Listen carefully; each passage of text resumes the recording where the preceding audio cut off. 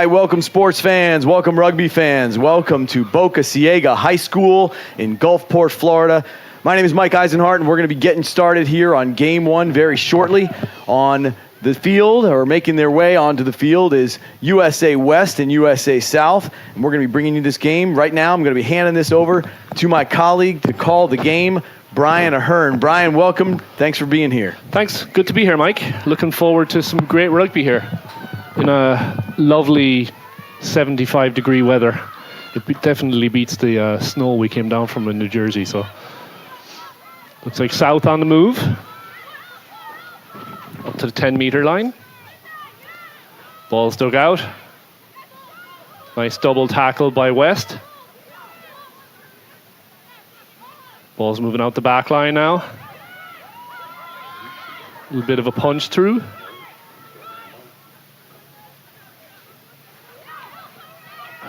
Just inside their own half, working their way up, being very patient.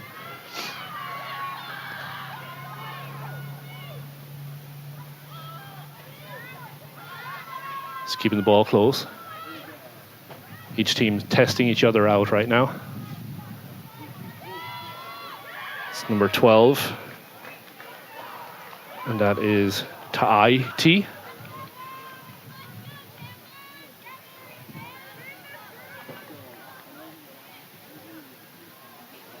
So we have our first line out of the day. You expect a couple of jitters early, but it doesn't look like anybody has any yet.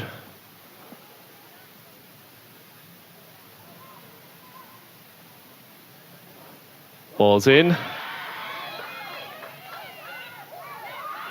On the march to the halfway line. Ball's dug out. Out to Tahiti again. She's got some people on her outside. Breaks a tackle. Sets it up. Just inside the south half now.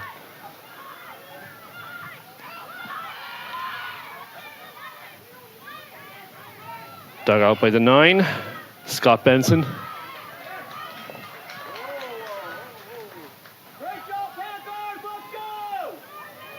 West being very patient on their movement. Working their way up to probably what's the 10-meter line. Oh, and it's been turned over. South have it.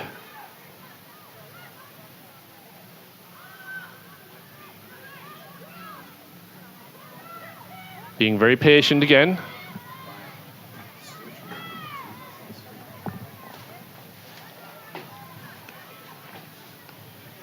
Out the back line now. Bruising tackle on the 8. Key. London Key. It's a name we've seen here before.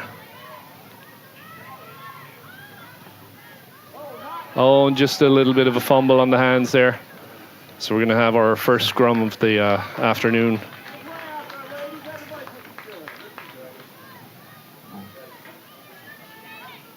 Skylar Grumamundi will be putting the ball in here. So a little bit of back and forth so far.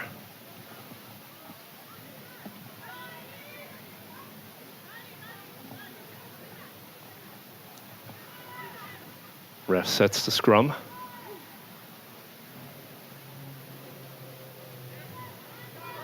Ball's in. Germondi has it. Bit of a low ball. Some nice movement. Short little pass. And we're going to have a penalty advantage for coming in from the side.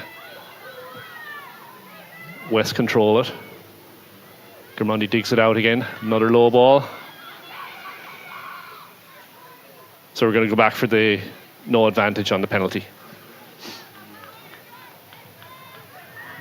So that's going to be just inside the 10-meter line. And it's going to be 7, taps it. That's Major. Oh, and she makes a nice breakthrough. She's heading to the line, and it looks like a bit of a high tackle, and it's going to be a try. That was Major, just taking a quick tap, caught everybody sleeping, puts it down. 5 points for West. Sorry, South.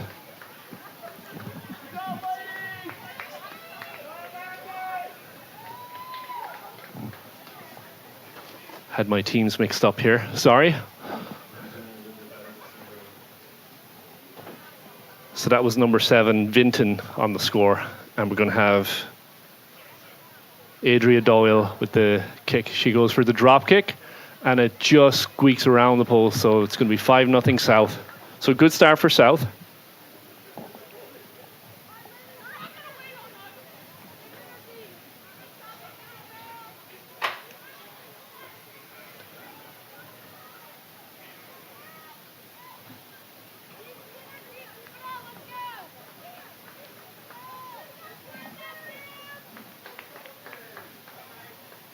So South came out strong. Everybody was kind of expecting the kick for touch on that penalty, and it really caught West sleeping. Kicks up, bit of a low spiral, and it looks like the try scorer has it again, Vinton. South pushing their way up to halfway. Ball's out. Just taking the meters that West are given. That's 12 to IT. Good hit.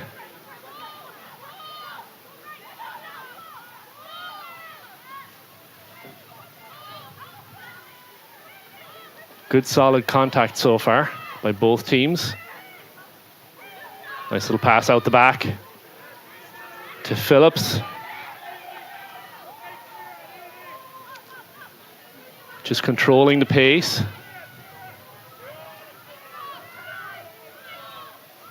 To IT. Skip pass.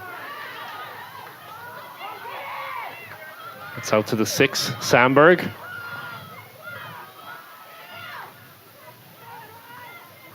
Scott Benson kind of has got her range down now.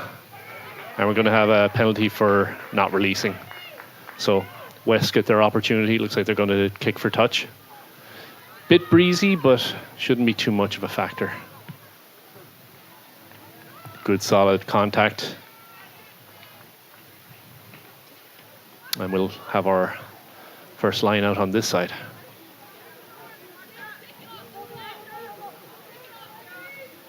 So West have a nice attacking platform here just outside the 10. And it's going to be the hooker, Penny Body or Penny Bode, to put the ball in.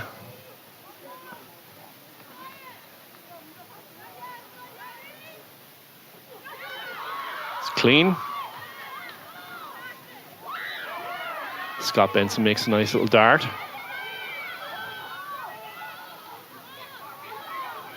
Decide to keep it inside. Trying to dig it out, was just not available.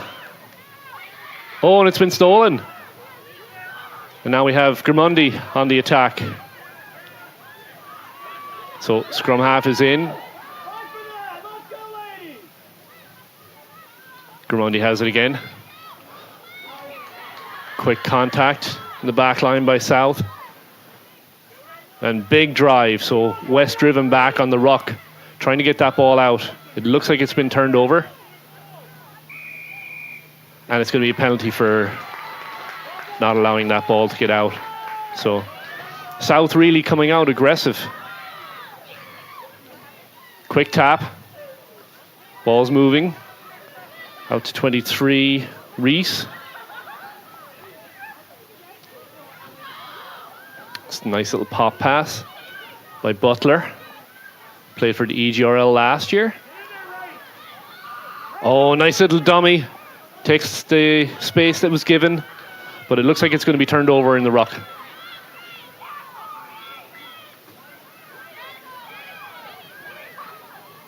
Digging it out. Oh, and it looks like it was just knocked on trying to dig it out. Unfortunately, there was the ball was a little tighter than Scott Benson thought, and just knocked it on as she was trying to get it out of that rock. So we're going to have scrum to West. Contact has been really, really solid so far by both teams.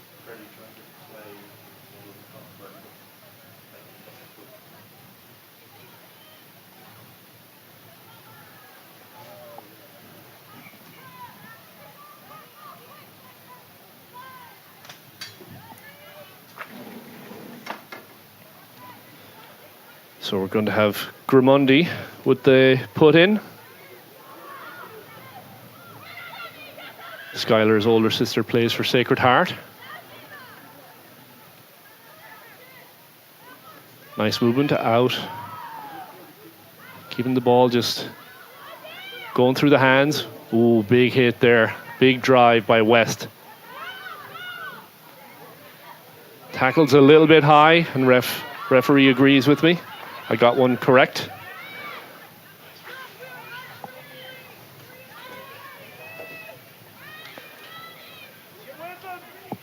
I'm about to be joined by Brian Melody.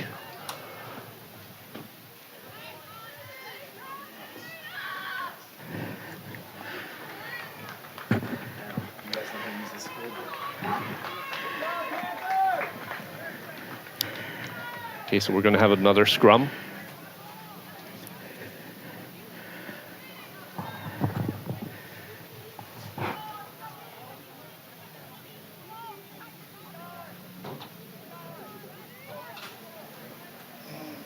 Okay, South with the put in. Ball's in. Scrum's pretty stable. Out to IT. Nice movement through the hands. Just trying to stay away from that sideline. Good job by the 11, Looney. And we're going to have a penalty advantage. West sets their pods. Really solid, aggressive defense. Just moving through the phase now. Try the second pod. Spreading the defense out.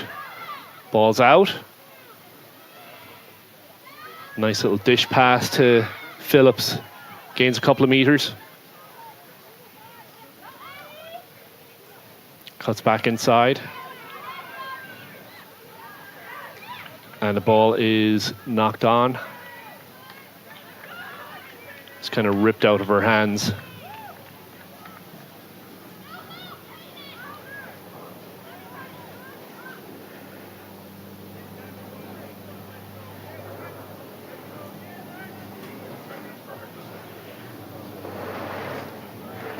So, Brian, some really solid contact by both teams so far.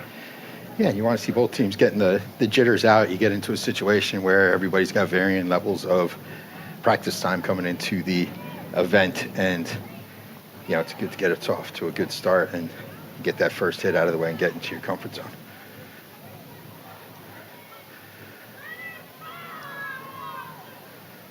Okay, Grimundi has it.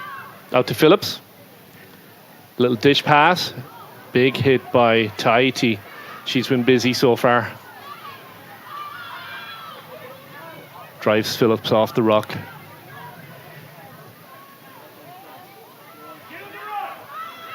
Again, oh, nice little step there. There's some numbers to the edge if they can get the ball moving here.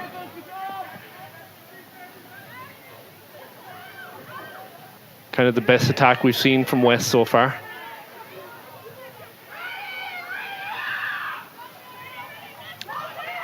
That's a hard thing, Brian. You get teams that are sort of put together, don't have that much comfort level with each other.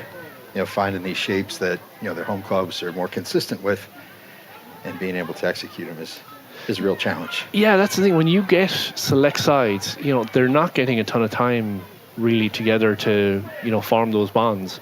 Now you're playing with players that generally aren't leaving many holes either, so you have that advantage. Yeah. So you can get your trust level up very, very quickly. Yeah, normally these are the players that are the best of the best at their home clubs. And sometimes that means you're covering for players that aren't at the same level. Here, exactly. The expectation is they're going to tackle, they're going to do the breakdown work, and they know where they need to be on the pitch to be effective. Yeah, you can fully rely on the person inside and outside you to do their job. There's an adjustment period, though, because players aren't used to that all the time. They get into these situations at a higher caliber that, you're playing with somebody who's a great player, but you just don't know who they are, and you're not used to their tendencies. It takes a minute to get your bearings. So West just trying to do a little bit too much there, and The pop pass probably would have been better to tuck in and just take the rock, but so now we have a knock on, so it gives South a little bit of a breather and a chance to clear the lines. Yeah, it's another challenge in these sort of events. There's a lot of college coaches watching, and players just tend to do more than they need to do individually to be effective. Something we've never been accused of. Never. We've never been accused of having to do more than we need to. Never had that problem. Nice little boot up into space. Need a bounce. Oh, and it's taken. Excellent. Off to the races. There's only one that might catch her. No, she looks like she's gone all the way under the post. We'll try and get a name on that for you. But that was a really good kick to space by, I think it was a 13 Myers. Or 14, I believe, was the one who put it down. Was it 14? Avery, Tanner Avery scored, but I think it was Myers that put the kick through.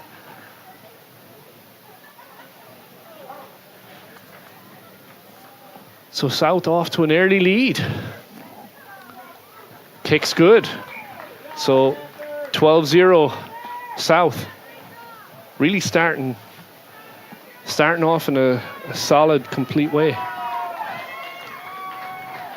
It was great pressure from the South there, and to get that kick chase, and the bounce came up into her hands just at the exact time that she didn't have to slow down her momentum, and she was able to outrun the defenders that were chasing after her. Yeah, you saw the fullback wasn't back maybe as far as she could have been, and ball was put into space by Myers, and Avery ran onto it perfectly and ran 60 meters.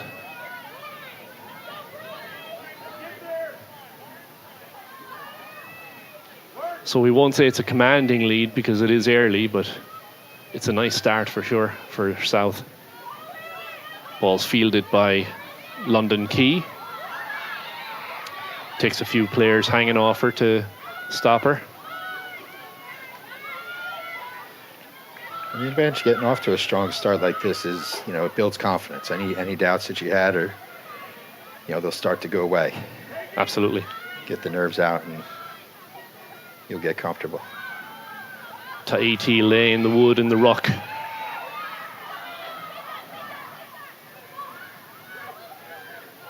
You like to see that first receiver running on Yeah, they're really taking downhill. the ball on a pace, yeah. Yeah. Oh, that's a beautiful little pop pass out.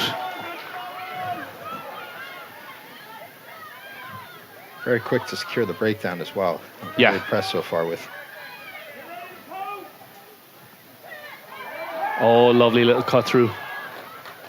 Actually, I think it was the 15, Adria Doyle, that put that kick into space. We have a player slow to get to her feet, but she's up.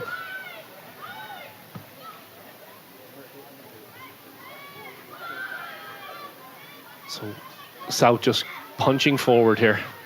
Yeah. That's Phillips. Little step back in. Gets a couple of meters. Space on the outside if they can get it there. They fight back inside. Again, it's taking...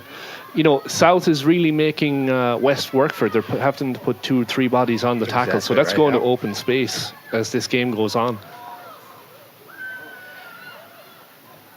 The pop pass off the ground to 23, Corey Reese. And we're going to have a not releasing call on Reese. So West again get a breather. It was great work by the West on defense. That South was pushing and getting into their phase play, and they made a couple tackles there to disrupt the flow.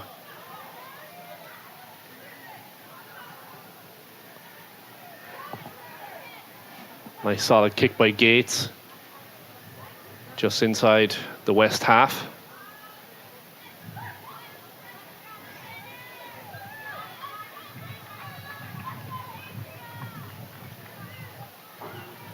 The contact area has been really impressive so far. Yes.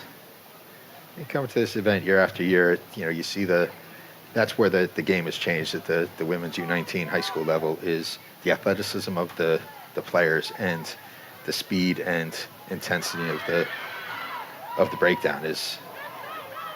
And really also impressive. just the general rugby knowledge, because it's kids that are finding the game earlier. Exactly right.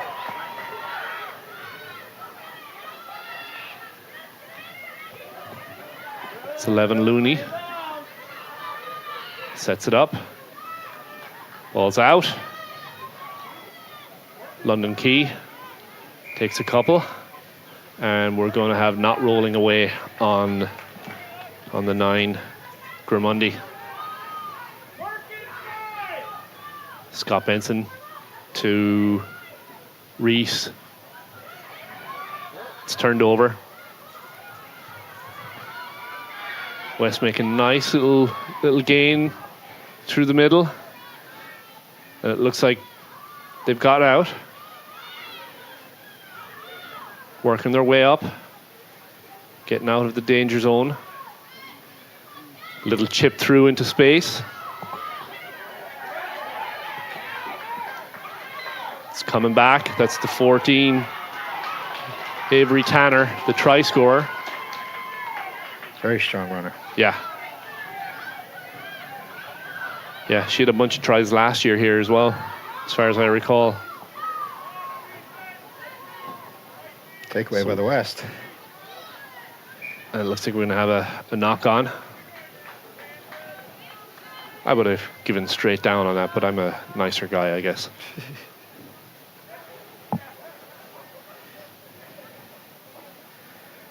So the tournament has grown a little bit this year. It really is incredible. The new facility is really nice, and gives a real professional feel to the event. That we outgrew where we've been the past few years, having 5 teams now. The Sandlot. Yeah, and it's Shout out to Pelicans Rugby. they were fantastic hosts, but the great thing is that this event has grown from 3 teams to 5 teams over the last 4 years, and to be able to handle the amount of spectators, the college coaches, the USA scouts, we really need to come to a... Oh, there's numbers on the outside. Tanner has it again. Cuts back inside. Breaks a couple.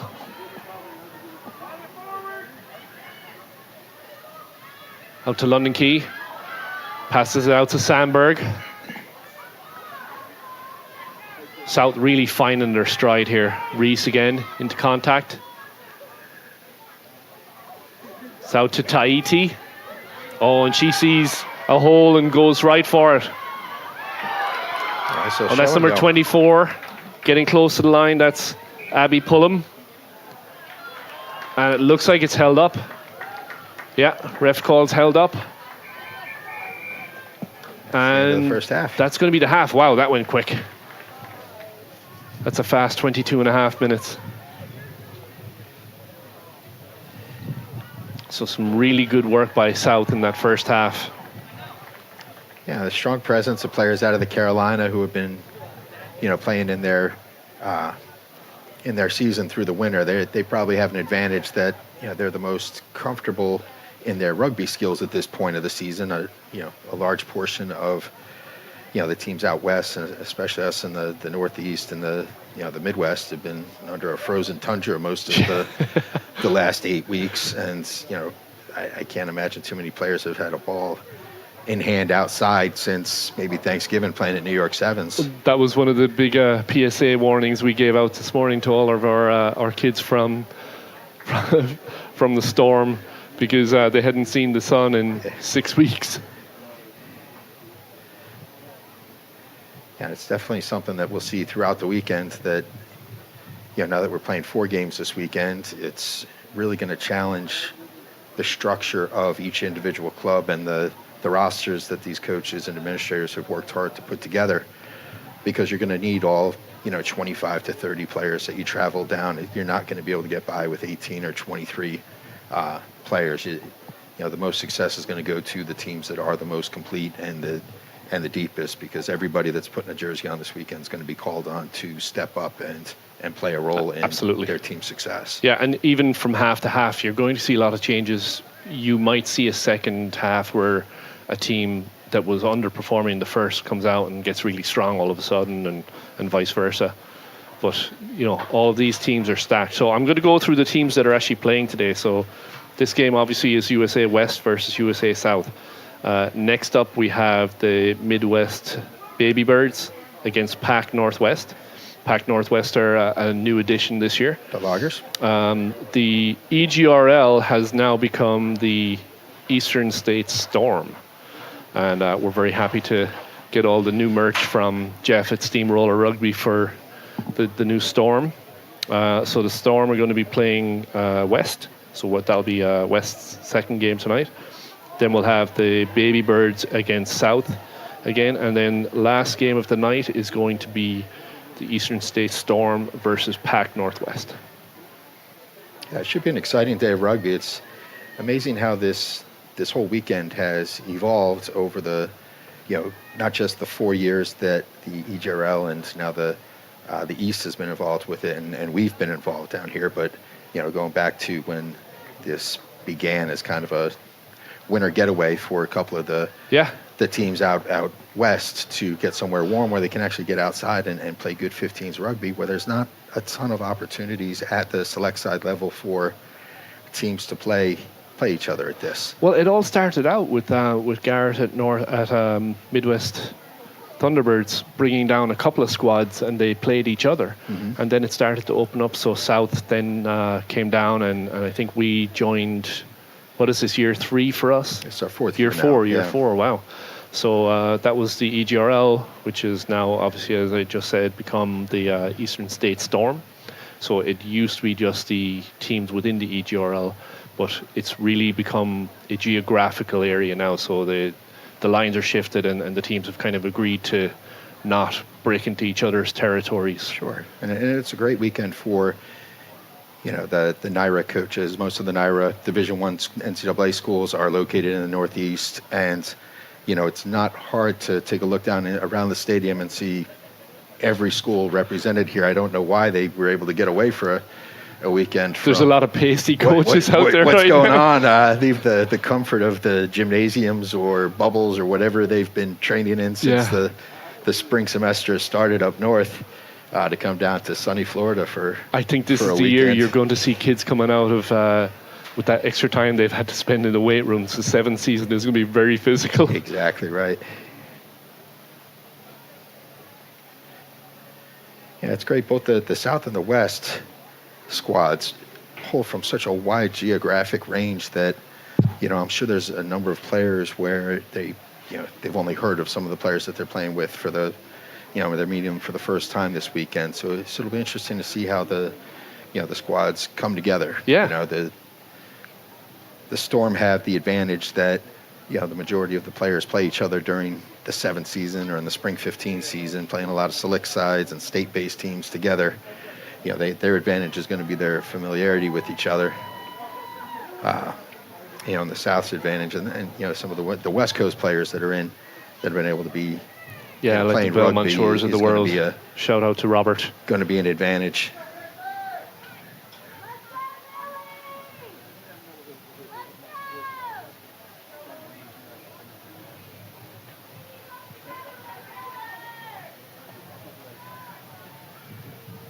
That's in the first half. The South has been very impressive, jumping out to a lead here. They look like just going on the first half of play.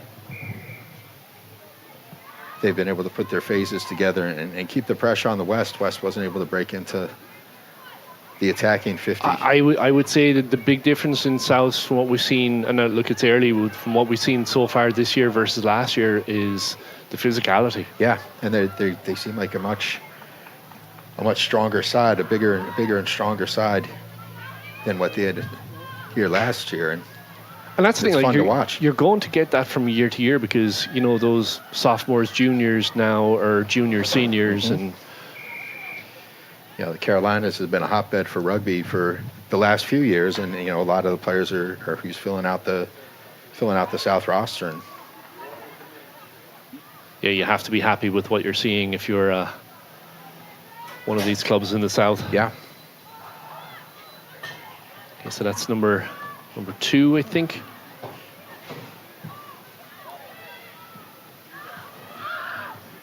So South right back on the attack. Oh, ball's turned over. So West takes it into contact. Trying to force South back. Little chip up by Gates. Not sure who has it. Looks like South has it, but West is rocking over. West is rocking really well. And we're going to have a knock on by South.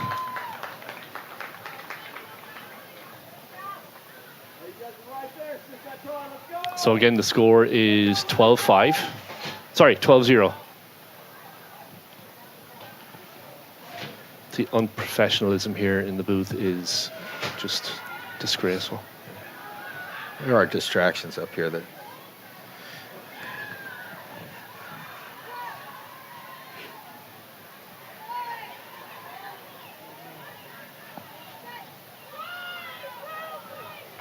ball's in. And the referee says scrum was wheeling, so we're going to do it again.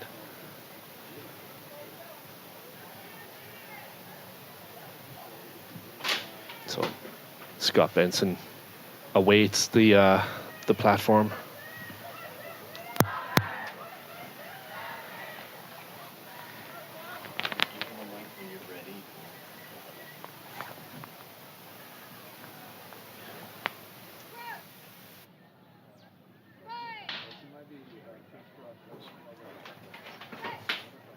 Ball's in.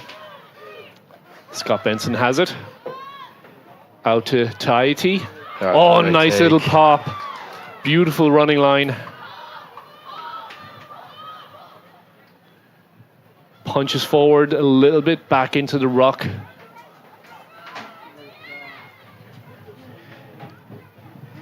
South drive on. Dig it out now.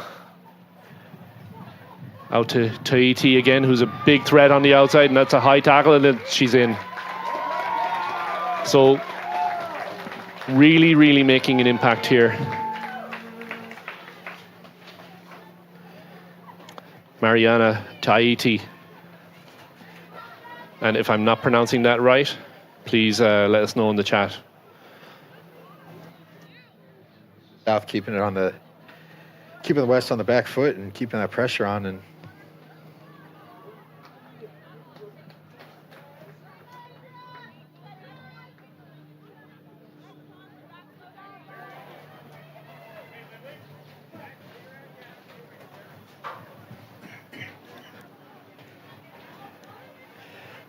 so South's pulled away to a 17-0 lead.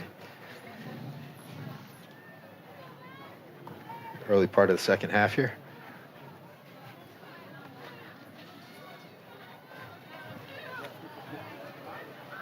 The sun could be a factor a little later in the games as it starts to set.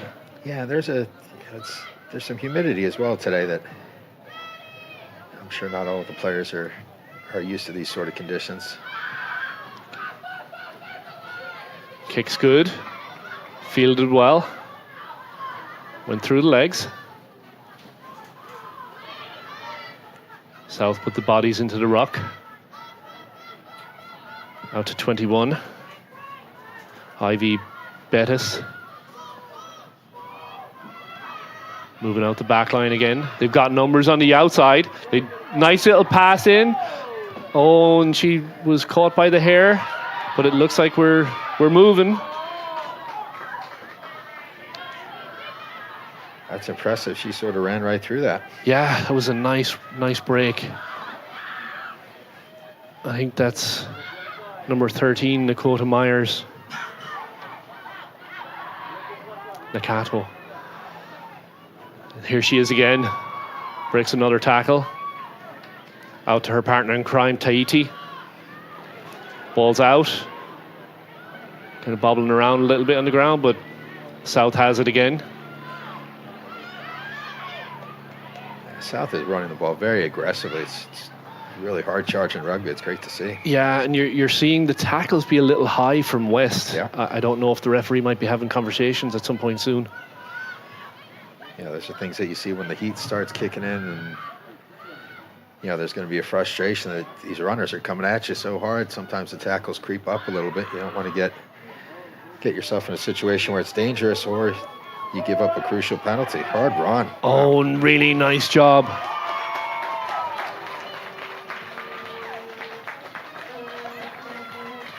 I think that was the 9 Scott Benson, but I'm not sure. We'll try and figure that out.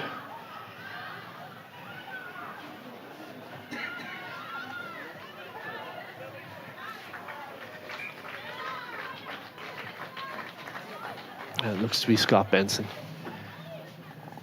South now leads 24-0. So, as far as, we know that rugby's already going and in season in the South. Would it be already in season out west, or would it be just pockets, kind of, depending on where the kids are from? I think the West pulls from a pretty wide geographic area where there's some California teams that have been playing, down into Texas, but there's also, I believe, teams from Colorado and, inland a little bit that wouldn't, I'm assuming, won't have the opportunity to get outside yet. California, the Pacific Northwest will play through the winter, almost like an England type season.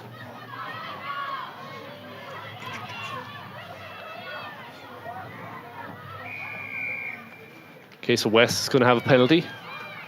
Let's see what they do. They also have a player down, so we're going to give it a minute. And that looks to be the 10 Gates that's down. So we're going to be joined here by lifetime rugby guy, Lance Connolly. Hey folks, quite an enjoyable, beautiful day here in sunny Tampa, St. Pete.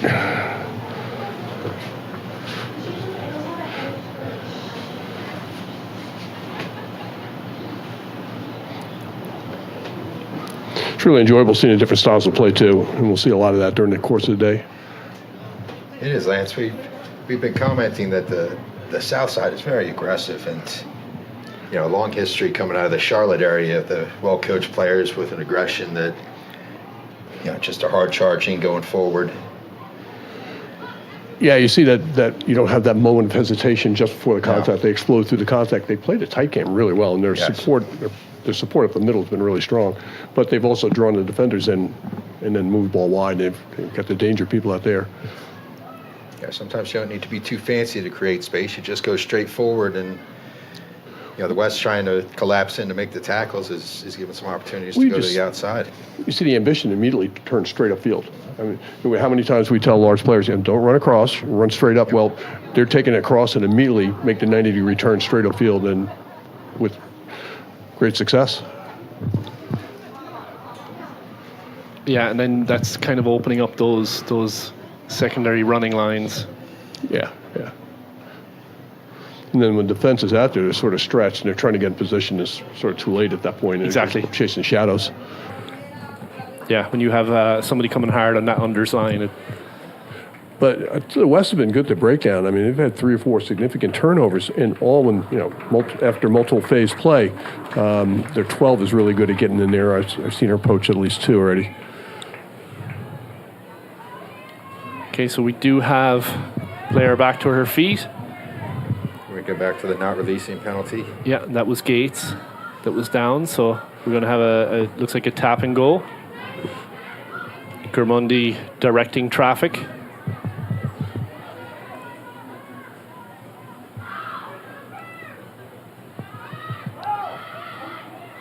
Straight up the middle. Ball's out. It's all the way out to the wing. And looks like we're going into touch. South seem to be pretty disciplined defensively. Yeah, they're not giving an inch. They're not ball hawking. They're looking at defenders and so if you were West, maybe looking at this after, what would you kind of look for space? Would chip over the top or? Space is there. She actually kicked once and was fairly successful. I mean, the execution could have been better, but the idea was good. And yeah, I think you've got to kick. They've got to move them away. South moving the ball well, but they're not really moving forward. Now we have a little bit of a turn downfield. That's Littler. That was an aggressive counteract by number 12 there. Yep. Yeah, Tahiti has been very, very busy today. Nice player. Yeah. Butler trying to get in there, but it looks like it's Yeah. going to be a penalty. So Yeah, hands in. She was already engaged in the ruck, and you can't play the ball. She would have been better off just driving her feet through the air. yeah, exactly. Just drive over. Making it available for one of her teammates to take. Gramundi turns back upfield, gets hit, little pop pass to her number 1, Harnish. Nice ball out.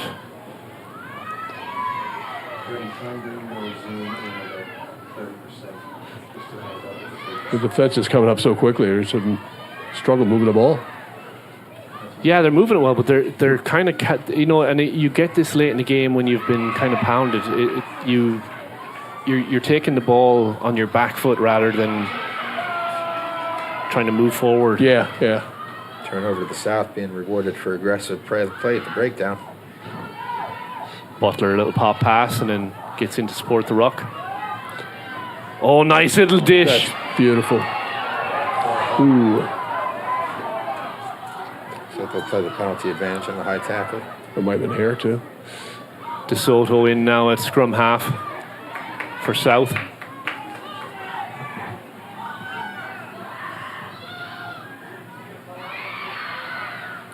So they're finding that little punch through on the outside. That's Butler. Yeah, she's attacking that wings outside shoulder. And the support is coming inside. Good drive by Butler. Takes a few to get her down. And it looks like they're in around the try zone. There it is. And it looks like it's in. So South just keep pounding away. And they're doing a really nice job when they're making it to the contact. They're driving through the contact. They're not stopping their feet. It's giving the opportunity for the support players to get in a position to take an offload or, to latch on and push the ball forward. Yeah, and that's the thing. Every time you have to have the defense, backing up to reset, it makes them tired out there. You even watch how the South's pods move. They're moving simultaneously. It's not the lead leaving and then the other two catching up. They're both there, so the immediate clear-out person is right there in the cleanup. So it looks like the South have been playing together for months. Yeah. Yeah, they were practicing last night at the same time that the Storm were practicing. And, it looks like, and just being around them at the hotel that we're all sharing, it seems like they have a tight bonds between their side. A lot of players that we've seen through the years come and go. They've been very impressive so far tonight. And Josh Sutcliffe is just tried and true. Coach Stanford for years. Just a really top shelf coach.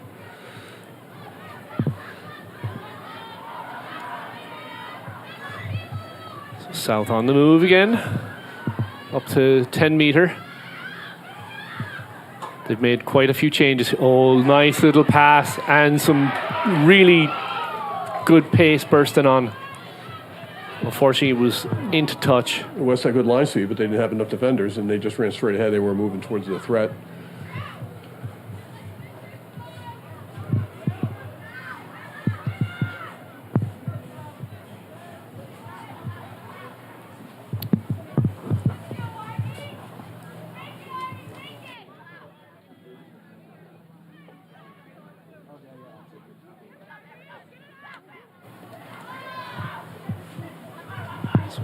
West have a little bit of room, trying to get to the outside.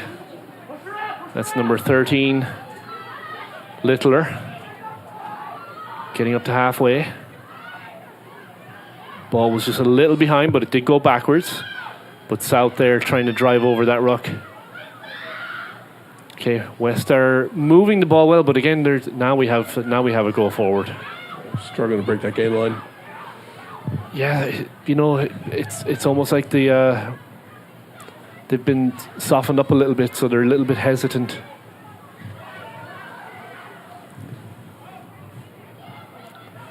It's a nice little punch through, but the ball came out, unfortunately, so South have it again. And it looks like we have a knock on, so we're going to go back for the original knock, so it's going to be a scrum to South. Support runners are a little late getting there to help her. Yeah. Been isolated. South making a few more changes.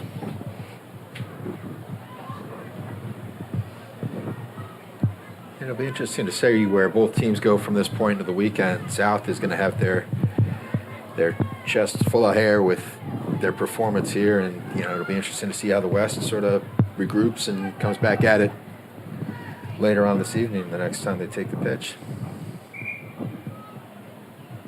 And South is definitely laying down a marker for the rest of the teams that are watching here.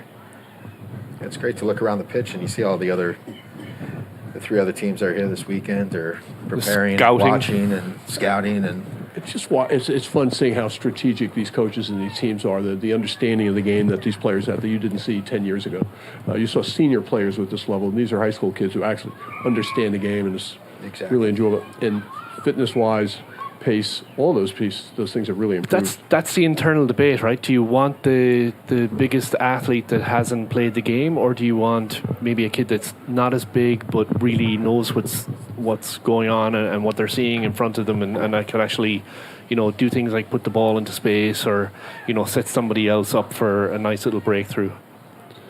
Yeah, that's the best is that both. Yeah, that's the ideal option. Correct. Yeah. Take her brain and move it into the other player's brain. If we can get the younger, better athletes at the the U12, U14 level where they're growing as they go, certainly wouldn't hurt. The South 12 and 13 are not afraid to take the contact and bring the defenders to them and then move it out, and they're just really playing their advantage well. So ball's out. We've got a little space. A little bit of running room. Nice job by number 21. Breaking a couple of tackles. That's Ivy Bettis. Oh, a little short pass, which she wasn't expecting it, but handled it well. That was DeSoto. Can you get the surprise ball? So South keep it with the pack again. Try and just... Huge clear out. DeSoto puts the ball out past Tahiti. And we just have a knock-on advantage here. It looks like it's going to blow up for a scrum. Some of these clear-outs have been tooth rattlers, though. Yeah. We were saying earlier, one of the major changes with high school girls rugby the last couple of years has been the contact area. Oh, for sure. Yeah. And the physicality of players, and the confidence in contact and the confidence to be physical. Yeah.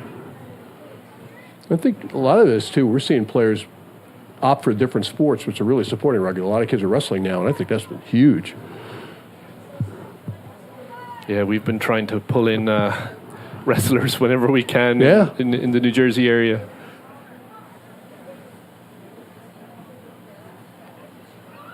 Okay, so West have it. Little chip into space. Ball's available. West has it. Out to the wing. It's gone backwards. Grimundi trying to make a little bit of room for herself. I think we're going to have... No, ref said it went backwards. So West just can't find that big hole. The support is slow getting there. It's trying to punch through, but there you go. There's a little bit of move forward.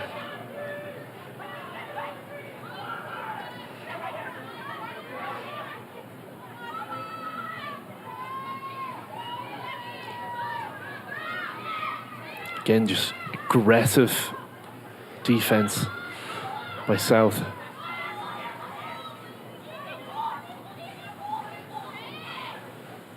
West just a little bit sloppy right now. Yeah, fatigue's starting to set in. There's a little bit of hesitation in their shape, and the line speed for South may have slowed down a bit, but they're still coming up well together. Yep. So still it's presenting stolen a problem again. Can't see the number of who that was. Was it? I think maybe number 7, Evie Vinton. They are aggressive in those breakdowns in For the sure. contact area. My gosh. They're not giving any quarter. Nope. They're also not quitting. No. Neither team. I mean,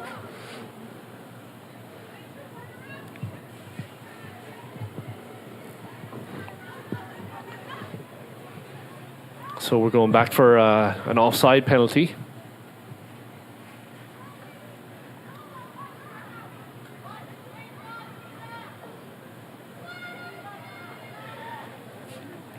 Gates with ball in hand. By our count, there's probably about a minute left in the match. Oh, sorry, it actually wasn't in a penalty. It was 22 dropout. Unfortunately, that kick went right up the middle, and that's Not what you want to do here. yeah. Out to TET. There's a lot of numbers on the edge if they can get it there. Oh, nice little Great offload hands. to number 24, Pullum.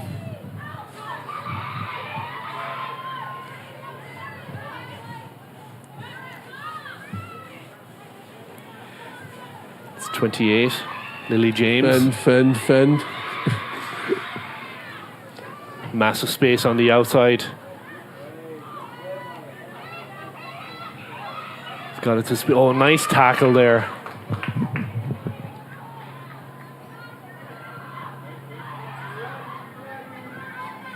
It's Butler.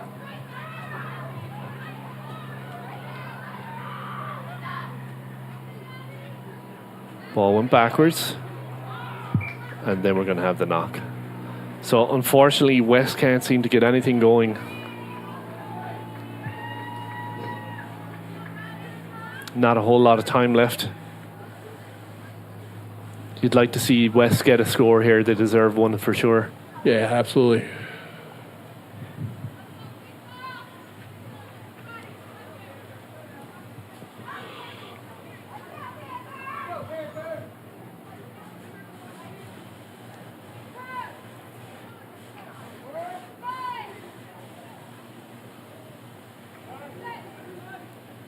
Jane with the put in. Ball came back out the channel. Referee says we'll do it again. Because it was so much fun the first time. That's right. Probably not even those exact words.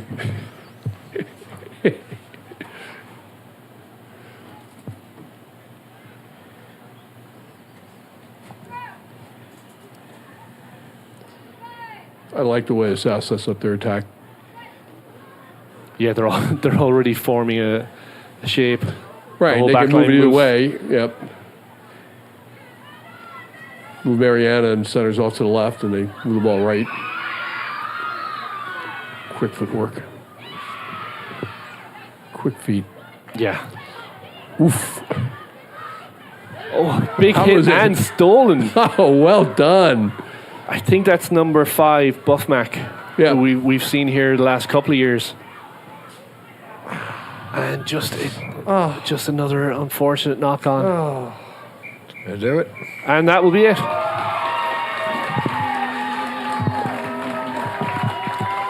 So as we normally do, give us your kind of standout players. Mariana TET. Yeah, Yeah, absolutely. A very Yeah. strong game, hard runner Yep. for the South. And let's take a look at somebody maybe from the West.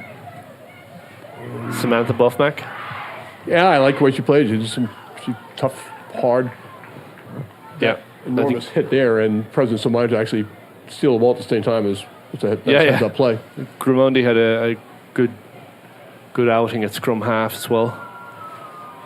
So we are through one game and moving on to the next. So we will have up next Midwest Babybirds versus Pac Northwest.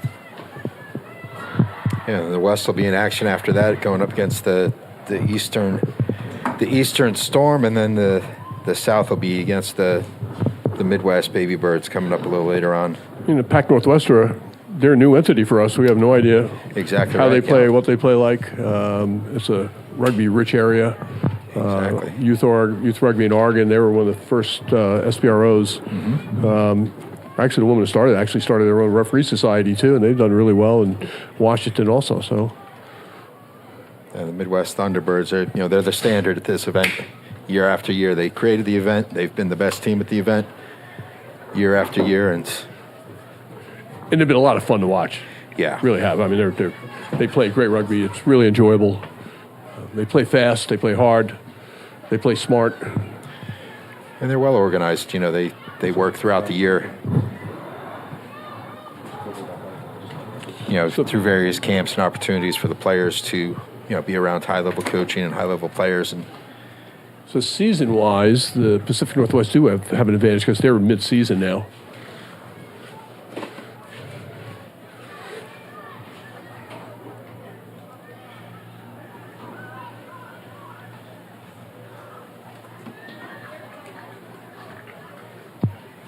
The referees are getting rewired and set to go.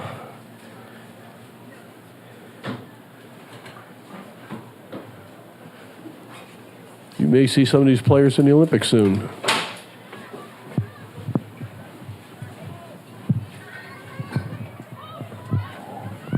Roll on.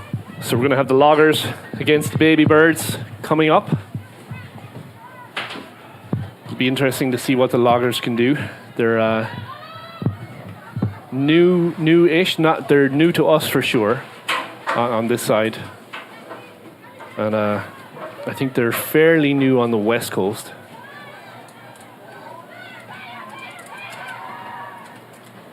So we'll have a little bit of a break here for a couple of minutes, and then we'll be right back at it.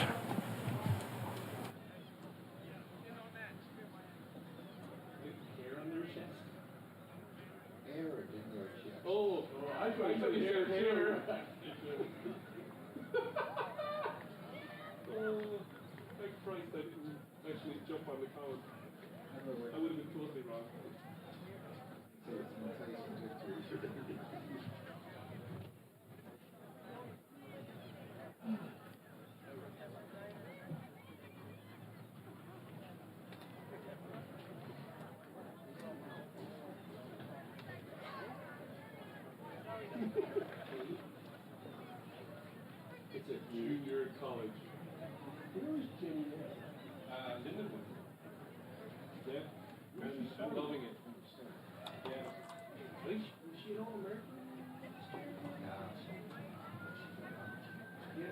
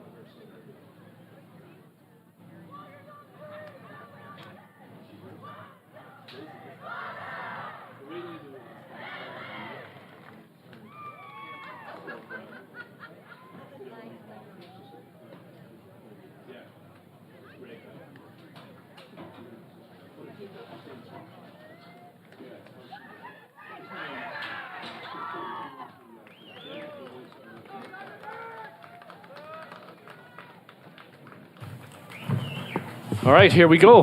We have two teams wearing green, which we will certainly get screwed up on. Hey, boy. It doesn't take much for us, really, so. Do they call it green and neon? Yeah, let's go with that. So we have left to right. We're going to have the Loggers in the neon, and we're going to have the Babybirds in the green kicking off. It's going to be... It's up. It's gone 10. Fielded cleanly on a bounce. And we're off to the races. Ball's out. Bit of a straightforward back line. A lot of space behind. There's no fullback. Now the fullback drifts over a bit. You can go in a lot closer. So Loggers have the ball, but good, solid, strong, aggressive defense, holding them kind of moving backwards. Now ball is up in the air. It goes a little bit off the side of the foot, but it's fielded. It looks like it's going to be a knock-on. So good pressure by Thunderbirds, Babybirds. Yep. To, really keep the Loggers from being able to generate anything. So now we will see the Babybirds get into their attack mode. Yeah, it's a great attacking platform from inside the 22 going in. A team that has a traditionally strong pack.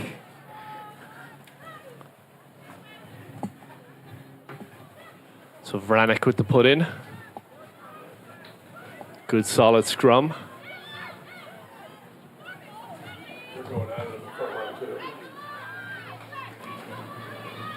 Oh, it was a bit of a high tackle, but it looks like it's... It's a body tackle. Yeah. Yeah. Couple of inches and up more, and it would have been a clothesline, but it's early. Oh, a tap. Kicks for some space. It's fielded by 18. Not sure who that is because we don't actually have an 18 on our list.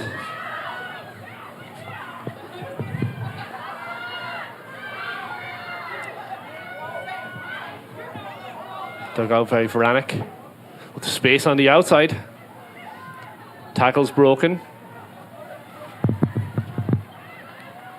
Digging it out again. Out to 7. Sydney Wade. Takes a couple of people to bring her down. Still fighting.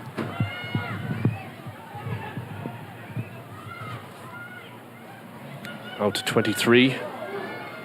Van de Yacht. And please let us know if we're butchering any of these names because we love to hear that. We've got Production O'Brien watching on the... We've already been called out for mispronouncing a player from the South.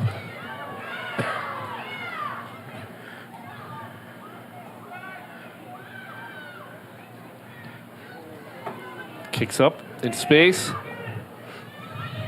Nicely fielded. Oh, and just out into touch. That was the 14. Hendricks.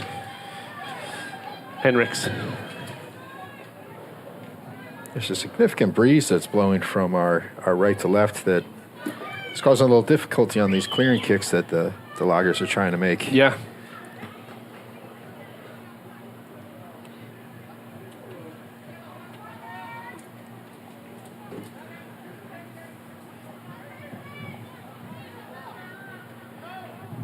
Referee matching up the numbers, pushing a couple of Loggers back.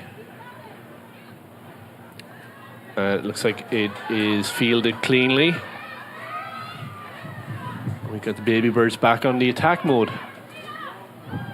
Out to 23, and it looks like it was just dropped. It's Van de Yacht again.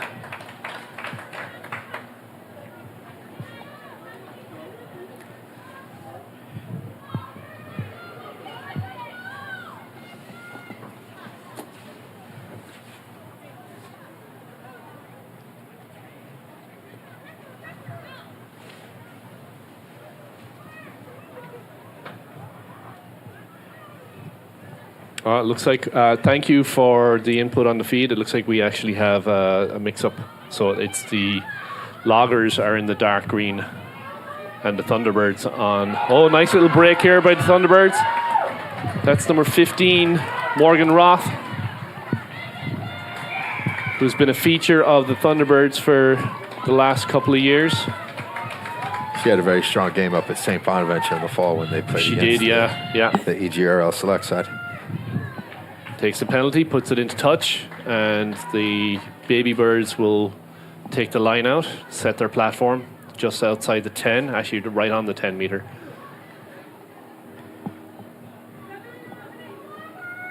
Thank you for your help on the on the teams there from the feed.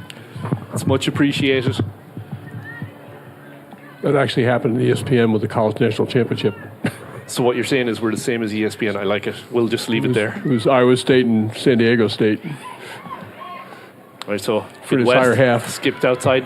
Beautiful movement. Yep. Oh, and just went a little bit awry on the outside, and it was a hard ball for Harley Hendricks to be able to handle. Well, we're seeing that pattern, right? 2 phases inside, move it out. Yeah, and the Thunderbirds, they feature Roth at 15 coming through those lines a lot. Yeah, she creates a lot of space and momentum coming out the back end. Yeah.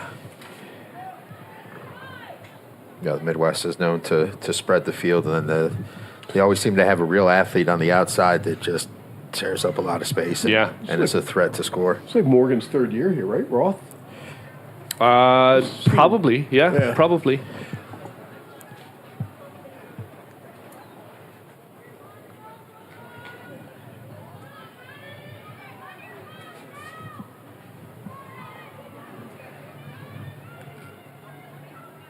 Some of these high school players seem like they've been around for 15 years because they've been solid since they've been young. Yeah, yeah.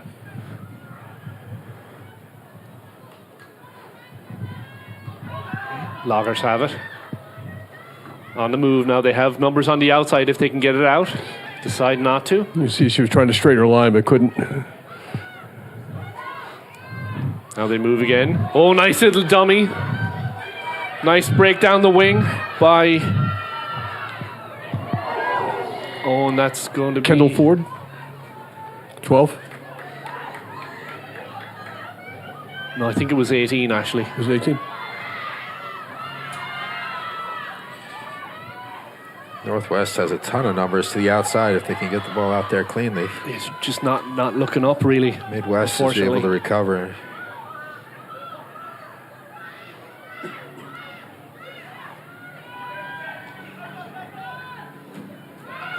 Surprisingly, Midwest line speed's not what we're used to.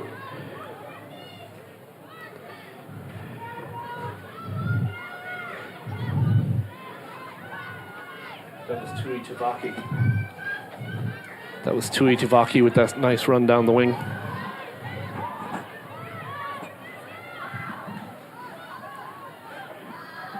So Loggers swallowed up by 3 or 4 Babybirds, but they maintained the ball. Yeah, she prevented the turnover though, thank God. So step back inside and takes a couple to bring her down, gets the ball out. But getting isolated though.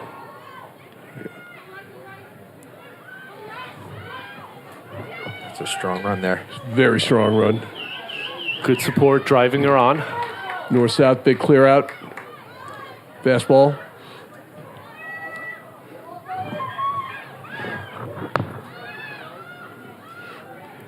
Now it's 18. To Itavaki again. Back inside. And it looks like we're into the try zone area, and that's it. Nicely done.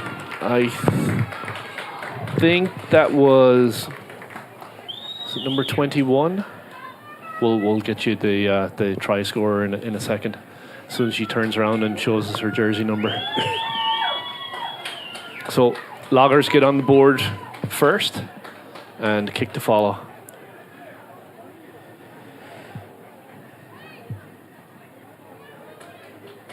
Yeah, I think early on with Lance had mentioned the line speed not quite there from the Midwest yet, and it also seems like they're trying to make one-on-one tackles, and the Northwest side is coming in hard, and they have some size, and you're going to have to commit 2 players to a tackle to stop these runs because they're just breaking through the single tackles. The support runner really close to her too, so she's coming into contact. She's offloading well. So but again, you got to deny that space and time, and that's been the problem so far. But I think that was Masunu on the score. Please let us know in the chat if we're not correct. Production O'Brien managing the cameras and the replay. We have Primo Galarza on the field side.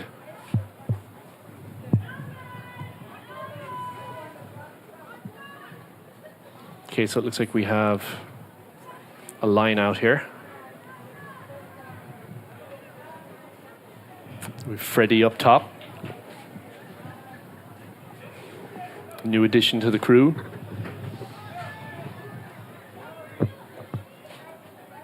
Janaea, Try score, right?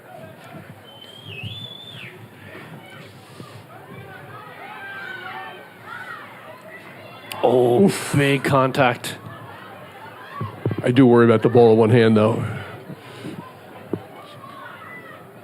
Okay, so there is some space. There's a free runner on the outside. If they can get the ball out. Midwest does a better job to get their shape back. Contact is starting to get a little better. Oh, great burst Beautiful through. move, yeah. And the ball looks like it's knocked on. We're going to have an advantage to Midwest. It's out. And there is numbers on the outside if they can get that ball out there. And we're going to go back for the knock-on advantage, as the advantage wasn't coming. So we're starting to see space opening up on the outside for both teams, and it's just a matter of recognizing it when you're on attack and start using it.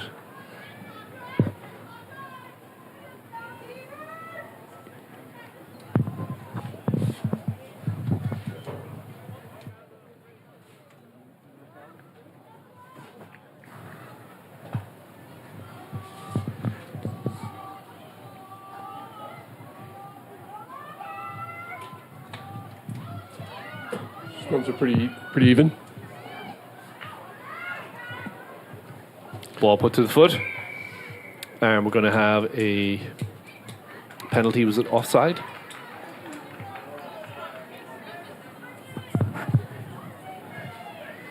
I didn't catch the hand signal the referee had. Her back Yeah, turned. that's why I called offside. to Because, us. you know, when in doubt, make a call and Yeah. move on. Roth with the kick. She's got great range. So puts Midwest in a good solid position. It's kind of the deepest Midwest has been in to the logger zone.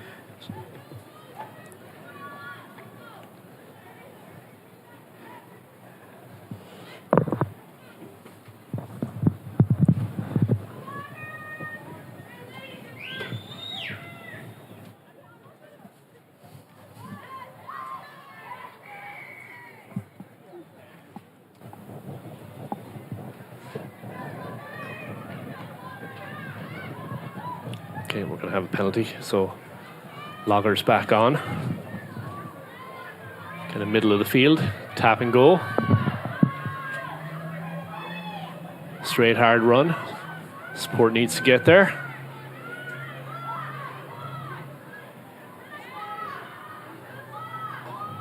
Ball was dug out by number 3. Hayden. Out again. Good hands. Oh, a good double tackle. Loggers maintain possession. Just trying to find that little bit of space. Good counter rucking by Midwest. Falls out though. So good hard contact. And we're going to come back for offside. So Loggers want to go fast. Little bit isolated. So number 13 does a good job of getting the ball out because she was isolated. So the Loggers want to keep this ball alive and keep it moving. They don't want to have too many set pieces.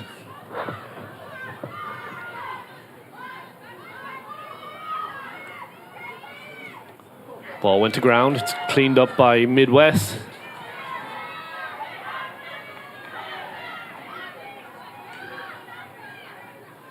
So here they go on the attack.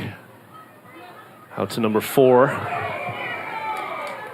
Sean Wetter.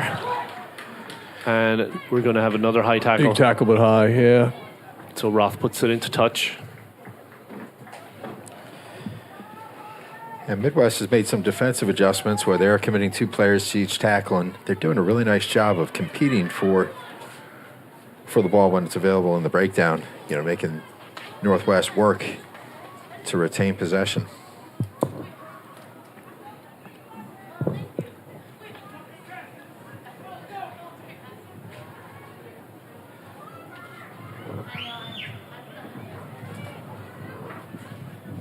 So we're We're going to have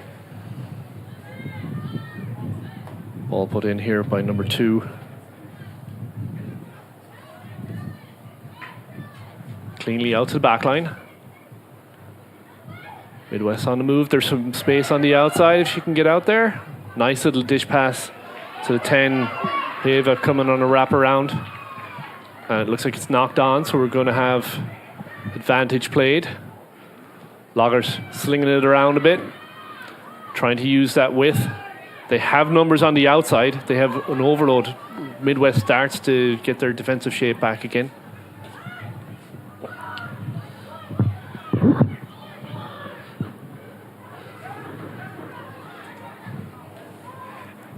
Oh, and just took her eyes off the ball, unfortunately.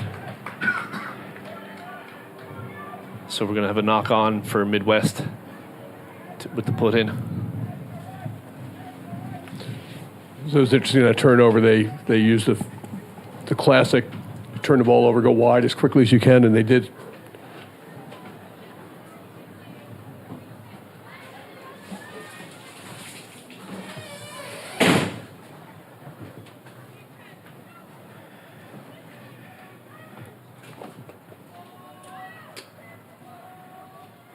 See if Midwest can get anything going here from a attacking They platform. pick up, tackle well, but they're still moving the ball well.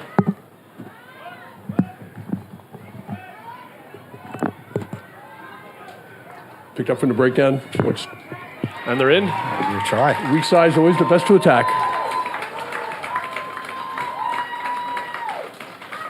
Didn't see a number. Yep, we'll get it in a second as she comes back into our view. You know, these old eyes up here.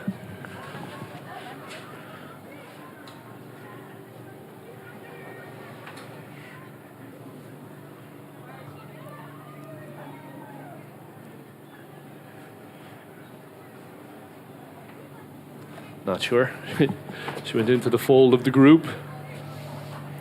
Don't the kids know when they score they're supposed to turn their numbers to the So guys in the booth? You hear the moment, they forget all about that. So, not an easy kick. Roth puts it up and it kind of goes across the goalpost. Wide and outside. Wide right.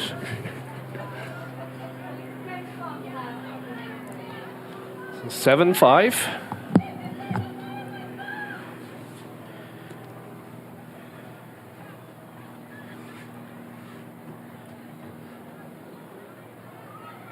This year being up in the press box at the high school facility, it's a little different than being field side like we've been the That's past right, few yeah. years broadcasting. Trying to Getting look that, over parents. that immediate feedback from the spectators that Yeah. are able to help us. And All positive. Yes, course. always. Always. it takes a village, folks. We need your help as well as I'm not really sure if you need our help. We just need to keep the feed running for you.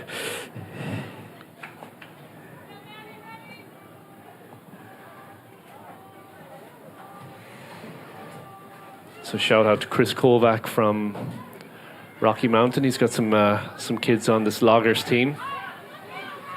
He's also the head of our high school nationals committee, for which we're going to have 32 teams in Utah this year, it looks like. So rugby is on the move. Big turnover there. And we're going to have a knock on, so Yeah. it's going to be a scrum.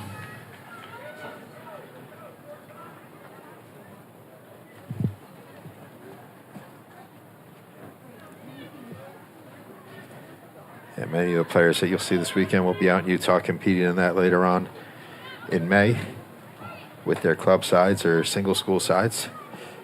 That was just a great event. The quality of play last year was beyond the pale. It was unbelievable. Yeah, Majestics and Belmont Shore in the final. One of the best games I've ever seen on any level, any gender. It was spectacular.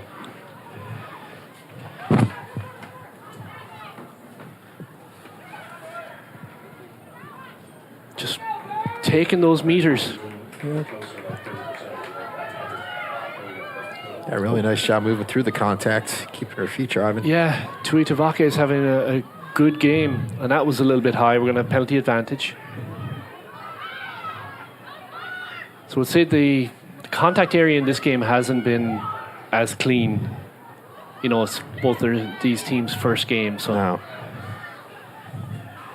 Oh, and it's stolen. It's going to come back to that high tackle. Oh, we're coming back to that high tackle.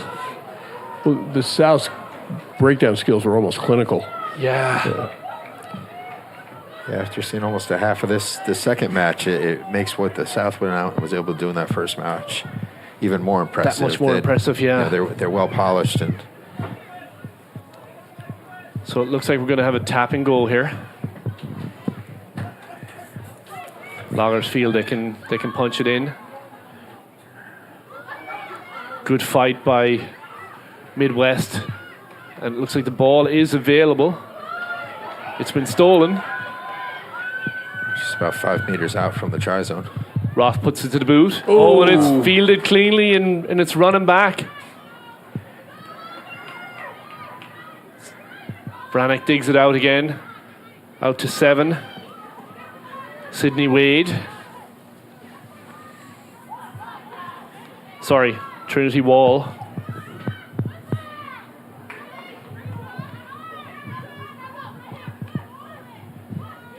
Trying to get it out of that ruck. Hayden really had to fight for that.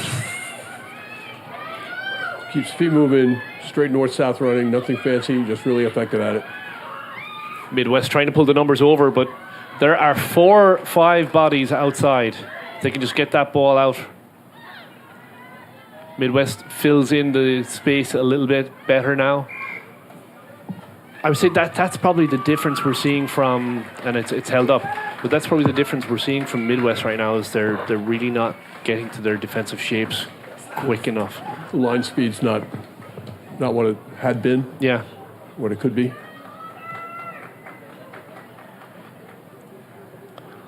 And again, Northwest will play really directly, coming right at them, Yeah. taking 2 and 3 tacklers with them every time. Yeah, so that's going to be the half. So we will take a little breather here and we'll be right back at it in a couple of minutes.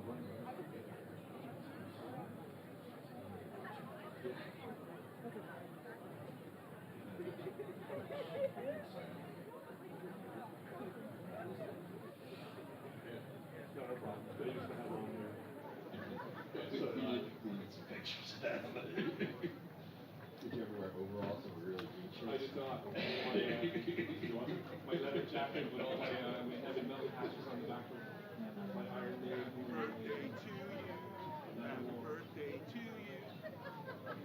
What's up, Mr. White? Hello, Robinsons.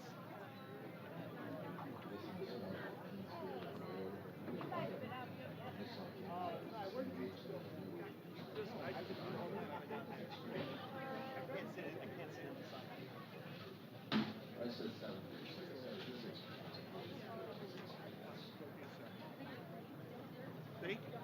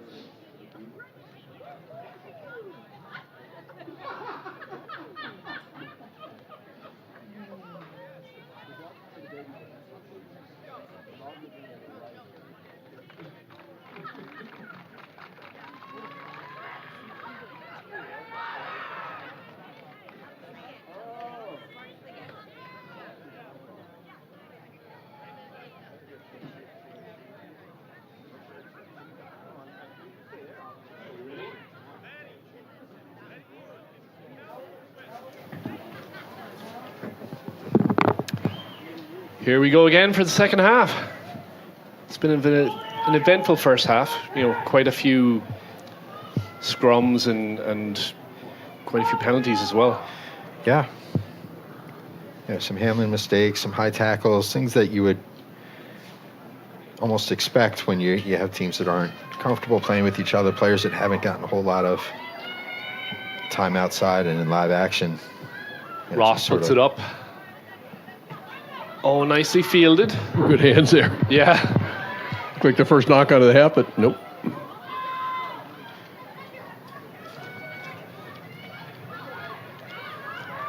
Oh, and it's stolen. So Midwest are on the attack early. Oh, and some nice base on the outside. It's 25. That is Bayrons. Oh, and it's just dropped by Roth, unfortunately. We're playing on. Referee said it went straight down. So Roth actually digs it out of that ruck. Cut back inside. You know, one of the things we're seeing from the Babybirds, which we don't normally see, is there's a little bit of a drift when they're running with the ball. Right. They're kind of taking up that space on the outside. You know, you'd like to see them straighten up and just, if they need to go into contact, but you know, take it head on. Slow down the attack and just sort of ending it. Yeah. It's really allowing the loggers to just kind of drift with them.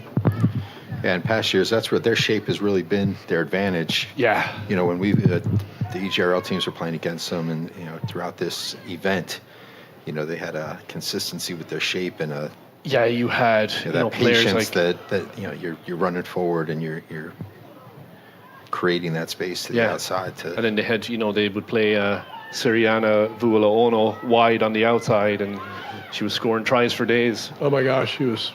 Roth so makes dangerous. a nice little break. Yeah, she was fun to watch in this tournament. She's now at New Haven. Huge clean out there too. So we're going to have another penalty, and Roth has decided to take a shot at the sticks. Midwest looking to take the lead. Freddie, let's pound a bit to the left so you can see the posts and the kicker. A little bit to the left more, and the kicker to the right side. That's it.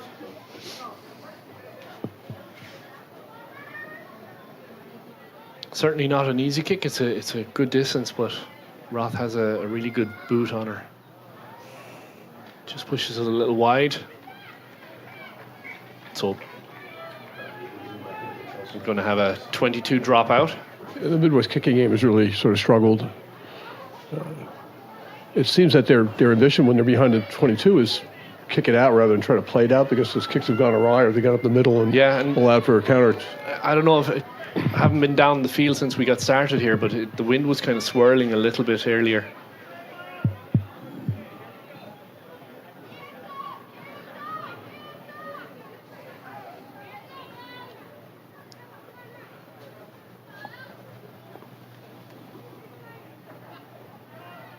So 22 dropout, you only have to be back beyond the line. Roth takes it. Tries to get to the outside. Tackled. Good set.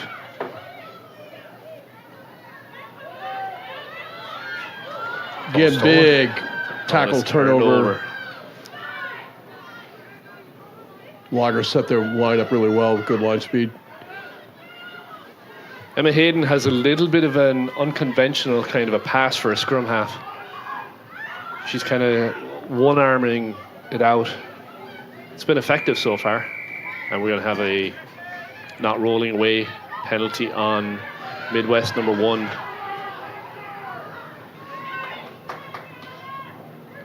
Quick tap. North-south, and it's been effective for them. Now they'll move it.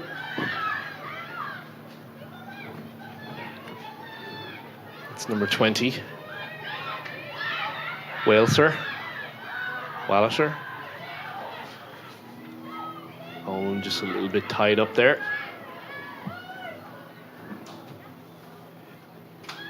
That sun is going to start to become a factor now. It's starting to set behind the Thunderbirds end zone.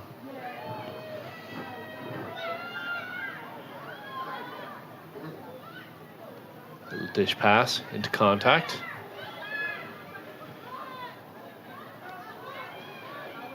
Ball moving out, but again, you know, it's that sideways movement.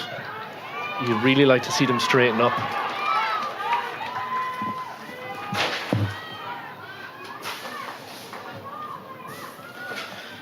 An unfortunate turn of events there.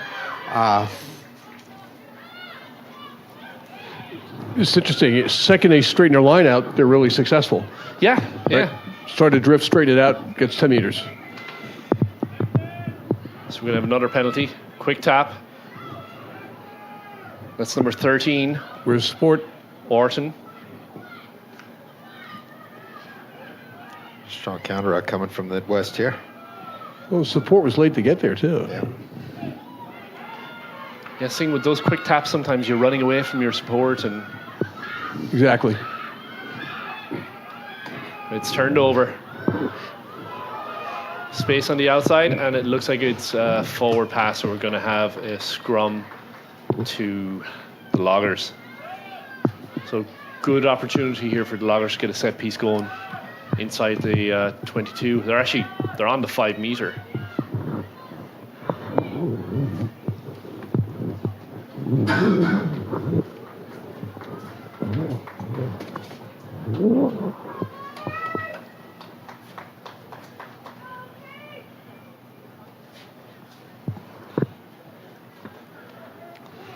So it's going to be put in by Sanchez.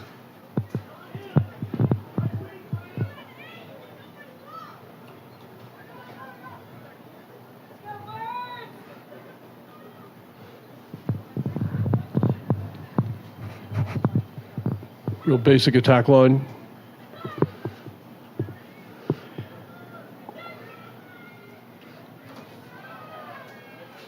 Good push by Midwest. It's holding. Ball's out. Another high tackle.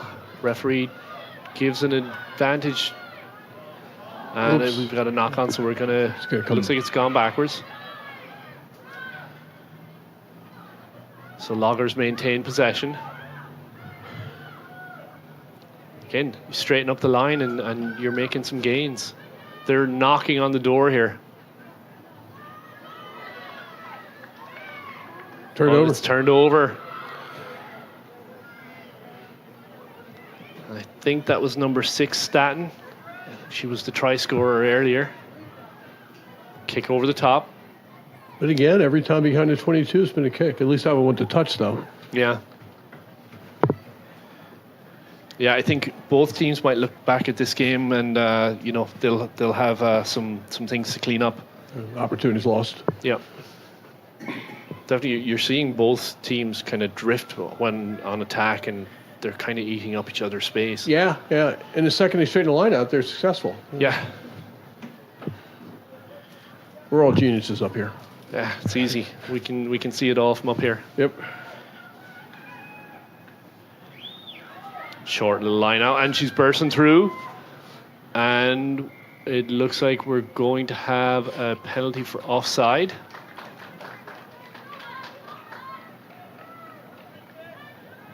So Babybirds will get a chance behind the boot of Roth to take a little bit of that pressure off.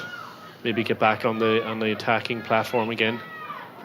Oh, she taps and goes. Yeah, it looks and like then it puts was it over a the free top. kick penalty, Yeah, not a long arm penalty. for offside. Yeah, possibly the short throw was too short and didn't cross the 5 meter line would be my best guess. It's good stuff right there. That's why you're here, for Or those not little details. Or not 5. Quite possibly. We'll figure out a few more. You know, you throw enough things at a wall, something will stick. Won cleanly by the Loggers, number 4, Snapper King. Ball's going backwards. Now they're back on attack. Good defense by Midwest. Oof. And a Tuitavaki and it offloads beautifully. Oh, nice little offload. And we've got number 12 coming up the wing. That was Kendall Ford. Makes a nice few meters. Nice strike line back in. It's number 18, Tuitavaki again. Really starting to make an impact on this game.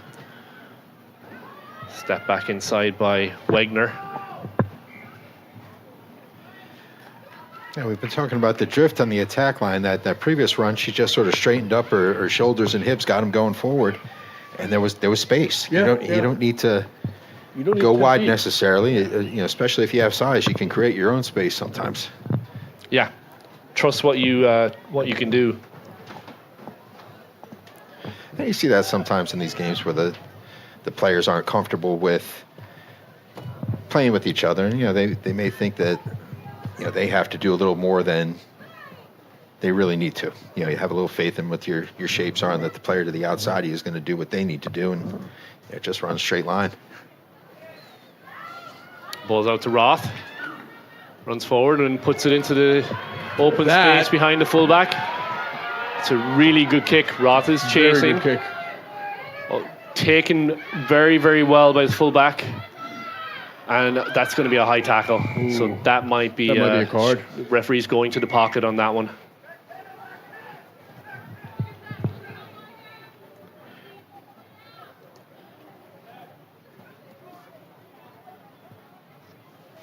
Homer seems to be okay. Seems that the tackler got injured.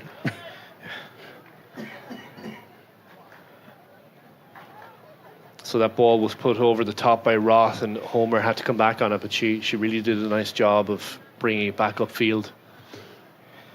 I was sort of complaining about them kicking from behind the 22 constantly, but that was a well-placed kick, and Yes. that was the place and time to do it. Yeah, and it's Bria Knapp that's down.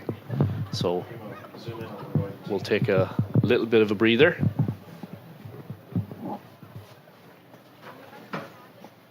Primo. Zoom in on the right team. Probably injuries on here.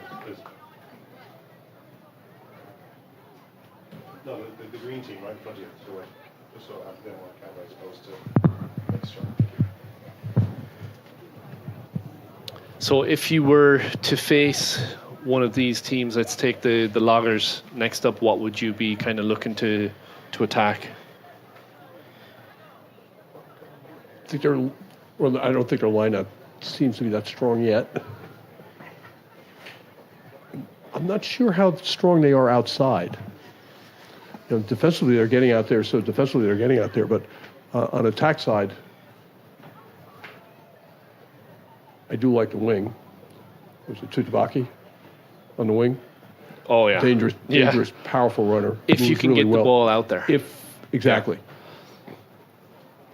So next up, we're going to have Eastern States Storm in their first game against the West. So West have already played in the first game tonight.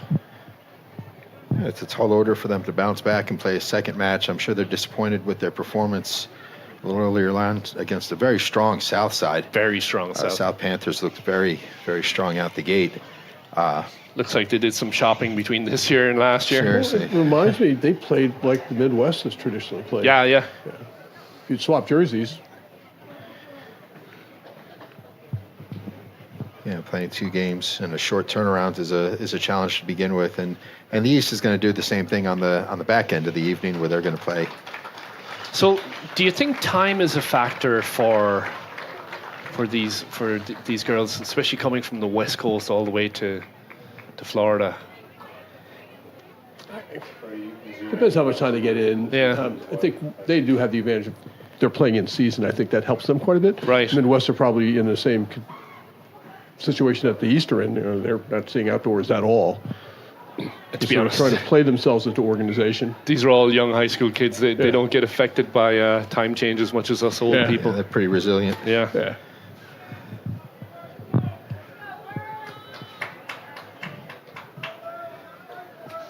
Okay, so we're going to have this game get going again.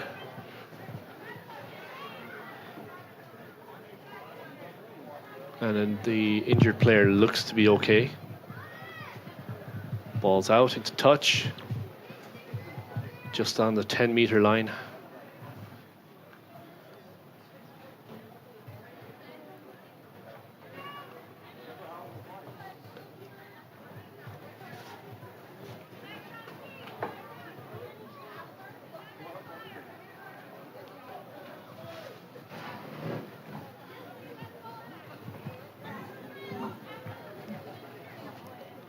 To be a 5-girl line out. Ball's up, it's clean.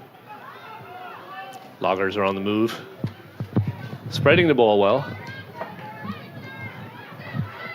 And as you go on through this first game especially, you're going to see the teams get a little bit more comfortable with the girls around them as they don't play together all the time. Correct.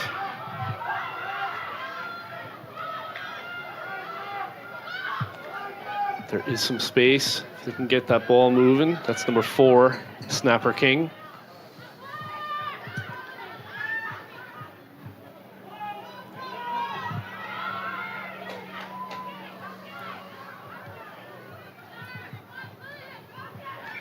And we're going to have another penalty. Yeah, Midwest was off their feet trying to compete for the ball. And she went quick. And we're going to have another penalty, not 10. Takes quick tap, but really you're not supposed to be able to take the quick tap on that second go around, but referee lets play on. Some better straight running. That's October Michael.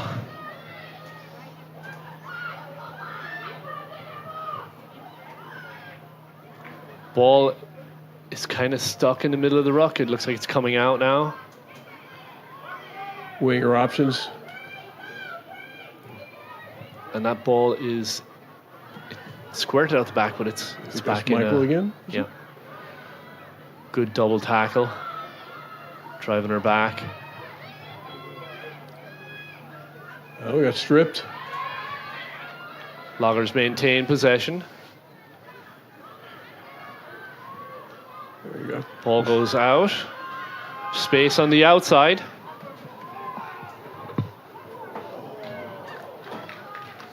Again, that was a little bit of a high tackle. Referee's going to give a bit of a warning now. Again, though, drifting out, took that space away. I believe they're going to have the option to play the knock forward or the ball going into touch. Yeah, you're right. Choose the knock forward.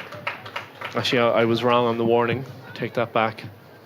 There's just a little pressure defensively coming from the Midwest there that forced the Northwest player to make a decision, and sometimes that pressure is enough to to force an error. And Yeah, for sure. Yeah, the better option is probably stay straight, fix that defender, and then move the ball out. So we're going to have a scrum.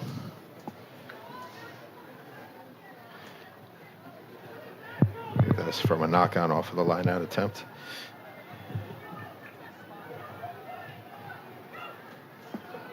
Watch to see Trinity Wall break off the back here if the Loggers win it.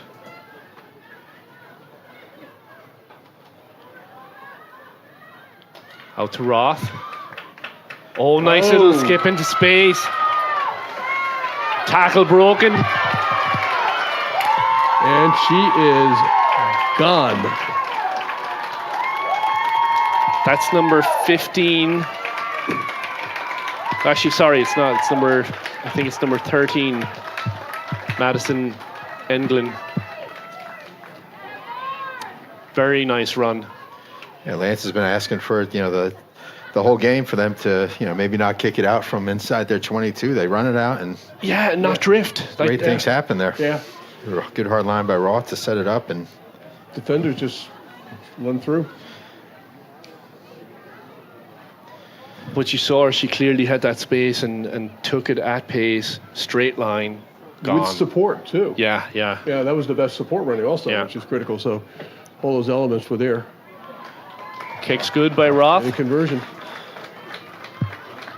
with the drop kick there instead of choosing to kick off the tee. I'd imagine just seeing her play that she's a heck of a sevens player. Yeah. But she does a good job of kind of controlling things out there. You can see that. Yeah, we saw that in the fall up at St. Bonaventure. She did. She was definitely the one that controlled things for the Midwest.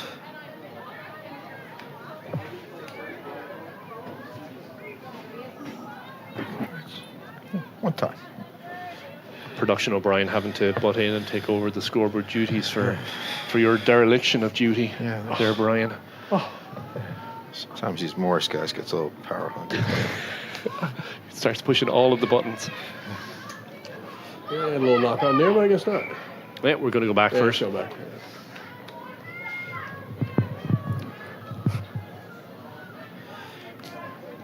How much would we say is left in it? 3 or 4, maybe. Yeah. Yeah, it's interesting that, I don't think this is the strongest performance that the Midwest has had, but they stuck around. They played enough defense to keep the Northwest off the board, and then an opportunity pops up, and they took advantage of it, scored the try, took the lead. But the things they weren't doing well before, they've made corrections. Yes. Yeah, and the Loggers have had their opportunities to get that ball over the try line as well. It's just Midwest has done just enough to some good contact there by Long way around the Loggers. scrum for the scrum half. Just good, strong, hard running. Yeah, most of the second half's been played down at this end of the pitch with the Loggers on attack, and They're playing with some angst, with some aggression. Trinity Wall. Switching sides.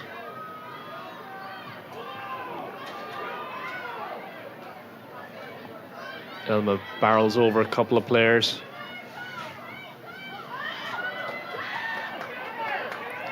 Massanou, nice run. Beautiful And she's run in. there it is.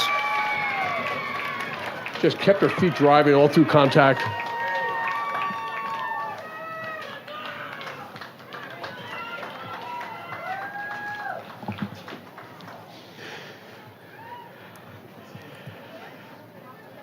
You get a number on that? That was Gianna Massanou.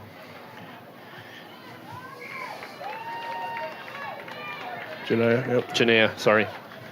She's a tough runner, hard runner. keeps Yeah. her West feet takes the driving. lead. She's had a good game. But she runs nice and low to the ground, too. Like her body's never up, like her upper body is almost parallel to the ground. It's Yeah. just tough to take and keeps those feet driving. She's got her hand out there moving defenders away.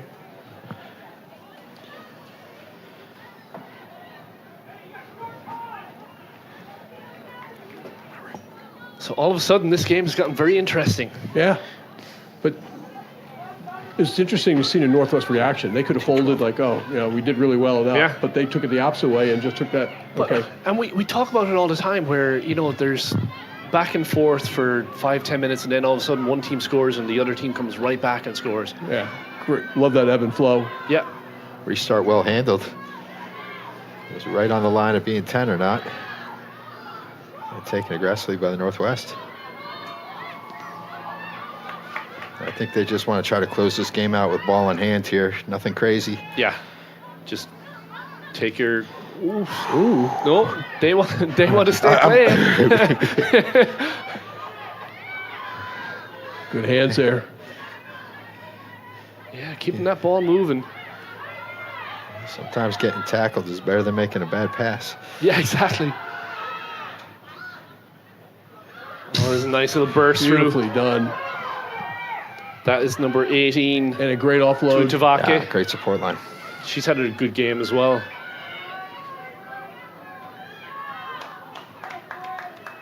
Out to Snapper King. Breaks one tackle. Strong run. Keeps her feet. She's made some really smart decisions too. When to pass and not to pass. Sanchez. Good counter-rucking by Midwest. Still maintained by the Loggers. They've got numbers on the outside if they can just get it out there. Oh, and a good driving tackle. That might have saved a big play on the outside. Great recovery by Northwest though. Could have gone the other way really quickly. And Absolutely.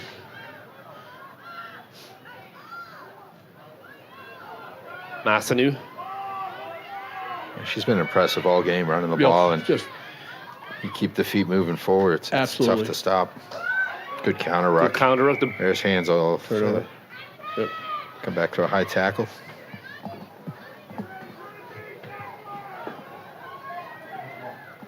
Again, these tackles are just a little bit too high. That's yeah, Kendall she's been forward. a victim of like 3 of them too. Yeah. Sanchez goes into contact, sets it up. No scrum half. Up by 15. There she goes again. It's Homer.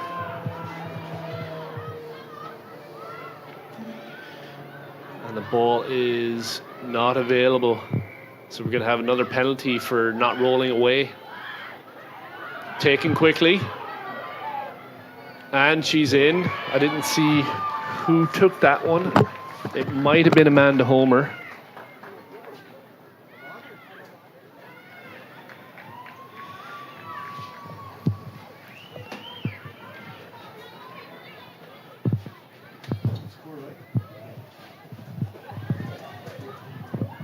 Maybe Naomi Orton on that one. Actually, I'm not sure if you guys can help us out at home.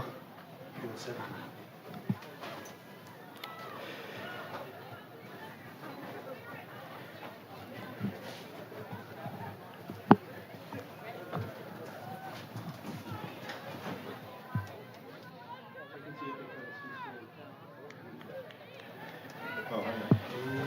Sister J. Someone's struggling there. Jason, is it J? It's a big kick. Solid strike. It's up. And that was Snapper King to finish off the game with the little cherry on top. That was an impressive debut by the Loggers in their first match here at the championship, and knocking off the perennial winner. Fun The seeing those Midwest. teams also adapt and correct, what were issues before. But boy, the Loggers took that try against them, that long try, and came Yeah. back with a vengeance. It My could have been a gosh, backbreaker, and they came right back. And Yeah. You never saw the shoulder slump. You always No. look at the body English, and that was like, well, that shouldn't have happened. We'll take it right back, and they did. No, you have to say that would be an upset based on the prior history of this event. Yeah.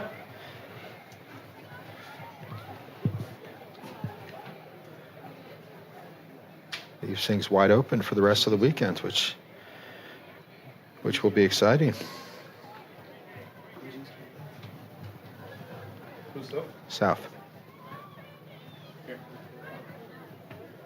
Not Southwest.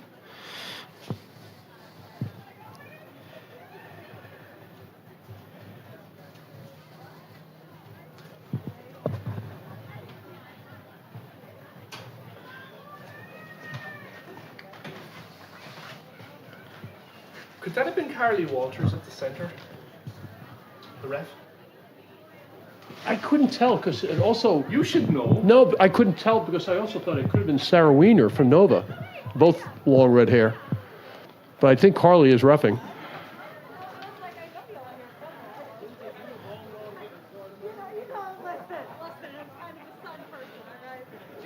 Zoom in on Eastern States. Just left of the beach on the far side, they're all circled up.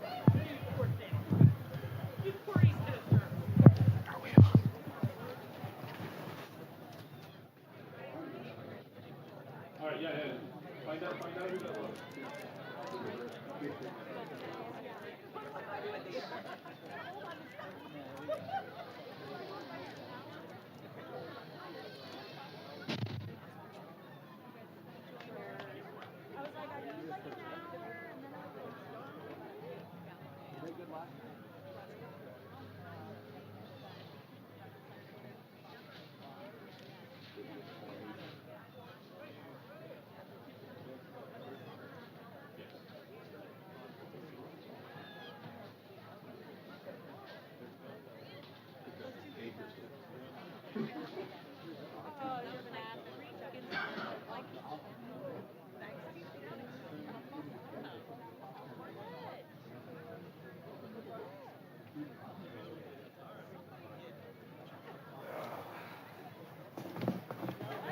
So up next, we're going to have the debut of the former EGRL team that we would bring down here every year. It's going to be the flying under a new flag, which is the, wait for it, Eastern States Storm.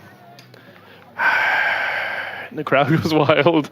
Sorry, we're just entertaining ourselves here. It's going to be against USA West, so USA West is going to be looking to bounce back from their first game against the USA South Panthers. Yeah, the South came out very strong in our first match of the afternoon, so West is definitely going to be looking to, even things up on the day, and give themselves going into tomorrow a shot at making some noise. And just a shout out to the referee in the last game. That looks to be former USA Eagle Carly Walters, former Downingtown, I think, Downingtown player, and played for Penn State. We'll have to wait till our former Penn State resident coach. Penn State. It's unbelievable that we're talking about Penn State rugby after Lance left the booth, but he'll be back shortly and be able to fill us in on all the details. It's funny because all of the high school girls nationals committee were kind of chirping in the background while that game was on, saying that you've a very famous ref in the middle, and of course I was ignoring the chat. Played a lot of games for the US at the 9 position. Yeah, that's another thing that is different at this year's event, where there's referees that have been traveling from outside the territory, because this has become such a high-profile event. Yeah. And it's deserving of the best officials on the pitch to match up with the players and the level of play that's happening. So I'm going to say this to any SRO that might be listening. Do not just assume that the girls' game is going to be lighter contact and you can get your less experienced referees in there. They absolutely deserve to have the best referees out there. You'll get no argument from me, Brian. No, I won't. Brian. And O'Brien. Doctor. Are all in agreement. So we what sent are we expecting from the first that we'll ever see of this Eastern State Storm side? A lot of familiar faces for anybody that's been a regular viewer of the EGRL YouTube channel through the years. Yeah, so the Storm is being captained by Nola Flynn, who it feels like has been at high school for about 19 years now. She's finally a senior. She's been at the top of the heap for high school rugby on the East Coast since the moment she was in diapers. On the side. Yeah, no. Nola Flynn taking her talents to Dartmouth in the fall. if there's a select side or a touring side or, 7s or 15s that's happened over the last 4 years, Nola's been right in the center of it. And, as captain, a very impressive Doylestown side that, has a long history of producing excellent players. And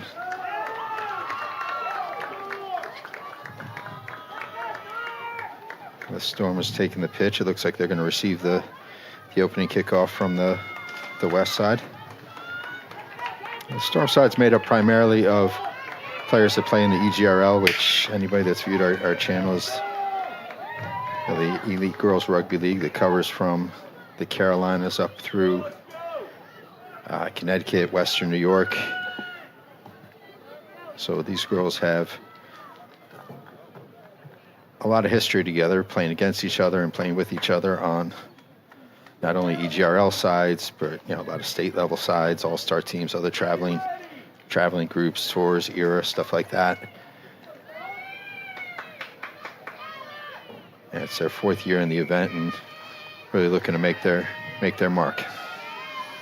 So we're going to have the Storm to receive, and do expect a lot of weather references in this one.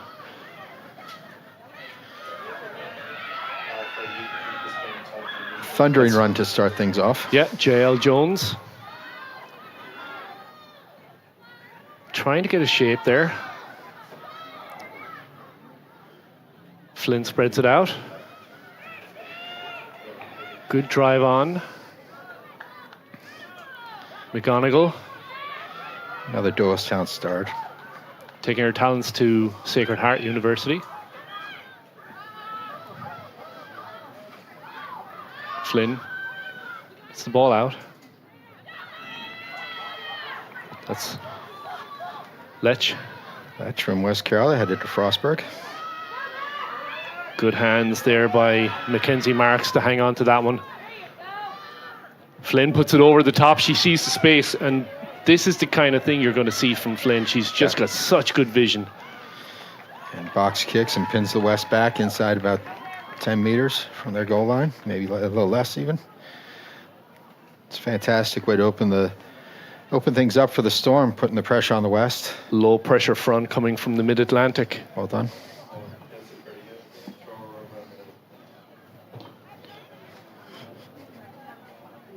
It's going to be a long weekend, folks.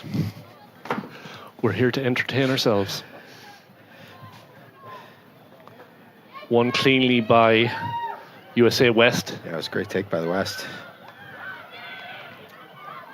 EGRL has, I'd say, perennially not had a great line out here. So we're looking to change that with the Storm changeover. So we're going to have a penalty for not releasing. We're going to have to go back to the mark. Certainly a point of emphasis from the coaching staff at the training leading up to this event. Yeah, Migetican wanted to go fast, but referee says no, back to the spot. And then you've got Flynn putting it into the corner. She's such a great field marshal. Yeah, she's... This Storm was moving a little quickly. The referee wants to slow that down. Is it the eye of the storm where it's calmest? Is that where the referee is going to be?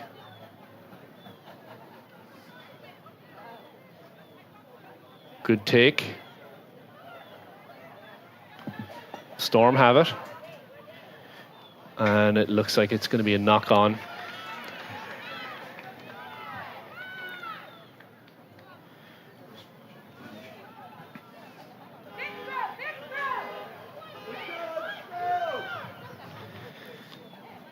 So far the pressure has been coming from the Storm in this one.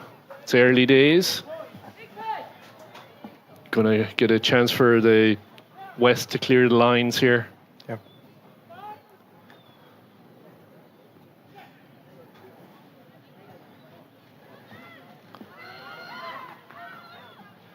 Scrum wheels a little bit, out to Gates, puts it to the boot, goes off her foot a little bit, well taken by Hoffman Long.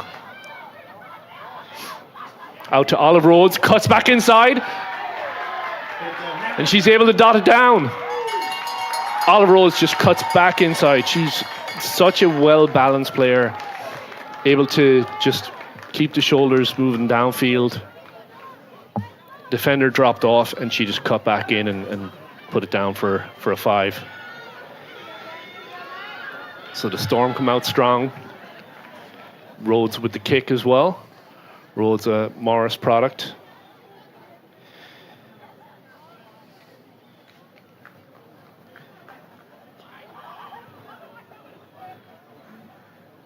That cowbell, if you can hear that cowbell in the background, that's her grandfather trying to support.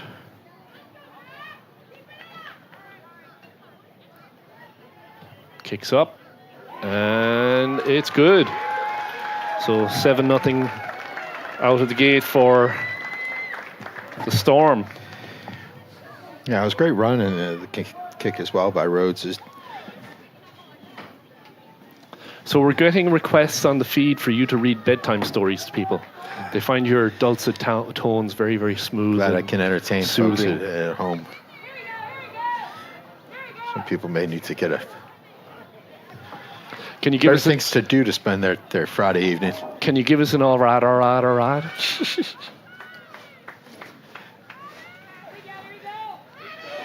No, Rhodes was on the squad last year with the EGRL, and she's a hard worker, and it's great to see her having some early success in this match. Great run by McGonigal. McGonigal is such a hard person to tackle. And her 3rd year down here, and Out to Marks. just gotten better. Marks punches through. She's got space in front of her. She's got support by JL Jones. Flynn has it. Out to McGettigan. Hoffman long. Punches through. Flynn out again. Tries to take a stab at it herself. Support's there. Clean up by Petrucci was vicious. And that looks like Adelina Jackson in for the score.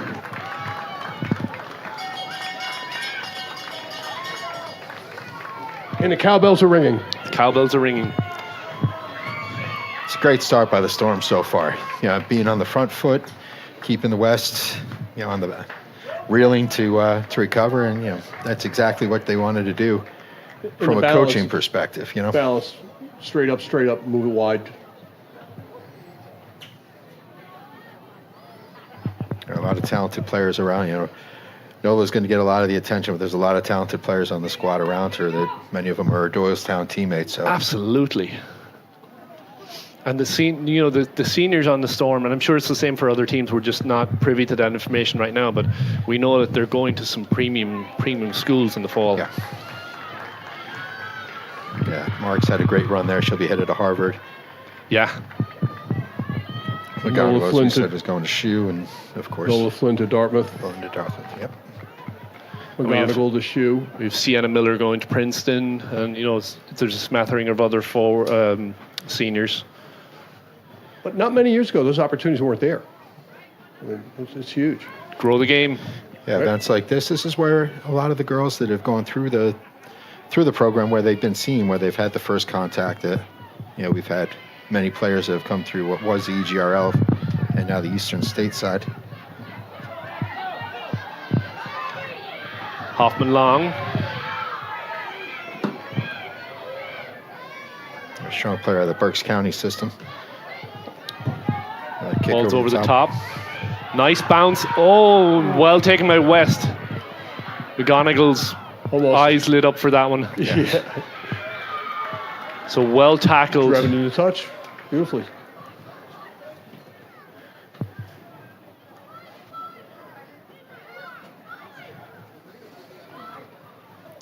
Well tackled by Jackson on that other side.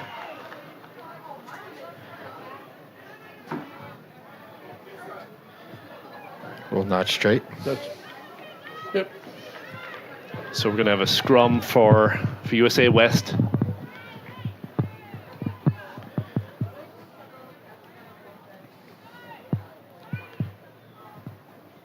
Just inside the Storm's half.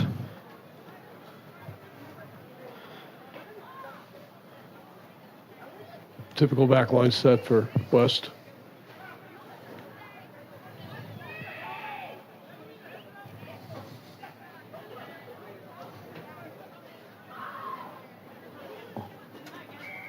And we're going to have a penalty for wheeling. Quick tap taken, and it was dropped, but the ref says it went straight down. Marks just missed the tackle. Excellent clean out, but it was... So we're going to have a penalty for... So McGettigan wanted to take it quickly, but Flynn says, no, let's... It's a great job by McGettigan to put her hands on that ball and draw the penalty. Yeah. Flynn does a great job of just calming things down and providing that leadership. Nice movement here by the Storm. Keeping that high pressure system going downfield.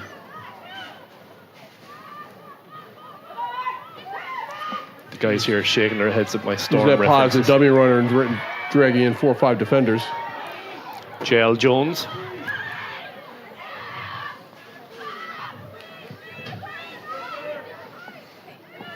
DJ Corridon. Marks has it, coming at pace. Nice little dish off to JL Jones. Storm really moving the ball here. McGettigan kind of dragged down. Ball's available. Out to McGonigal. Good defense by West. Storm still on the move. They have numbers outside. Flynn's there to control it. Oh, a lovely little dish pass. Storm using every single player. Marks takes it into contact. Support's there. Squirts out the side. West is able to recover. Good defense by West. Ball's available. So Flynn has it. Gets it out to McGonigal. McGonigal goes straight down Broadway and right in. So Eastern State's looking really, really crisp so far. Yeah, like their attack pattern. Interesting, Flynn will just take that ball up, tantalize 2 defenders, just wait to that last possible second, but commits them every single time. She's such an explosive runner that she demands the respect of the defenders, and then she's able to offload the ball to so many of the weapons that are surrounding her. Esme Gates heading to LaSalle University in the fall. If you know of any of the kids that are heading to college in the fall, please just let us know in the chat. Let's make sure we call them out and give them their well-deserved props. Where's she going? LaSalle University. Yeah, they're building up that program. Yeah. Yeah, it's second year, third year? Yeah, second year. Yeah. More opportunities. I think Coach Eisenhart and his assistant coaches Flynn and Adam Checker got to be pleased with the first 10 minutes or so here from the Storm. Yeah, they're using the space well. They're keeping their shape. They're not giving those breaks in continuity. And it comes from the experience. This is the 4th year that Nola's been an integral part of this program, and that confidence that comes from it is contagious. That was taken by DJ Corridon. Out to Marks. Flynn looked like she was going to put it over the top and then gives it to McGettigan. McGettigan puts it into space. Great place, great spacing. And that was just great vision. You really love to see the kids looking downfield. Hoffman Long is actually going to Brown University in the fall. And speaking of Brown University, McGettigan at 10, her older sister, is now at Brown University. Shout out to the Downingtown program. Yep. She's a teammate of O'Leary, an all-time favorite of the EGRL announcers. Yes. West tries to clear. Blocked partially, turned around by Rhodes. Spreads it out to the wing. Out to Raznik. Oh, and a lovely, just called out in touch. And that was number 15, Leah Sapolo, the freshman from Doylestown. Remember that name, college people. Leah Sapolo is going to be a very dangerous player for another few years at the high school level. So, is she only a freshman? Yep. My gosh. Yep. Yeah, great run by Peyton Rusnacki on the outside. And Marks has been really active. Yes. Just taking big balls, taking them up hard. One by JL Jones, back out in the touch. It's going to be another line out to West.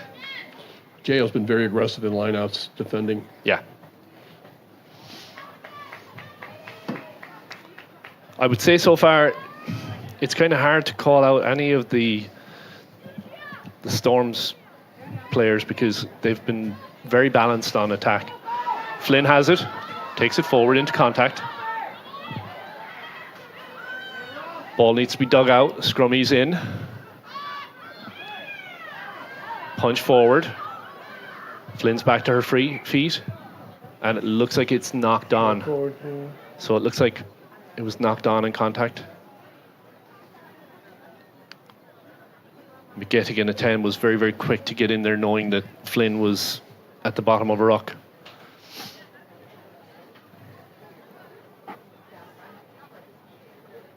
So we're going to give a scrum, gives West a breather on the kind of relentless attack of the Storm so far. Yeah, last scrum's a penalty against East, so we'll see how they handle this one.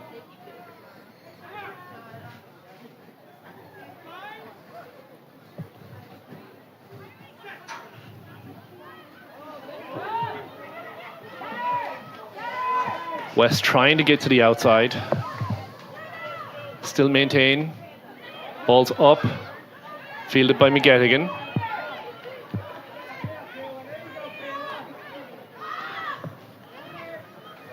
Got Lech coming on at pace. Ball's spread way out now. That's Hoffman long, makes a cut back inside. It's a 20-meter pass. Yeah. Off her left hand. Yeah, exactly. Oh yeah, and it was off my left. Okay. Nice cut back inside. Storm using Directing every traffic. inch of this field. That's Rhodes. Rhodes in again. Just keeps those feet moving forward. Punches it down. And she glides. She's like a skier. Just glides and moves. Her hips and her shoulders Balance. are always facing forward, and Yeah. she's able to move sideways, and you can never drift on her Yeah. because she will make you pay. Yep. And she's such a strong athlete as well.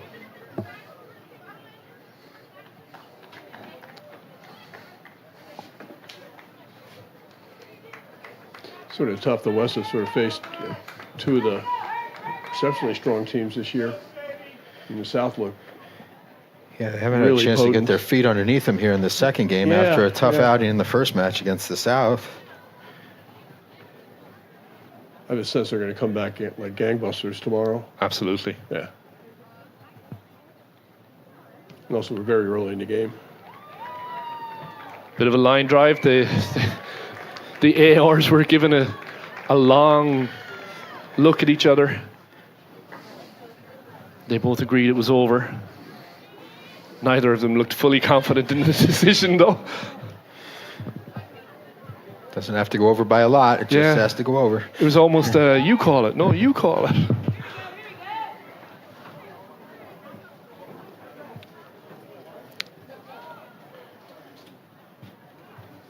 So as we were saying earlier, this has become a true kind of a territorial championship where all of the teams have kind of agreed to stay within their regions. So for the EGRL, the reason that they went to become the Mid-Atlantic State Storm is because it's now from Virginia all the way to Maine. So fielded by Hoffman Long.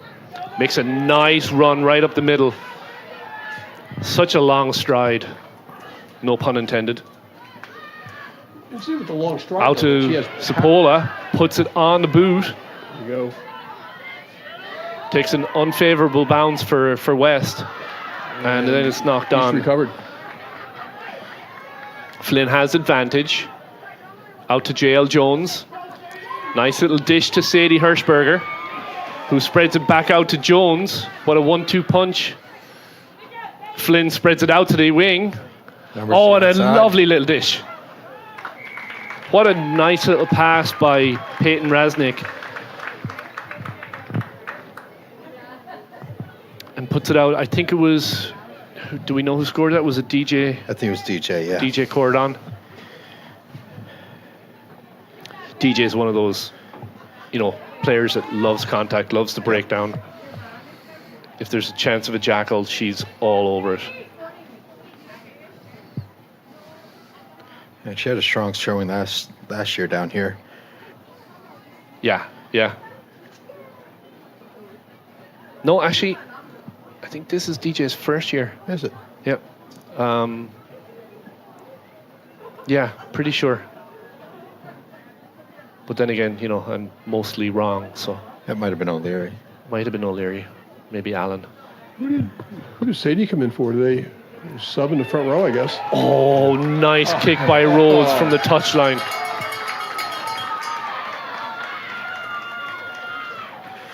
That was a kick. This has That been an was impressive solid. showing by the Storm. Did Hirschberger maybe come in for Marks? I believe so, yes. I'd have this in the forecast that they would come out to a 33 to nothing start. That was beautiful forecast. Mwah. Fantastic. Don't pat him on the back. He's too busy doing it himself. We haven't even gone to the script yet. If anyone has any suggestions from the Charlotte, North Carolina area, we welcome your comments. Tori Waymeyer out to Rhodes, her Morris teammate. Flynn digs it out of the breakdown. Hirschberger. JL Jones finds a hole. Up to half. Support comes flying over. Hirschberger takes out. Out and a half. Oh, what a nice little dish off again. There goes Leah Sapola, the freshman. She's going to go in. She gets it down. Nice dive finish at the end there.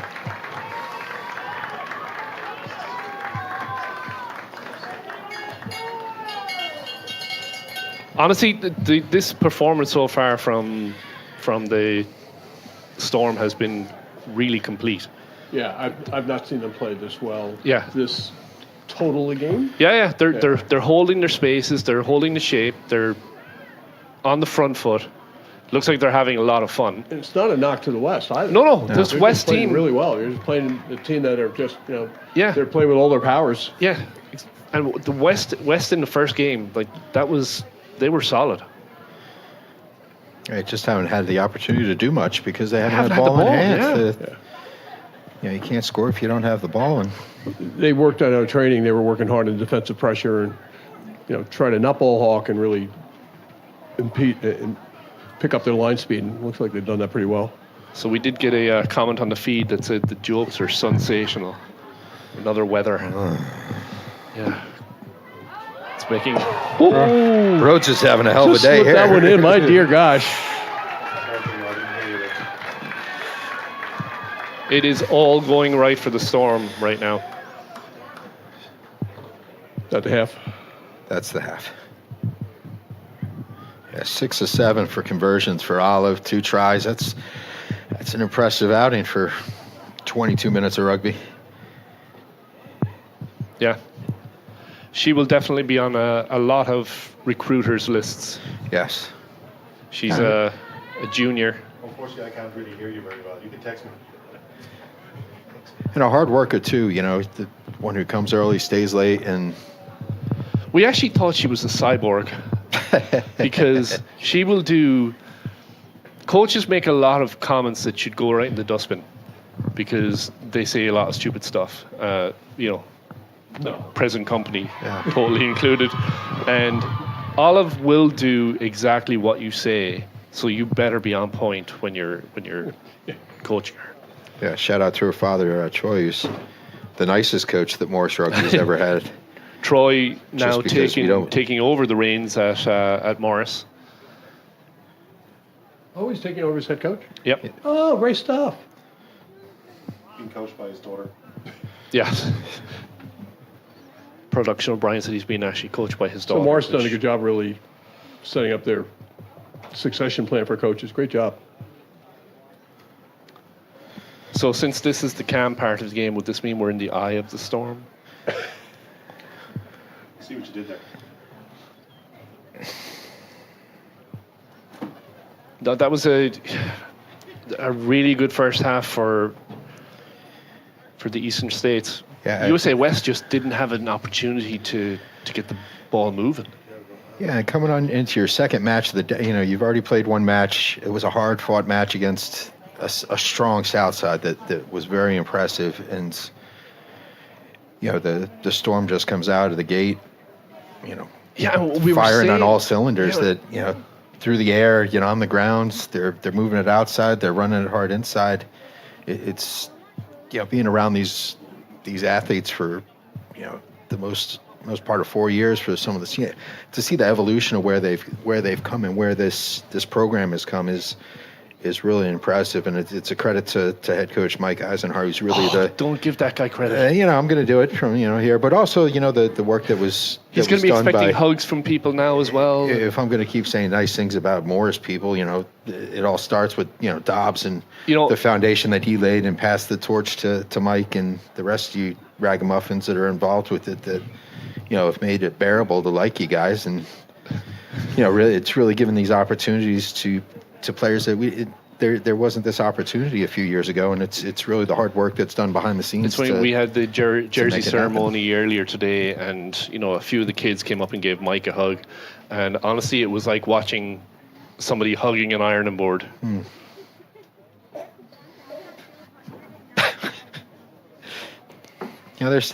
So it wasn't a perfect performance on the day, but he's come a long way. He has.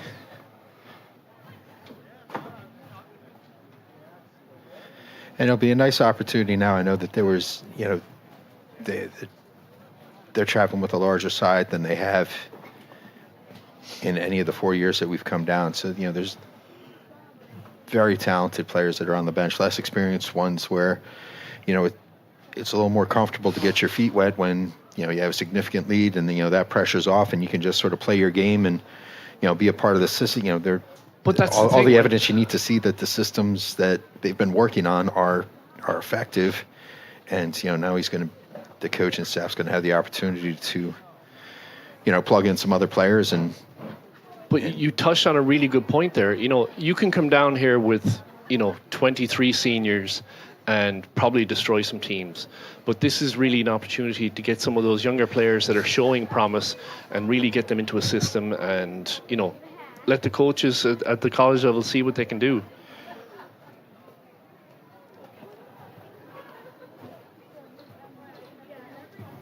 I'm impressed with what Josh Sutcliffe and his staff have done with the South team, too.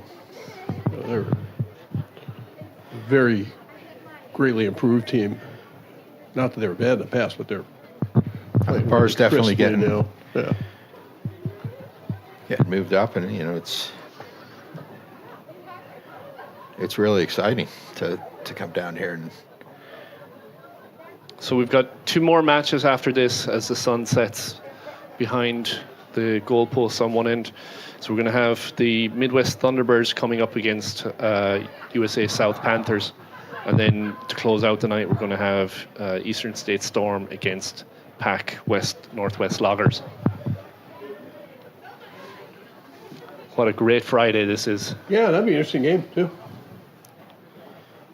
we got a full day tomorrow of rugby that is going to be nonstop and exciting. You don't need to tune into the Six Nations when you have the very best in Six U19 Nations, what? high school. 5.5. I'm not sure if those guys in green are going to maybe. Stop it. Stop it. Wishful thinking, It's going to be a great day of rugby tomorrow. Very talented athletes. These are the best players in the country at this level, and these are the ones that are going to, look to represent the United States when we host the World Cup down the road. And it's, been building for a number of years, and the promise of the U.S. hosting the World Cup and the excitement around the team that started last summer with the national team. This is the next generation. These are the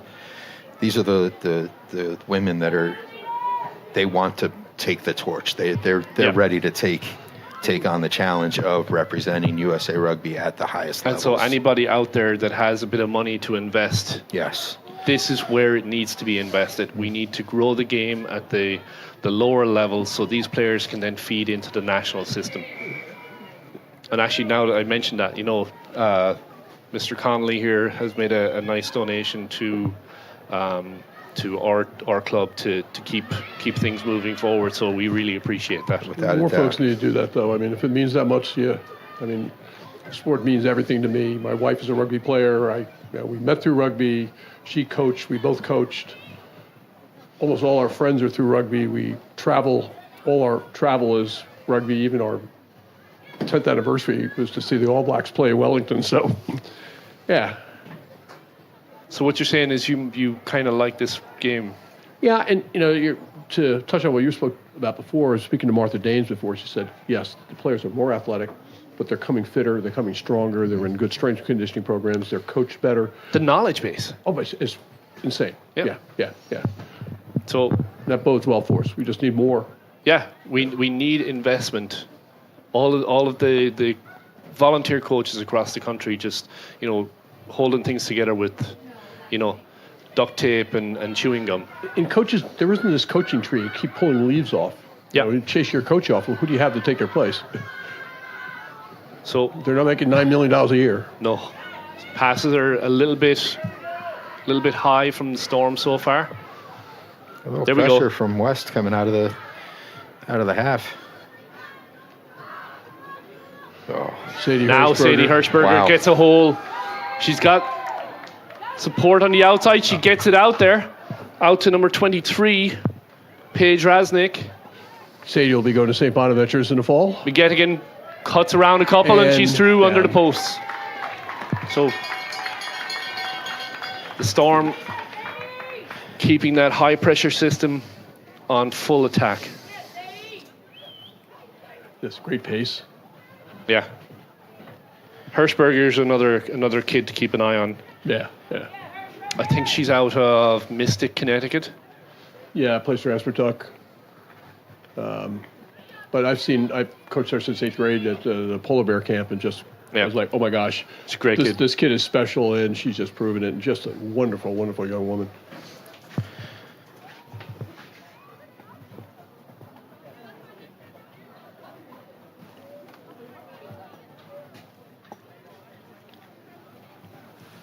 So 45-0 in this one. Rhodes to kick. Kicks up, kicks good. 47.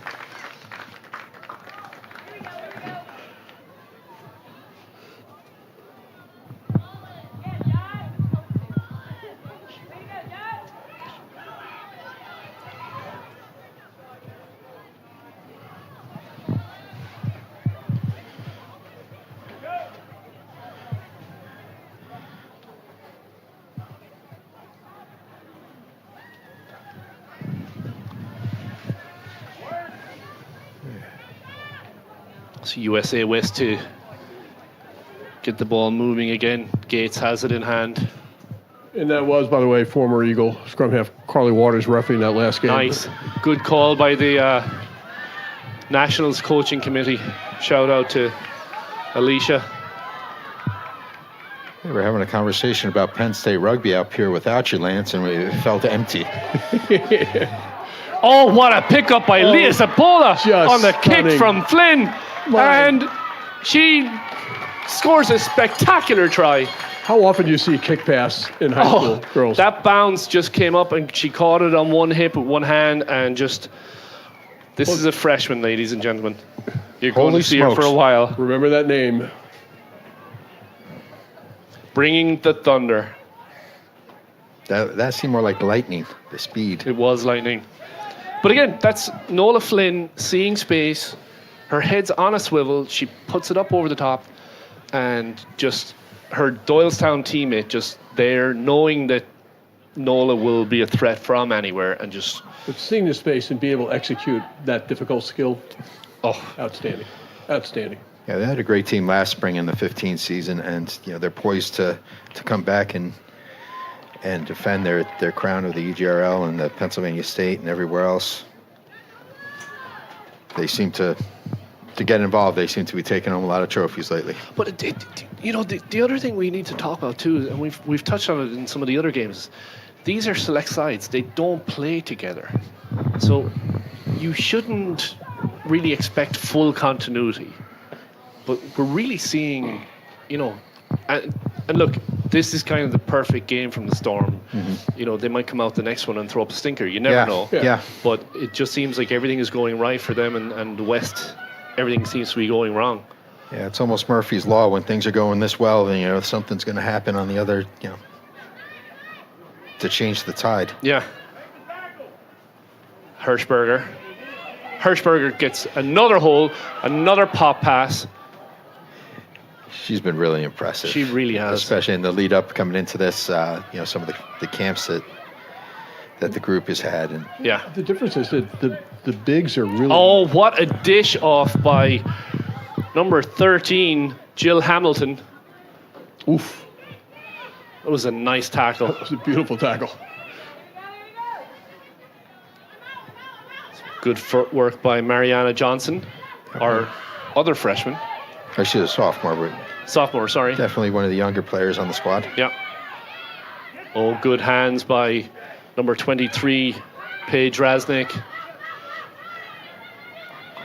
Paige and her twin sister Peyton out on the wing. Gettigan puts it over the top. Fielded cleanly.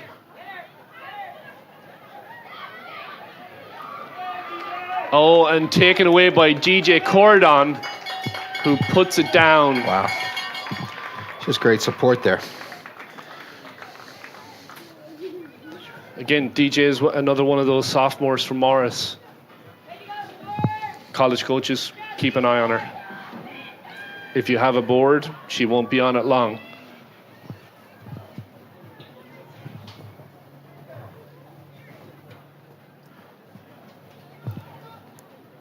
Referring to a depth chart, and when they see the football, they're doing their draft picks and they have everybody on the board. Your last reference was Coach Eisenhardt's hugs being like an ironing board. Well, have you ever felt one?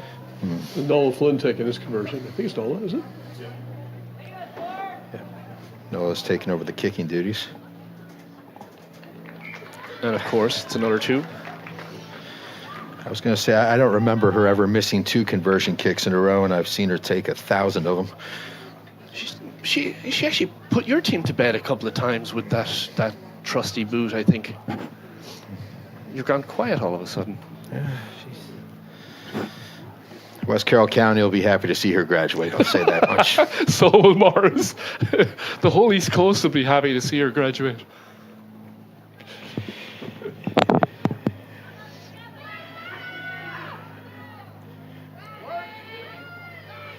Yeah, she'll have fun at Dartmouth. They're pretty impressive side on the rise. The West Yeah. 10 is interesting. Watch her in breakdown. She's really good at breakdown, clean out. She turned over some of those balls in their earlier game. Yeah, Gates. There goes Hirschberger again, coming on at pace. Oh my goodness. Breaks another couple of tackles. Puts the ball into space. McGettigan is there in support. There's Flynn. Flynn makes a cut. Gives it out to Rasnick. Flynn is looking for it. Out to McGettigan. Little pop pass to Jill Hamilton. And we're going to have a penalty for Coming in from the side, it coming looked in from like. the side. I think that was Tori Waymeyer.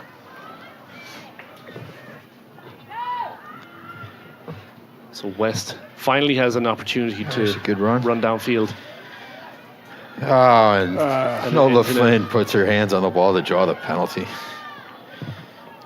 You don't always love to see your scrum halves jumping into those rocks, but try and tell Nola Flynn to stay out of one. And that's definitely something that you've seen Nola develop over the years. I know she was doing some wrestling in high school and becoming a more physical player. She's got the pass, she's got the kick. There goes Hirschberger again. Gee whiz.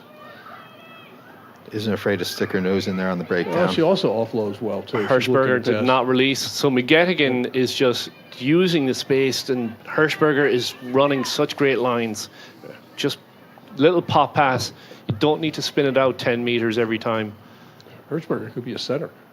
Yeah, Yeah. kind of like was it Akela Cathy at Brown? Yeah. University? Yeah. Just strong, big frame. Oh, that's a really nice tackle. I think that's number 17, Addie Anderson. West not giving up in this fight. Oh, and we have an offside, and she knew it as soon as she did it. That was number 2,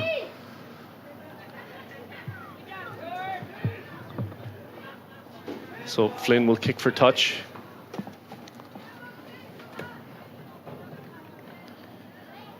Yeah, look for the Storm to have a driving maul coming in off this line out. Something that they've worked on extensively for years. Yeah.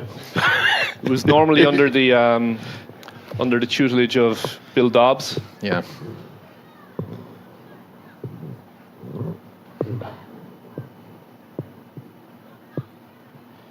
Is that Noel thrown in? I believe it's Paige from Page? Okay. Paige from North Bay. Is it Raznik or Riznak? You know, probably the wrong person to ask. You're the only person here. Well, just Yeah, Resnick, yeah. it snows. We'll defer to his expertise. Yes. I'm the foreigner on You this guys are in a lot of crew. trouble. You're relying on my expertise. Gee whiz, Hearn speaks English as a second language. it actually was.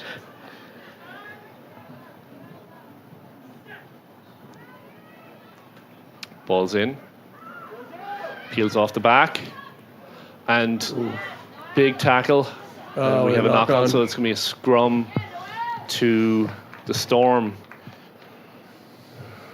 A smothering defense. It doesn't seem like the West has had the ball for much of the match at all, but you know, when they have had the ball, the Storm's doing a nice job They're of not giving them an inch. smothering and just being there, and that's something that Coach Eisenhardt's been working on, all fall. And this is as this program grows, there's been more opportunities for players to get together in the fall during what's traditionally a 7th season in the Northeast, and a couple opportunities outside of the ice and the snow that much of the East Coast has been West going trying through. to run it out of their end zone.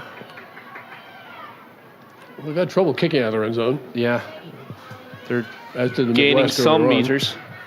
I like their 10. She's active. Yeah, she's played Hard really player. well. Yep, she's really tough in contact.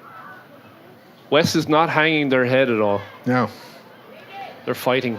And we saw them in the first match against the South as well.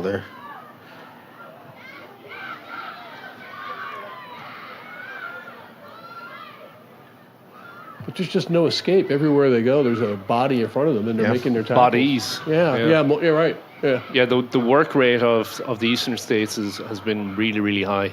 And focus on double tackles. Yep. We're going to have penalty advantage for high tackle.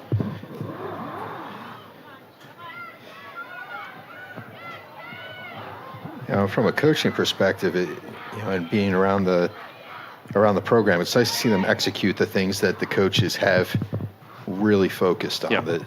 Yeah. Making sure there's 2 bodies on a tackle, because a lot of times they're an undersized team. And Yes. that's something that there's been a point of emphasis throughout the preparation.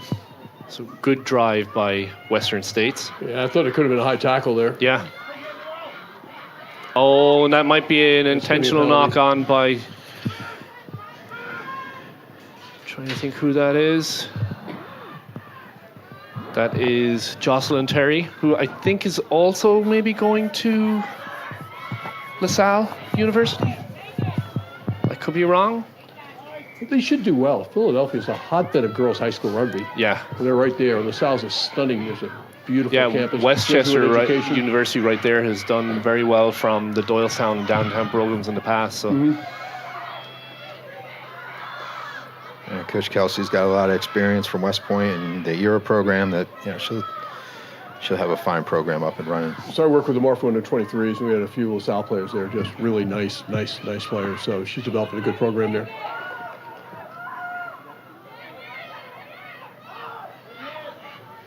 Move to the other side. Change the direction, but same black wall. It's a great job by the Storm to cover the entire field. But they've kept their shape defensively Yep. consistently. we're going to have a knock. And that line speed pressure, it forces errors. Yep. Storm making some changes. Wes would be sad to see Sadie leave. She That's had right. some great runs. That was a really nice effort by Sadie throughout the 4 or 5 breakaway runs. And smooth hands making the offloads, and Smooth hand. You never hear. a ball you're hit her expecting the fingers. It's just thunder. You're not expecting the lightning. Yeah. super soft hands, and then that explosive pace. But let's see, how first many 3 times tries. have we seen a soft pass in this game just setting someone free? Yeah, yeah, Break off the back, McGettigan. like that. Good tackle. Ball still inbound. McGettigan sets it up. Good work there by Campbell Way to take over at scrum half from the winger position. Really nice job of straightening her line out there.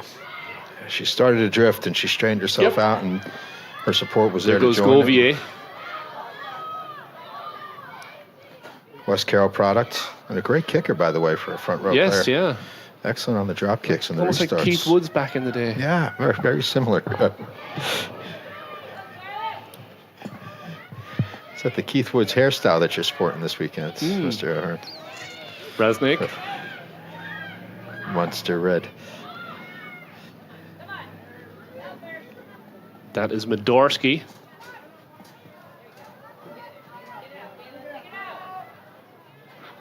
Again, Raznik finds a hole.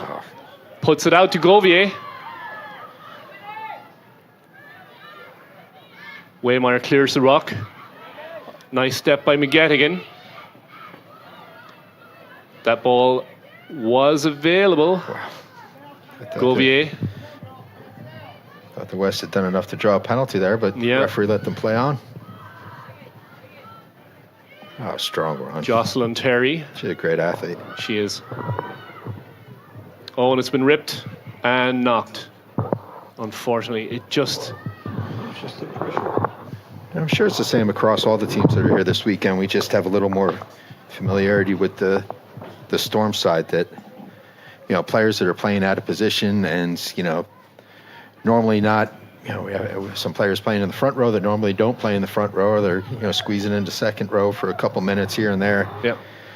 Because they all believe in the system, they believe in the program, and that's Well, and a huge advantage. that's really what makes a good select size player, is somebody who is willing to go play another position Yeah. for the betterment of the team. Right. So players but also who trust their coach, believe in the system, Oh, big hit. and put their egos aside.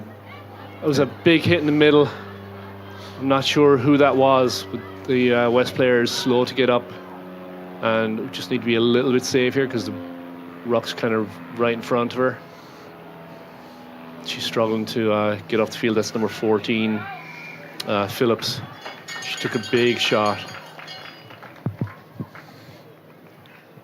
Looks like it was another score there by.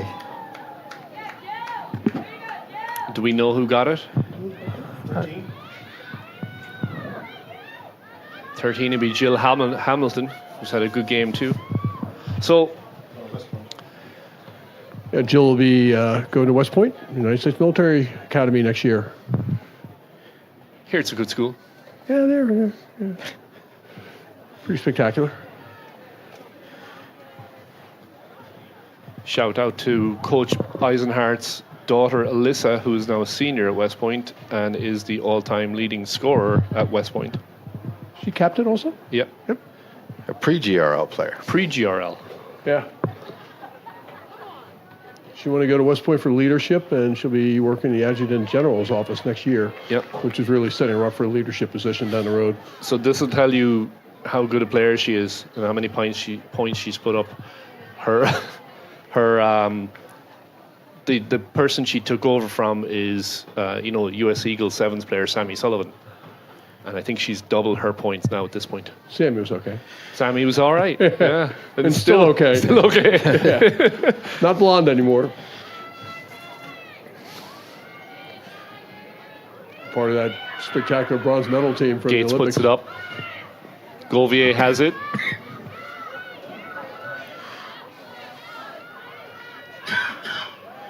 EGRL keep inching forward. Not EGRL. Eastern States. Waymeyer Force no habit. going to New Haven in the fall. I'm sure your per diem is going to reflect the mistake. And Offsides we're going to of the have kick. offside. Yeah. That was the freshman Sapola looking downfield, seeing space and putting it on the boot. Did she play before high school? She looks like Plays for someone- Doylestown. Yeah, where did she must have played when she was younger? Probably middle school. Yeah, She's- yeah, Doylestown. So in Pennsylvania, they allow middle schoolers to play up, I think. Which makes sense because girls mature younger. Yeah. Well, and that's the thing. We talk about this in our state of New Jersey. You know, we're the only full girls team. Actually, no, sorry, Hudson Catholic have been developing a program the last couple of years, and you know, most clubs, if they don't have a girls program, they allow U14 to play with the boys, Yeah. play co-ed, which I think honestly can be more dangerous than playing up to the high school. Yeah. Tell you what, I got to give the West credit. They're staying in the fight. They're still running the hard. Absolutely. Absolutely. They're working. They're starting to break the They're game not line. They're giving starting to up make some. Yeah. You know, it's not fun being on the wrong side of a lopsided score, but they're.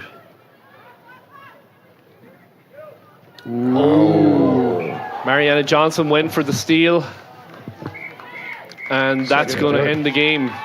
So, a really complete performance by the Eastern States to take that one 64 to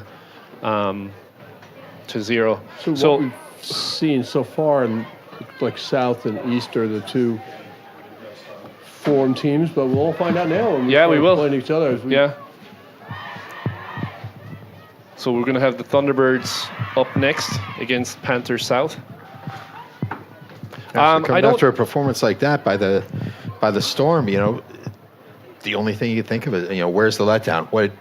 How do you keep your performance at the level Oh, that don't they worry. had from day one? You can't let your foot off the gas, and I think that's where the coaches are really going to lean on those senior leaders, Noah and Bridget McGonigal, and you know, some of the younger players that really had standout performances like Olive Rhodes and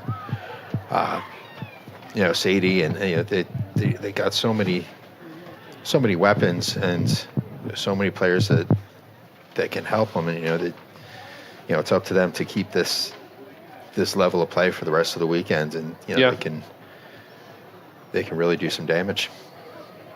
Well, and I'm sure Coach Eisenhart will find plenty of things to say that they could improve on.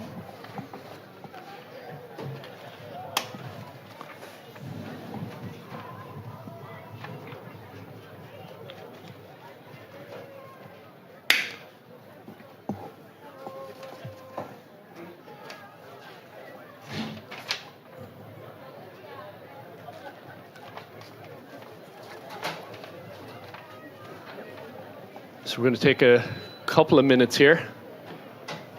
All the teams are coming onto the field. Not sure what's going on. Maybe Friday night picture. This is so cool to see that many high-level players just out there. Without a doubt. You know, this event, the way that it's grown through the years, is just a really great event. And it's the hard work of the men and women who are the coaches and you know, the administrators of these programs that make this commitment, because it's no easy task to get, you know, 25 or 30 players, families, coaching staff, support staff down here to Florida for the weekend.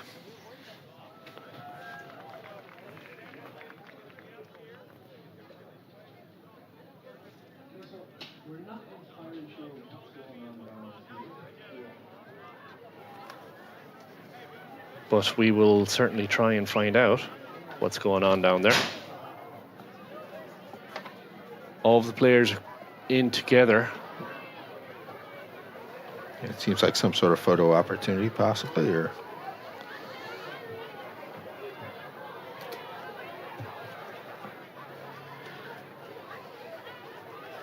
seems like Coach Eisenhart is pointing or looking up here as if we're supposed to know what he's doing.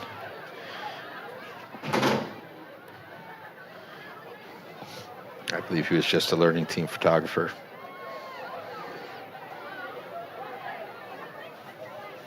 In the most polite way possible, I would hope. Which is, photographer extraordinaire Lindsay Eisenhardt.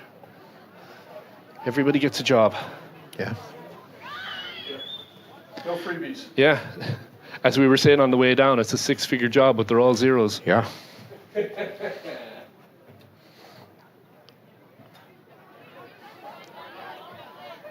And you got to really appreciate the effort that she puts into it to spend her Valentine's Day weekend, worst of all, with her husband, and even on top of that, the rest of us, which makes for the least romantic Valentine's Day possible, I would think. But they're really great advocates of the girls' high school rugby, everything that's being done by the Storm, and not just this. Mike does a lot of work in the background with pathway stuff and getting girls, and it's not just to the benefit of. I can't believe I'm going to blow more smoke up the Morris group's backside, but all the girls that have come through the EGRL, and even girls that are outside of the EGRL, the opportunities to play at a higher level, to play in front of coaches, and to advocate for these players to the coaches. I've had several players come through West Carroll that college coaches have reached out to Mike for information, and he's put them on the right path or answered any questions. He's knows everybody in the game, even not as many as Lance knows, but close. Many of the referees know him from his passionate sideline I would think suggestions. Because he is a referee and referees a lot of our EGRL stuff, and I'll give him credit for that. Absolutely. But I think he also believes that gives him some sort of sway with the. No, we were saying nice things about him. We were, let's yeah. stay on the But track. you know what? We can change gears. Yeah. We can't go after management like that. What's he going to do? Fire us? Probably might, actually. Yeah. You probably. Well, you've got a career after this, books on tape. Yeah. Gonna read some bedtime stories to some of our fans in the Basically, the Queen City.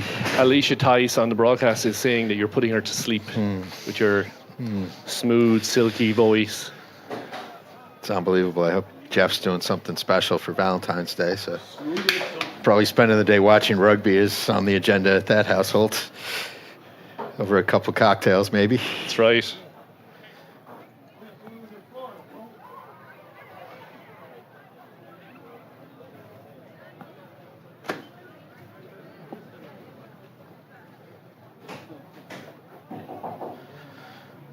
Seems production O'Brien's locked himself out of the press box again. Better get in here quickly or we're taking over, which is not a good thing. What's this button do? Why is the stadium go dark? You don't think we have access to the lights, do we? I don't know. They were stupid enough to give us microphones. That'll be another challenge for I'm not sure how much experience most of these players have playing under lights. As the sun is set. Yeah, Friday Night Lights, baby. On the Gulf Coast here. I won't say which Gulf. 'Cause I know In Florida, where Friday night football is king, second only to Texas. Taking over. We are taking over. All right, so Midwest Babybirds against South Panthers. Roth with the ball to kick off. Ladybirds in green going from left to right. And South was very impressive with their win over the West earlier this evening, and the Midwest lost a tough matchup with the Northwest side, where they fought to come back, take the lead, and then the Northwest Loggers came back and prevailed in the end. But the good thing about the Midwest side is, they started off slow and they got better throughout the match, and that as a coach, that's really what you want to see. You want to see the team get better throughout each match, throughout the weekends. Yeah, championships aren't won the first day. No, I'd expect a lot more out of them in this match, but Do over. So Roth, ball in hand.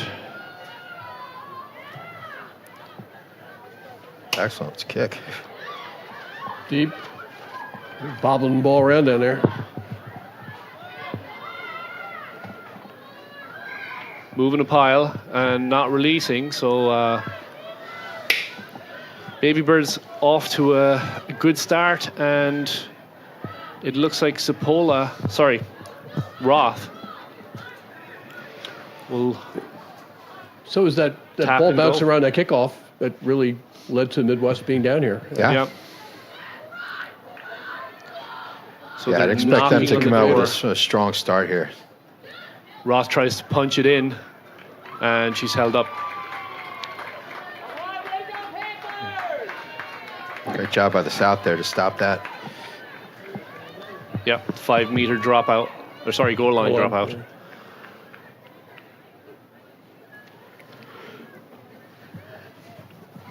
Nice deep kick, but it wasn't off the ground. So it needs to be a drop kick, but she actually kicked it from hand. So I think does that mean scrum? Yeah, I believe it becomes a 5 meter Two- scrum. Two uncharacteristic mistakes, miscues by South. Yeah. The ball bobbling around and a kickoff, and Midwest have to capitalize on this.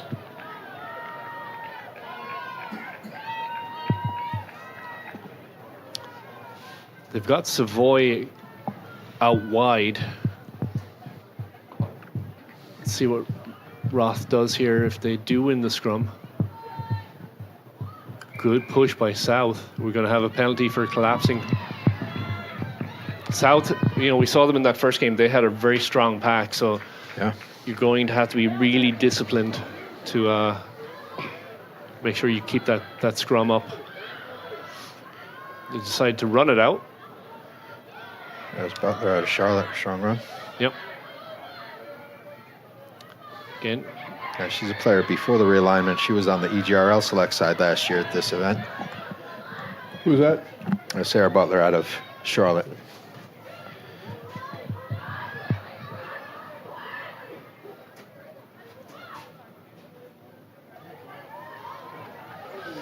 we have a little bit of a knock on. Just so we're clear, a little bit of a knock on is the exact same as a lot of knock on. Just making that clear. Basically talking to myself.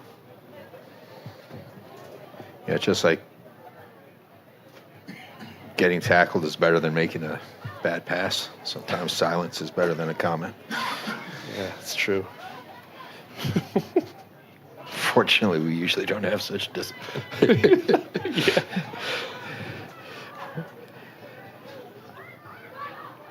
Ball's out. Roth makes a nice little switch to England. And it's going to be a penalty they're for sorry. not releasing. Quick They're tap. not having good luck when they're within the 22, are they? And here they go. South Panthers come flooding in to protect the ruck. There's space on the outside if they could just get that ball out.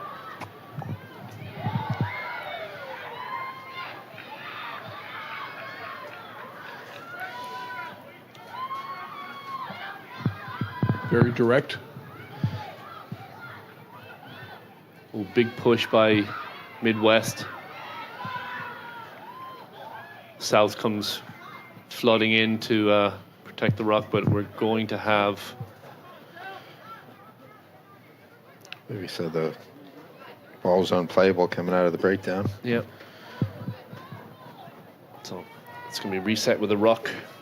And we talked about the teams that started off strong, the South and the East, in the earlier games. What could go wrong? You know, we've seen a couple offload passes by the South that were completed earlier against the West that resulted in big runs. And, you know, if they're not being handled here, you know, it turns into a knock-on situation. A nice job by the South moving the ball here. Unlucky. It's just a little bit sloppy so far. Good movement, yeah. Yeah. Well, they're starting to find those gaps. Yeah. Yeah. And, you know, you'd love to see the wingers looking for work, and you can see Avery Tanner just, you know, coming off the far side. Yeah, with the south center combination, they're going to create space, and it's going to be great my gosh, opportunities yeah, for the yeah. wings to, you know, just clean up and, you know, be in a position to support and take a ball on the outside. And there's going to be They were plenty of- damaging last game. plenty of great things that can happen when you have ball in hand out there.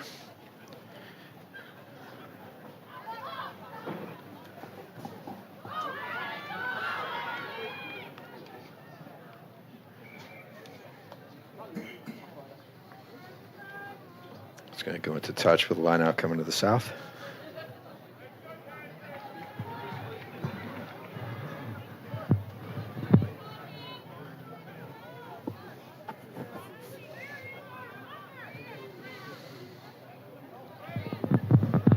Midwest has had a couple early opportunities to put points on the board. The South held them out, and you know, you're just buying time for the South to have ball in hand and maybe make something happen here. Sort of wonky throw there. Yep, took a nice bounce for Midwest. They're on the attack again. They're running much straighter lines in this Yeah. one so far. It's a little high in the first contact. game. They had to work on that. Yeah. Getting better at the breakdown as well. You know, they're getting in support. The South some line more speed has shape. been pretty effective. Yeah. Nice little bit of footwork there by Laddish.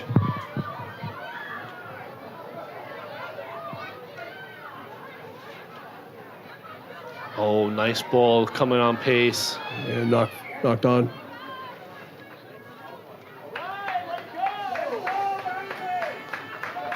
Sydney Wade trying to make something happen for Midwest. So it's going to be Soto with the put in for South Panthers. Soto's been around before, hasn't she? She has. Yeah. She's a nice player. Yeah.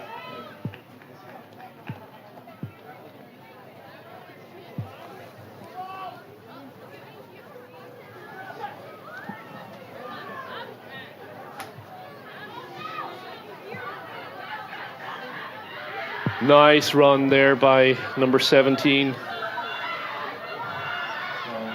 Sorry, was it 12? Thank you. Tai T. And it's going to be a penalty. Who was a nightmare the last game. Oh, she Boy, was a had force. Spectacular game.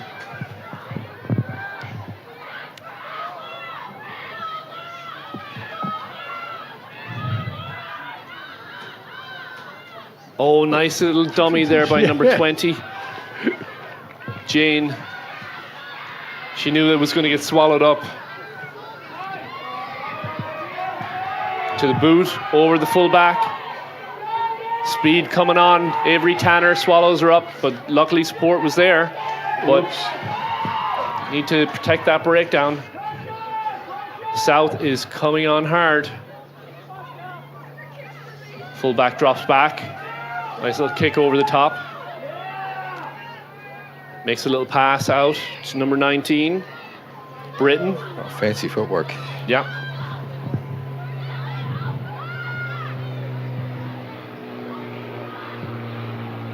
I love those little delay passes to just suck in the defense and just set someone Bring free. bring them over, move it. Yeah. Buys a little bit of time, just enough time to open up some space. And One of the things that's been really impressive in all these games so far is how much kicking into space and just letting the ball do the work. Not desperation kicking. No, Yeah, 'cause no, we it's- saw some of that too early on. yeah, But for sure. the team that was actually doing that actually turned it around and went coast to coast on it. Yep. number C outside. Oh, Oh, unlucky. just unlucky by TET. Referee says play on. That's an odd call on that one. The ref missed that one for sure.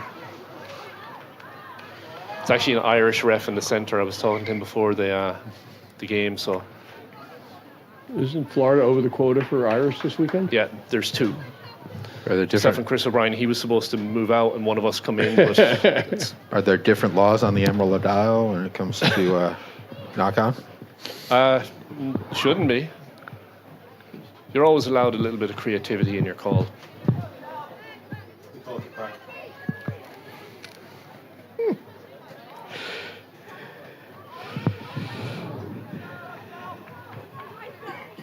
on YouTube's list. Scrums are real even. Oh, great attack coming from the Midwest here. But one hand.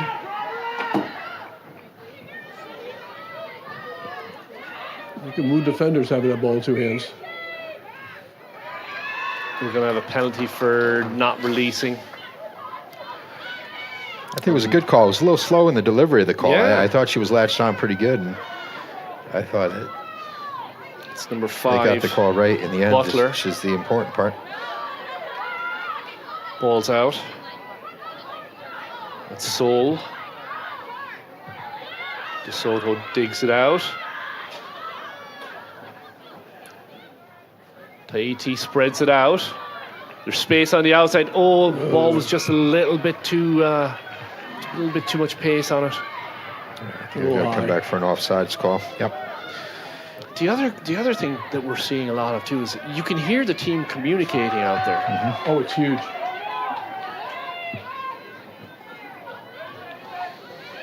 And that's been one of our struggles for years, is really get good communication. But again, just playing earlier on and develop the habits.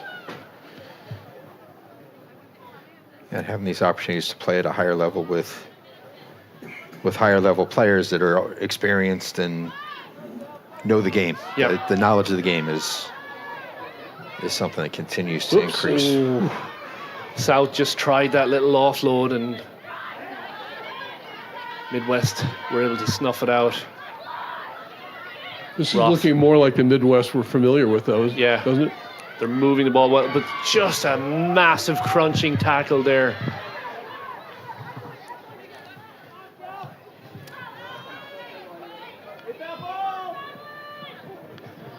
Nice kick into space, just between the winger and the fullback. That's a great job. Roth has been a standout all day today. Yeah. Yeah, she's commanding the field. She's had some really well placed kicks that have. You can see when a player is comfortable in their own skin and just is able to slow everything down for them. And have the confidence to do that. That's just next level stuff. Yeah. Well, again, the game slows down for them, right? Yeah. Yeah. They see things in slow motion. They're able to react to it. Inspires them with confidence. London Key on the put in. Taken cleanly by South. They take her out the middle. There we go. That's Langdon. Now they're playing directly. Pull him. And she's pulling him. She's dragging 4, 5, 6 defenders with her. DeSoto. Now they Goal move it out the back wide. A line. lot of space, a lot of players out there, but Tahiti. She's always looking for an offload. Oh, there's numbers outside and just same as a few phases ago. They just that last pass doesn't make it. too hard. Great counter rock. This Reese Tahiti combo in the centers is really, really good. Yeah, They're electric. Yeah.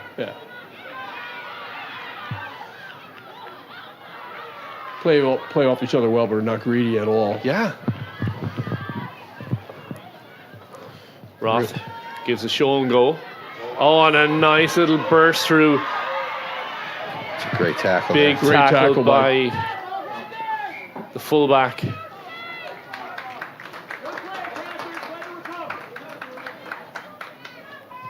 With Doyle. I think it was Doyle, if it is number 15. Yeah, I'm trying to find see a number. She didn't get the memo. I can't say enough about the physicality of the South side. Something that's really stood out for me so far today. It's 15. we expect Midwest to be a physical side because they always are, and the South has really, really improved on a number of levels. Oh, yeah. And first and foremost is the physicality that they're playing with. Break off the back. London Key. Pull him into support. DeSoto digs it out. That's Butler. That was an awkward position. It that sure she came was. You down don't in. like to see a kid with their face No. facing Yeah. the sky. Oh, there's space for Doyle.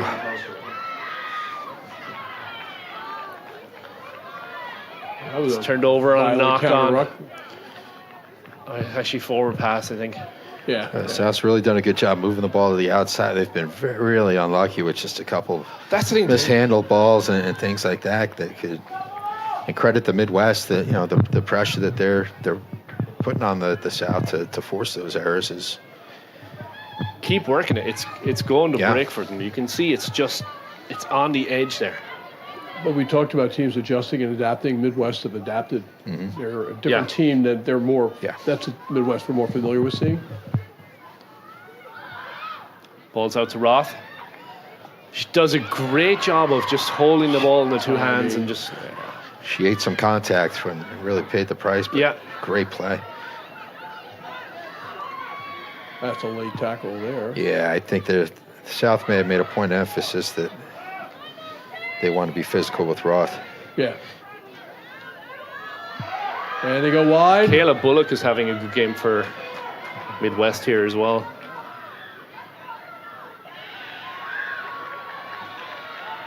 I think that's Evie Vinton. Isolated runner. 3 phases. Could be dangerous. We're going back for the penalty. So good opportunity to put the ball down the touchline here. Yeah. Yeah, Midwest had their shape set up coming back in the opposite direction. I was a little surprised they went to the short side of the Yeah. field. That's something that they're famous for is their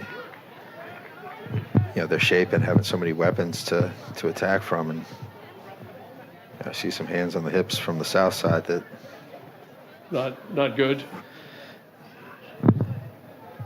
Midwest looking much more like their old selves in Yeah. this one.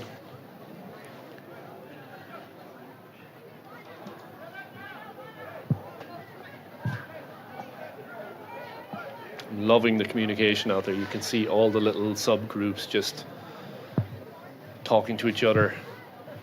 yeah, we're quite a distance away, so we can't hear what they're saying, but we can hear that they're saying it. Bit of a wild pass and just Knock on. just unfortunately just dropped by Morgan Roth. Actually, no, I don't think that was Roth. I think it was. I think we have 13 playing 15, so I think it was Englyn. Just had a good game so far.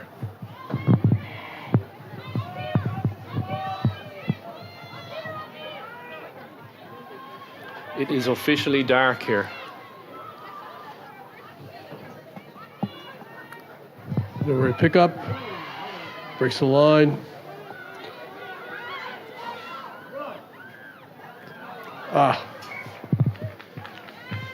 Another knock on. Yeah, she's coming around to take that ball, but unfortunately, it's a nice idea. They could execute on it.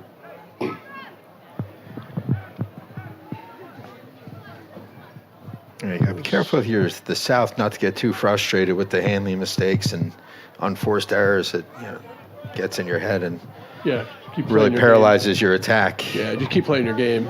You got to be patient and know that the opportunities are going to keep coming. And Ball's in. especially in these quick 22-minute halves. Big contact. Oh. E.T. just bringing the lumber, but referee says Looks it's like high. It was high. And that was a crushing blow on Sophia Summerfield. That's one that'll loosen your fillings a bit. She's slow to get up. You can see, she definitely got the stuffing knocked out of her. Yeah. But she's to her feet.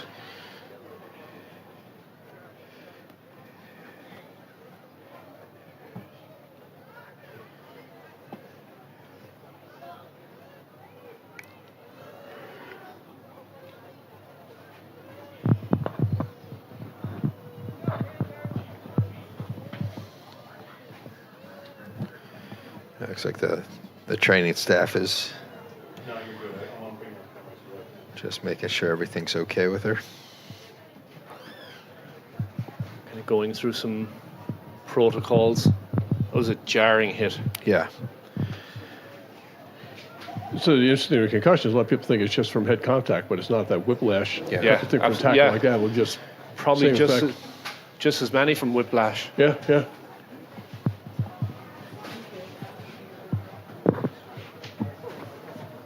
Our concussion protocol is really good too. It's something that the sport has improved on tremendously. Yeah, we had the Women's World Cup. You had them testing those new mouth guards with the sensors in them. Yep. I don't remember seeing the outcome of the data, but they're starting to use them now in the other leagues, so it must be Positive. pretty positive, yeah, or at least not negative. Yeah. We'll say.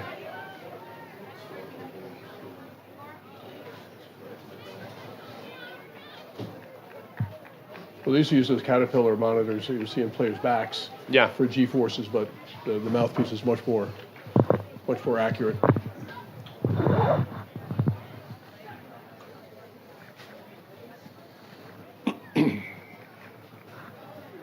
Referee not happy with the scrum. We'll do it again. It's been a really tough matchup so far. Both sides have been pushing it. Nobody's able to put any points up there yet. So, you don't really see too many second games late in the day for high school. Yeah. It's Roth just making a hole. You could see her just looking for the little dish off, but it wasn't coming, so she took it herself. Ball is available. Then you wonder, does she hear her support? Yeah, Good save. not clean, but does a good job to keep moving forward. Now it's with number 24, Hackett.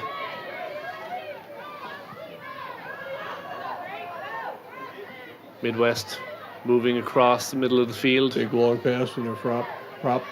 Trying to keep that ball live. Roth has it. There's numbers out there. Oh, and they've got space out there. Tanner Avery makes the tackle. Midwest maintains. Roth has it in hand, puts it into her trusty pod. Now it's with number 12, Summerfield. A good poach there, but ball is still with Midwest.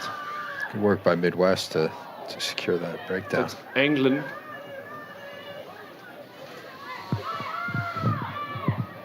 Got some numbers over there if they can get the ball moving. They've got a 3-on-1. Go back the other way.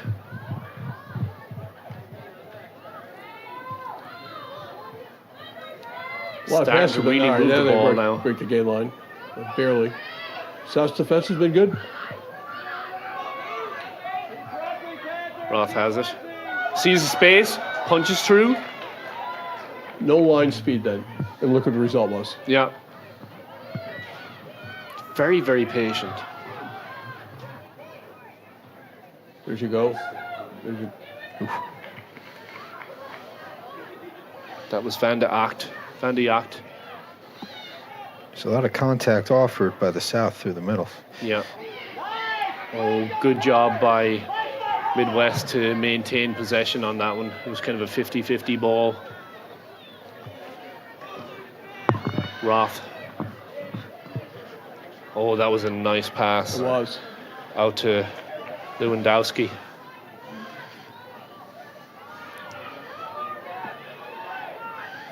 Oh, nice drive by South. Yep, and kind of rock off the ball almost. Roth cleans it up. Punches forward.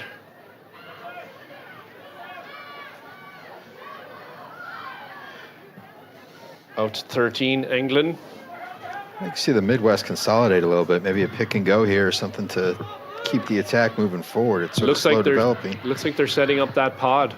Yeah, they got a diamond set. Not releasing. Quick tap. Referee says bring it back. Too quick.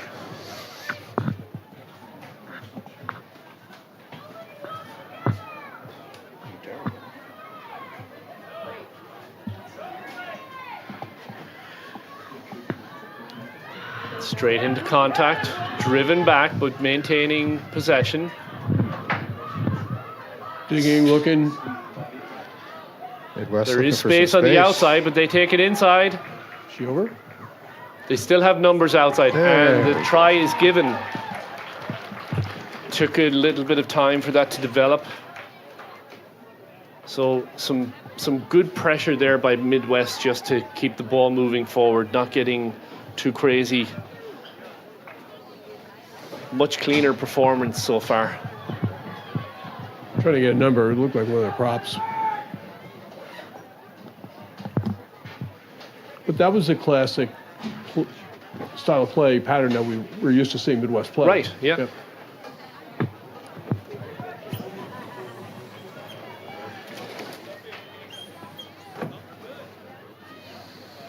I have to close the press box window. There's a chill in the air. I know that all of our fans out in the Northeast will sympathize with us. Trying to keep it away. Yeah.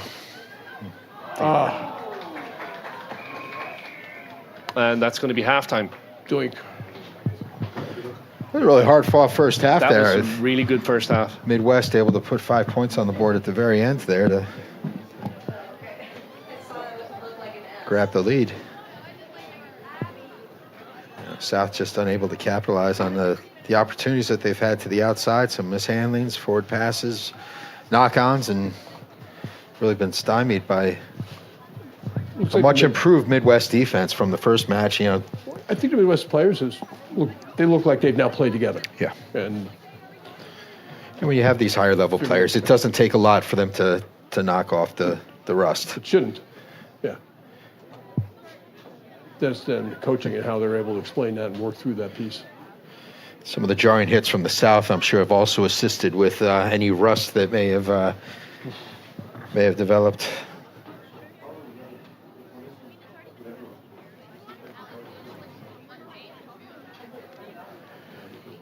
And stay tuned tonight, folks. We got one more match coming up after this, where we're going to have the Eastern States Storm brave the conditions against the Pacific Northwest Loggers.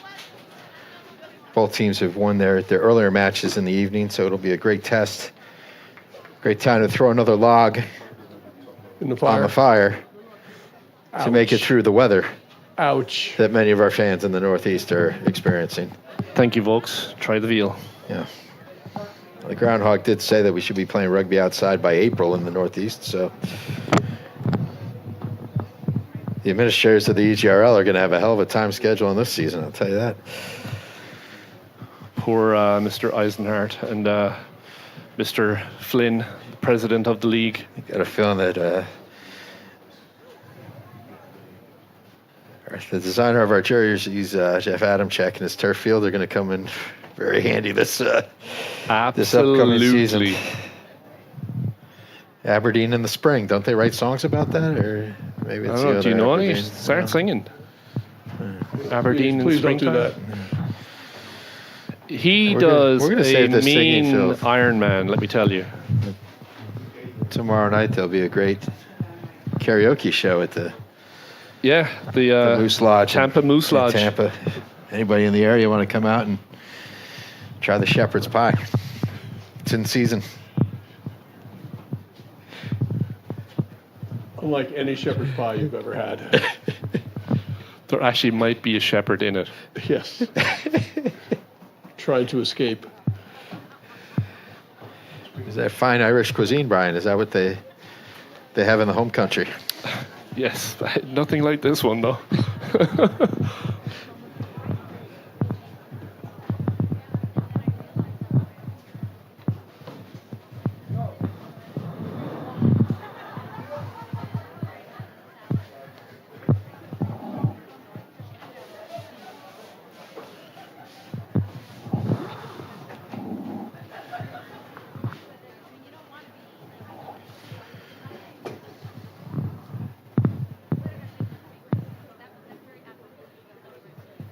And what do you expect to see out of the South here in the second half to get back into this match? I know that they're going to be excited to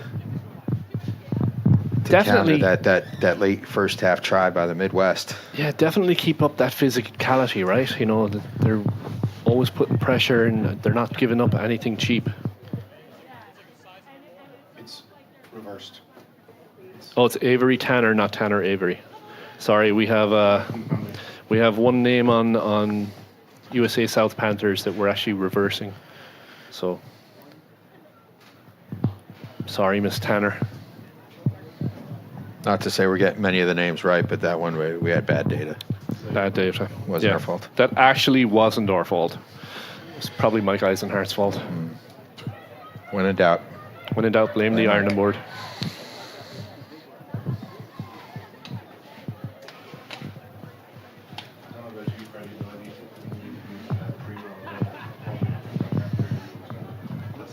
So former USA Eagle running touch here. How cool is that? Well, now that we have Lance back in the booth, can you shed some light on our esteemed assistant referee, Lance? Was she Downingtown or Doylestown? She was Downingtown. Downingtown, So I okay. came from Downingtown. She was a fullback in high school. And she first came to Penn State. Pete had her fullback, and I suggested that we move her to scrum half, and he reluctantly agreed. And my gosh, How'd that work out for her? how much? 26 caps for the Eagles. Played for Saracens. Played in the first Premiership final against Exeter with 5 U.S. players playing for Exeter, and she and her fellow redhead Eagle, Aletta Keltler, both playing for Saracens. She had a stacked team with her at Penn State back in those days. That was, we would put 7 Eagles out at a time. I mean, it was insane. And they went over to Europe. They were beating professional teams. Perpignan would drop from the top 14 because we beat them so badly. And then the score in the papers the next day was State Penn 0, Perpignan 72. The French press don't really rely on accuracy.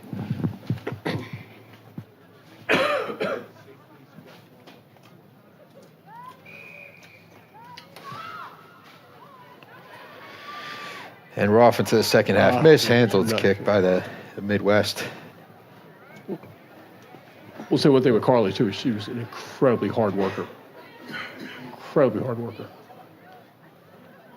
It's really great to see her being on the sidelines for an event like this, because this is the next generation of those Eagle players that, these girls that are playing in It's these. a big move in Canada, and we're doing it here, is encouraging former international players to go into refereeing. And a lot of them are reffing before they retire, which is great. They know the game, and they're, And they know it in slow motion. exactly, yeah. Yeah. And they understand the nuance, all those They pieces. know the positioning, they know, where they need to be and what's going to happen in most situations versus, guessing at it. Yeah. And they're relatable to the players at this level. Oh, yeah. Jenny Lou had done that early on, another Penn State scrum half, but Eagle scrum half, and she's a top-shelf referee. Devin O'Crump was reffing for quite a while, but she's just coaching so much. And shout out to Holly Davidson, the first female referee to ref a Six Nations game. She's going to be refereeing tomorrow. She's a great referee. Phenomenal ref. Yep. Oh, lovely ball by Avery Tanner. And she's a mom. Women have to do it all. So. Yep. Oh, nice burst through. I think that was London Key. So South really coming out strong, putting the pressure on. And we're going to say held up. Fantastic So, job 3 by the coming Midwest in. there. Yep. South had a ton of numbers to the outside, and their only chance to stop the score was to hold it up, and they did. It looked like number 1, Marissa Langdon, was carrying. So deep kick. Taken by Tahiti. She's got numbers on the outside. And Goes into unselfish. contact, tries to offload it in the tackle. Just goes a little awry, but it's still playable. It's kind of a bit of a scramble for the ball right now. Big push by South. Ball's back on the Thunderbird side. Moving it out the back line. Not afraid to play it out, and they've found space.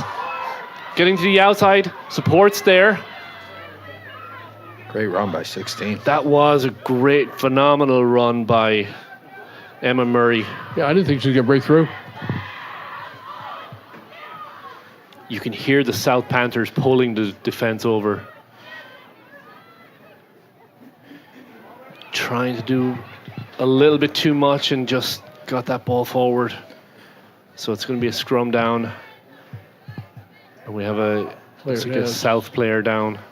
And the reason for the South communicating so much is that Midwest was ready to go with their shape and, the pods and that structure that they've been known for years is a little slow to develop today, but it seems like they're really starting to find that.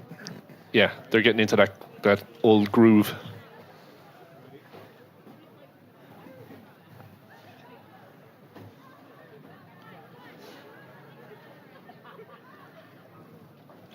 It can't be easy to come out for that second match of the night on and that all these teams had probably a practice session this morning in the sun. Just the physical and mental exhaustion, because I know all the coaches are trying to put a lot of information in to, make the team be as prepared as possible, and how much is too much in these sort of scenarios, and you put a lot of pressure on the players to not only be physically prepared, but be able to mentally absorb the information that you're trying to teach them, the systems and the... It's also that balance between too much information and not enough. Yeah. It's easier for the players that have been here in the past and have been part of the programs to, have that experience is really important in these sort of, this event every year. And, you saw it with the Storm, and, you'll see it with the Midwest that, if you can fall into those structures, it just makes it slows down the game, as we've said time and time again tonight with and the better players. It slows down and you don't feel rushed. You're not making passes that you shouldn't make or forcing things that you just have a little patience and allow to develop. That is such a good point, because the Midwest have been doing it so well for so long because they've been able to structure get-togethers throughout the year, and I think they run a camp during the summer for a week. And once you can get that system in, you can bring younger players into the system, and they can nowadays too with video conferencing and all that stuff, you can give information to players, but that's the thing. If you're going to give information to players, they have to have enough knowledge to be base knowledge to be able to absorb it, and that's why you need to get the players in younger. There's such a well-established program that all the players over a wide number of states aspire to be part of it. A little dominance. There she goes. Avery Tanner makes a nice break, and she cuts back beautiful inside, move. and she's going to score under the post. Great run by Avery Tanner. Oh, just spectacular. What footwork. And that was a nicely developed score by South Panthers, because you had to AT just given a nice ball out. They had the numbers on the outside. Avery Tanner cuts back inside at pace and just puts it down under the post. And that's that patience that we talked about, to continue going to where their strength is, and it's been to go into the outside. Drop kick is up by Doyle, and it's good. 7-5 lead. We were looking for that quick reaction from the South in the start of the second half, and there it was. Great to see. Well, now is the danger of getting the team that was just scored on to come right back at you. That's where the discipline comes in. Yes. You're the most vulnerable after you've scored or after you've been scored on. I'm sure Production O'Brien can pull up the stats to back that up, but we all know that it's true. He is giving us a number 7. We're not sure what's in reference to, but I thought it was an 11. they've turned it up to 11. It's a inside joke for our older audiences. Check Spinal Tap off your bingo card. Yeah. The sequel was good too.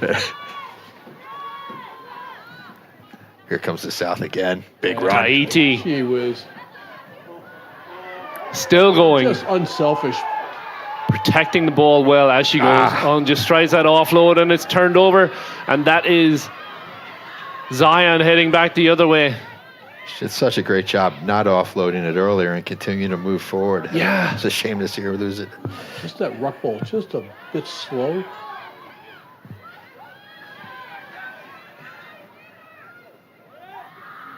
Thunderbirds have numbers. There's space. What a lovely little tackle. dish. Big push by South. I think they've turned it over. Yeah. No, there's a Turn little it back bit of over. there's a little bit of fighting on the ground with the ball, and There have been some hands in. yeah, like 11 hands in that one. Ref stands right in the way. What are you going to do? Give it to Butler and she'll drive forward. You were on a run there. You had 3 or 4 nice things to say about referees in a row. I knew you had to, even the tally. Not the Irish fella.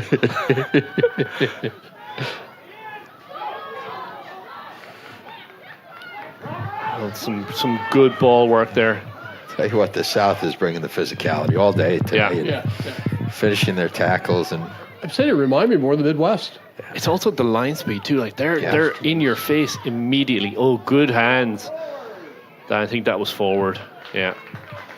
definitely making it uncomfortable for the Midwest to run with the ball because there's.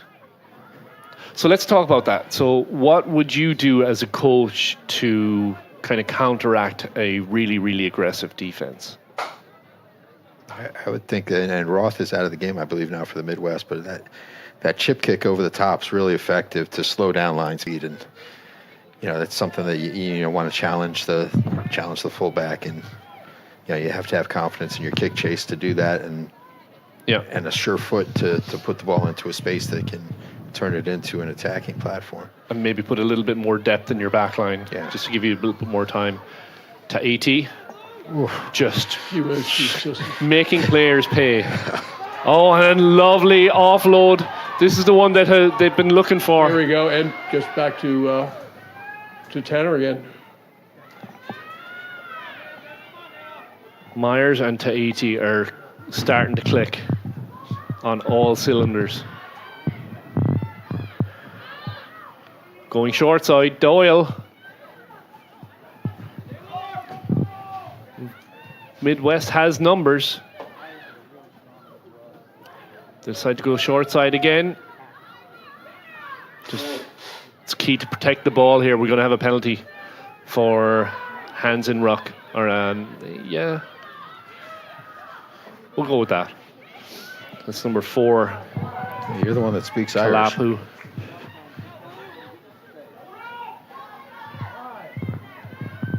Close to the line. I was almost down. Break off by 23. Reese.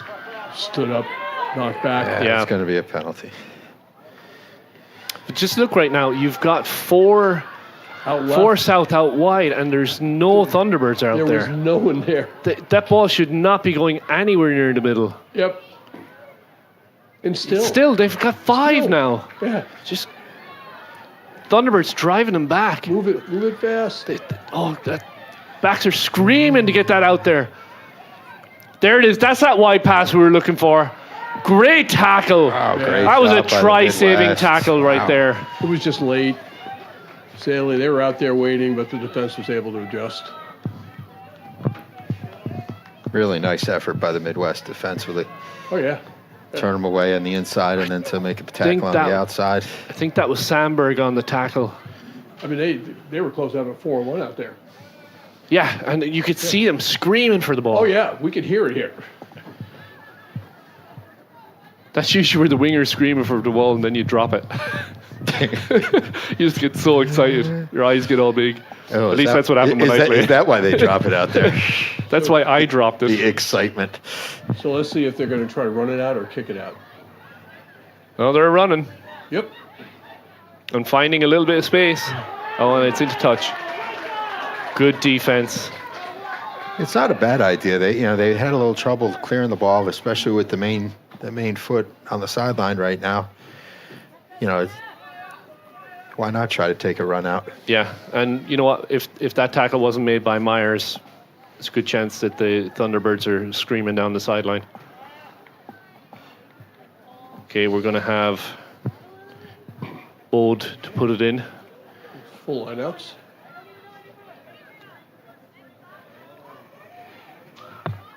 Ball goes up.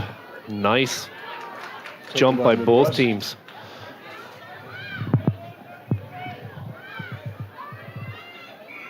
South trying to get out of the ruck, but just couldn't get out fast enough, so we're going to have a penalty. Opportunity for Midwest to flip the field here. Kalapu was trying to get out. You'd like to see the winger back deep.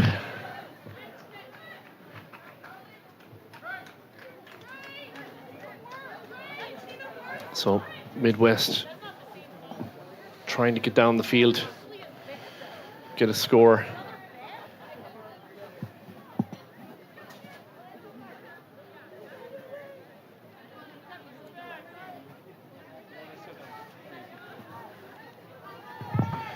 Yeah, it's interesting with Roth being on the sidelines for the Midwest. She's been the main one pulling the strings in the attack. Oh, unlucky.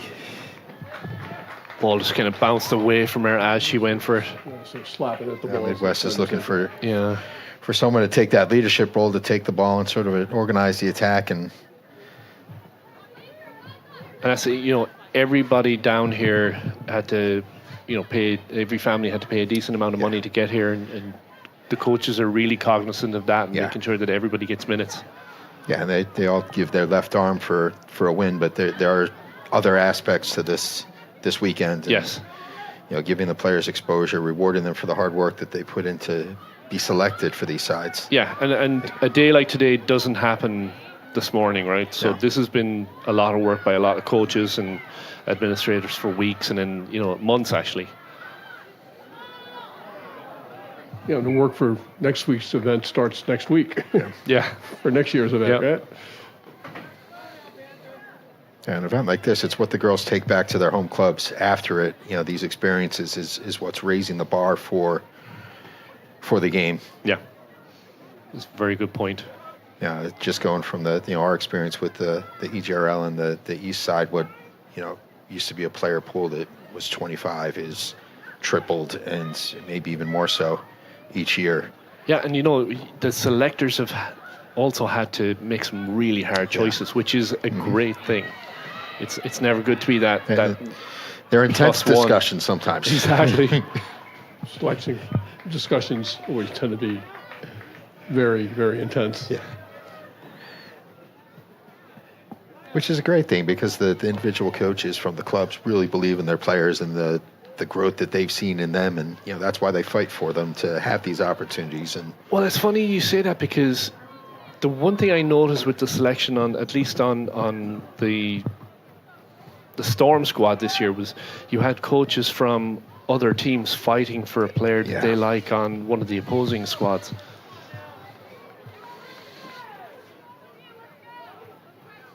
it's a good thing we don't keep minutes for some of these calls. At least quality minutes, anyway. All right, ball's out.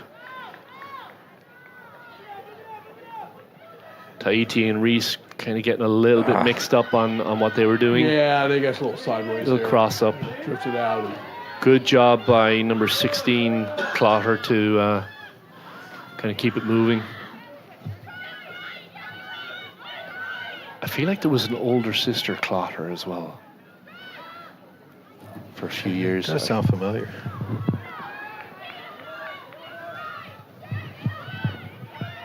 Okay, there are numbers on the outside if they get it out there, and they There it do. is. And there goes Avery Tanner up to the halfway. Big tackle. South trying to get their shape. It's a little slow to develop there.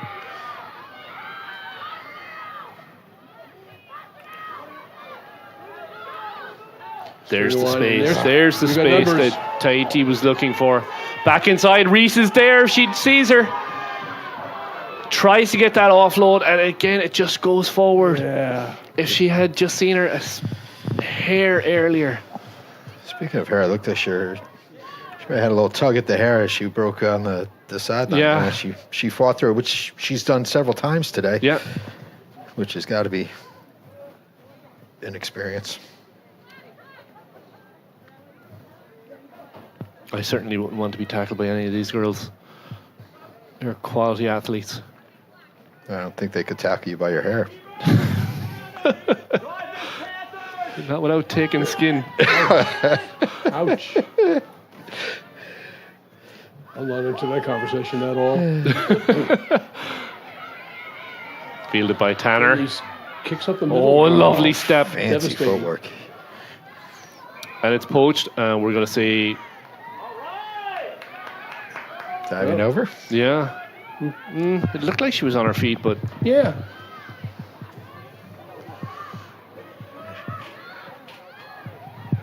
then again, we are,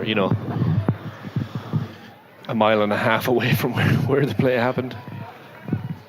I guess it depends which province your countryman represents here, whether the accuracy of his officiating. In my brief interaction with him before the game, he said to me, "Where are you from?" And I said, "Tipperary." And he said, "Oh, we won't talk hurling then." So I'm guessing he might be from Cork.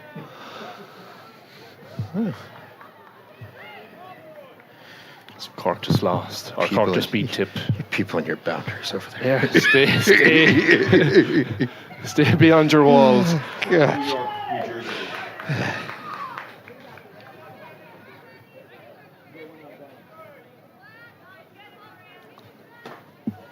Can't be too much left in this one now. No, it's been a back and forth battle.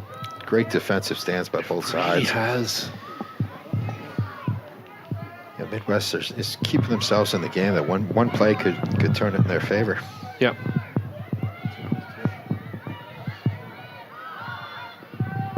They've got numbers out there. They're moving. It's just last pass. There you go. Well cleaned up by number 21, I think it was. Which is Laddish. The Midwest had the numbers wide, and they saw it. Couldn't get it out there quickly enough. Big drive by South trying to break that rock, but what a huge hit again by Tahiti. Oh. That hurt me from here. Yeah. Oof. Good work by Midwest. Lucky. Just coming down the side. Coming back. Coming back to an offsides call. Offside, yep. Devastating hit through the middle. That's Yeah. And the fans are into it. They sure are. Kick just inside the half. And no matter the outcome, the physicality of the South team today has been the story of the day. Yeah. Led by, Everything's done through Tahiti. the centers. yeah, she's been. But on both sides of the ball. I mean, Yeah. she's been their stand-up player. Yeah. And those sort of hits, it uplifts everybody around the team to play at a higher level. And Good clean line out by Midwest. Little switch in the middle. Gaining some meters.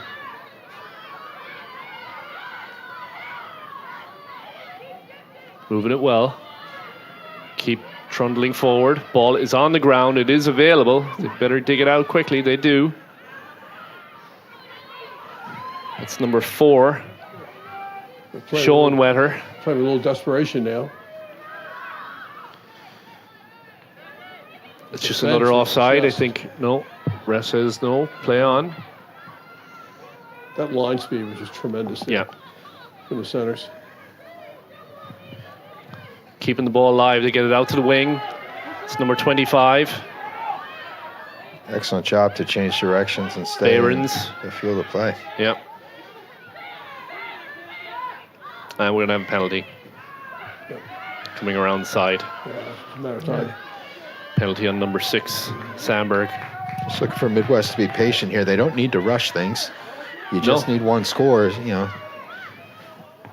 Make sure you get a touch. Make sure you secure the line out and give yourself a chance to attack. Looks like Roth is coming back on the field to Yeah, just be patient. engineer a comeback here.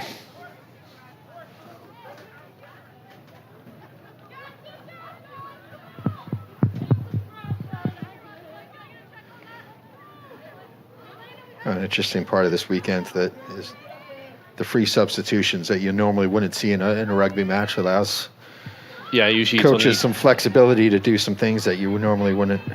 usually it's only 5 movements, but that's a nice spin pass. Skips 2 out to There's Roth. Roth. She's got the space on Excellent. the outside. That's the way. outside.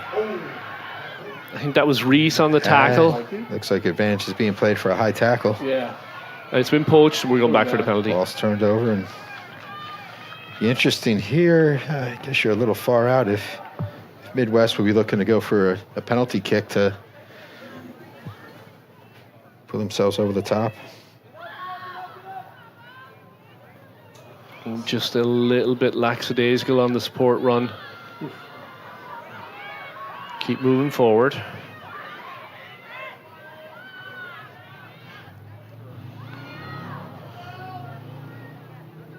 They're running a lot of those cross lines. And then there's the knock on. And it looked like it was going to maybe. I thought That's going to do it. Could have been, yeah, that's it. All right.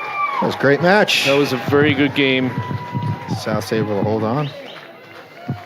So South gets the win. So South are undefeated on the night.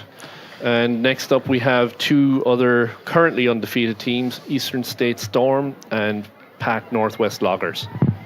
So Storm versus Loggers coming what's up. more surprising to you, that the South is 2-0 or Midwest is 0-2? That's an unexpected development the first day of action here. Good but it question. really shows the parity that's happening with these programs. And I would say South being 2-0 based on their performance the last couple of years. It looks like they've really beefed up. They're really hitting hard. They're bringing defense. They're aggressive. They're coming up together. It looks like they've been working together for a while.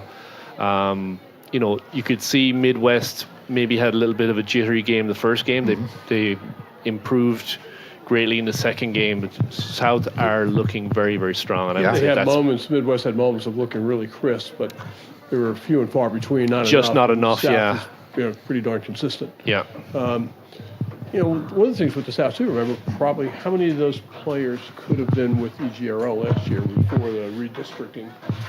Probably a couple. I think there's 2 or 3 maybe, but not enough to make that kind of difference. Yeah, no. They just look really crisp. They're well coached, athletic, and hard. My dear gosh, I mean. Yeah, they're very physical across the middle. That a number of jarring hits. Now are sort of like watching college games 10 years ago. Bigger, stronger, more athletic, more knowledgeable. These high school teams could go out and beat a lot of good college teams. We always talk about heads up rugby. What's that mean? Eyes up down the field, and you're really seeing the younger players now very comfortable to just be sitting in the pocket and looking down the field, looking for that space. Yeah. And you could physically see them scanning it. Yeah, there's the improvement of the pass catch skills and things that the players can fall back on, and that build the confidence to make the decisions and take their game to the next level. And playing on many of these opportunities that they have through the different select sides, touring sides, things like that, they're really getting experiences that players in the past never had the opportunity to do. And yeah. And that's important for the game to grow, and it's exciting for the game to grow that way. And I think in the past you saw certain programs. You saw Summit, let's say in Colorado, and other programs they had coaches with spectacular reputations. In that case, Carl Barth, but other coaches who were close like that. Those coaches really prospered because there weren't clubs that had coaches that were that good. Yeah. It made an enormous difference. Well, now there are a lot more really good coaches. I mean, our coaching development program is working, and we're seeing that manifested here, which is great to see. And it gives kids a better opportunity. And the game is more fun. yeah, It's faster, it's more exciting. It's more exciting as a player, as a spectator, all around. Boys, it's ready. Freddie, you got it. He's good. That shot.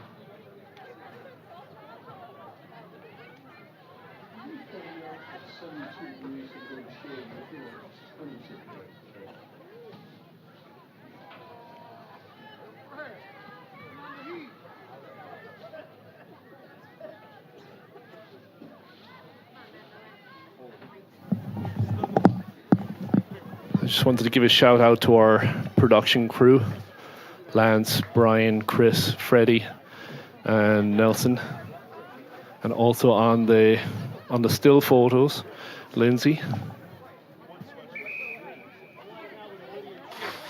It looks like we're getting ready to go.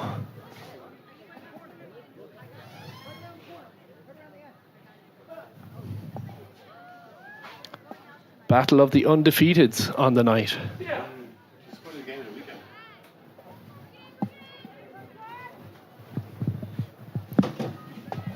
And a new program for us.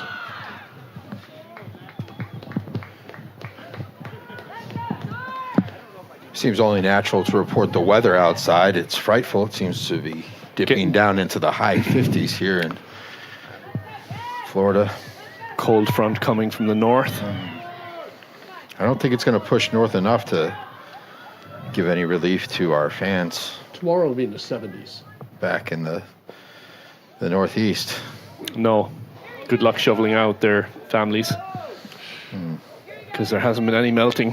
Happy Valentine's Day, honey. Grab a shovel.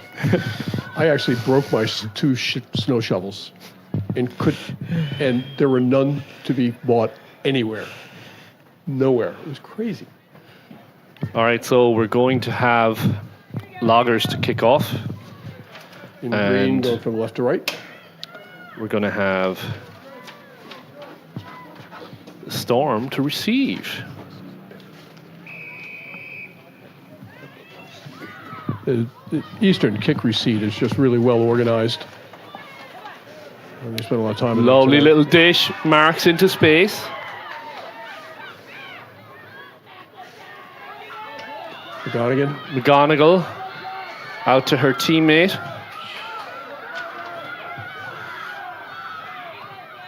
And by teammate, I meant her Doylestown teammate. Rhodes, nice offload Beautiful to the done. outside. Perfectly weighted.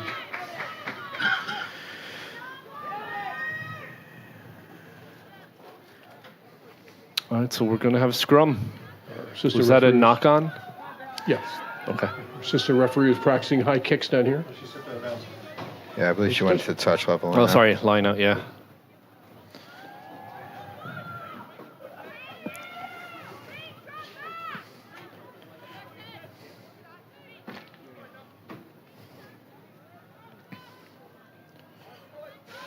Not straight.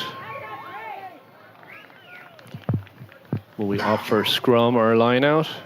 Looks like it's going to be a scrum.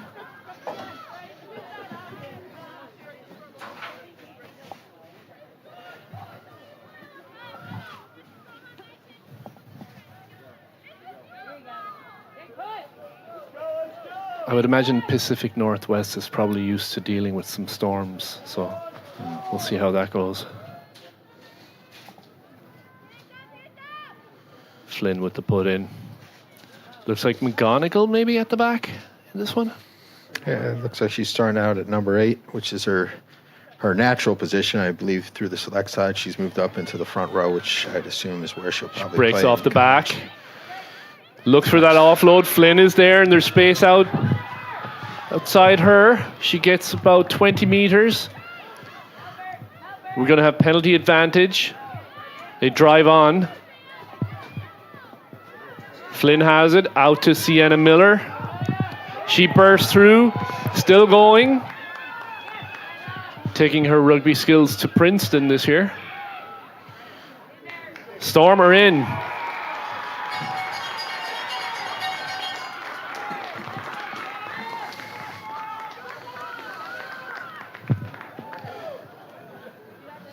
So Storm continue as they started the last game. Not sure. Do we know who scored?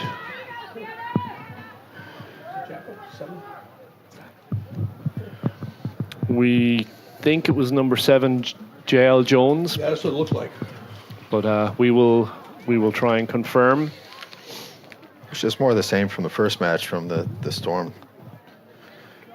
Moving down the field and unselfish play. A lot of contributors going down the field. The 8-man pick by McGonigal. She's a basketball player by trade and has great natural size and athleticism. Rhodes pushes it wide left. So she is mortal. Yeah, yeah. That drops her down to like 89% on the day. Just wanted to check. I still think it's in the 90s, isn't it? She made 2 from touch. I mean, those are Yeah, those are they huge should get, conversions. A pluses.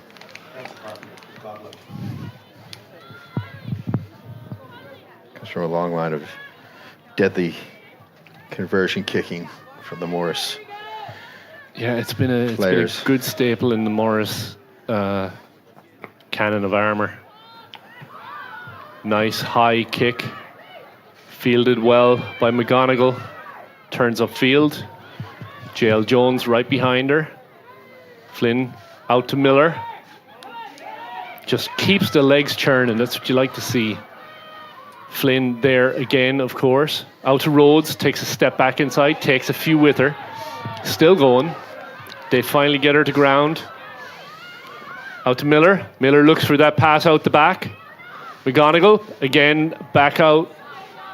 Out to Marks. Marks has somebody out her. She's driving on. Just driving through the contact there.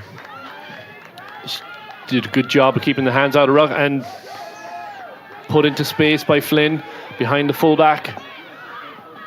Coverage is a little light on that side. They really allowed... And Olive Road steps up to make a tackle to... Yeah. The chase, I will say, was a little light on that side for the Storm. They're playing penalty advantage. Back-to-back Balls good out. tackles to...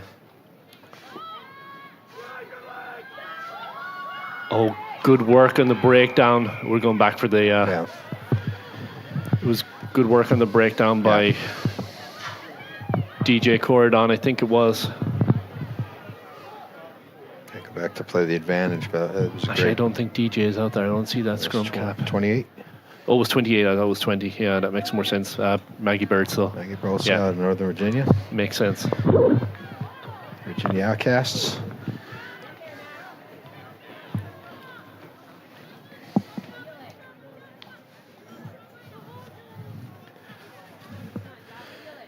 See what the Loggers can do with this line out.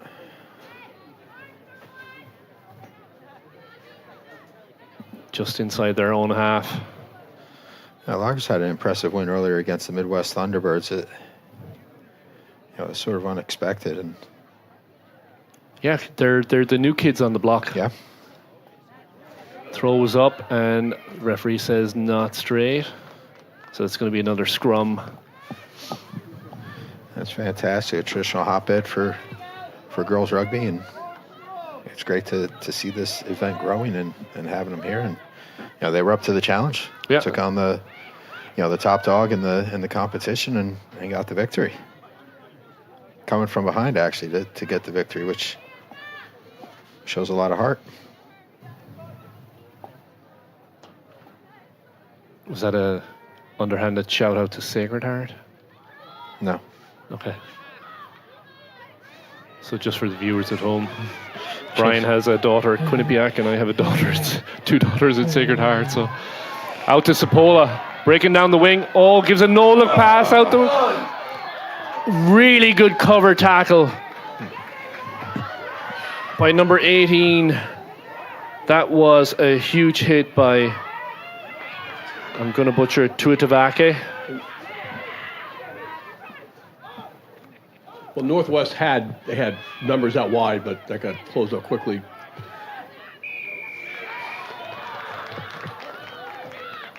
Quick tap taken by McGettigan.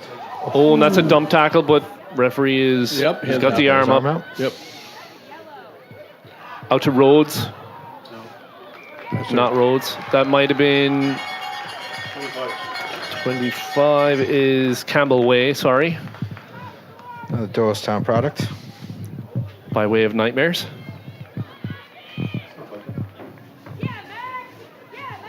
So good footwork there by Campbell Way. She knew the way to the try zone.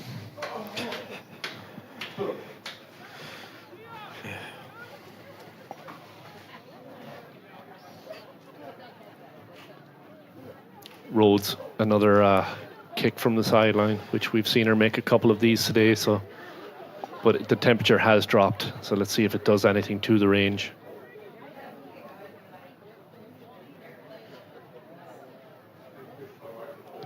Distance is good. And it looks like it's just pushed wide. It was a solid strike, though. Yeah.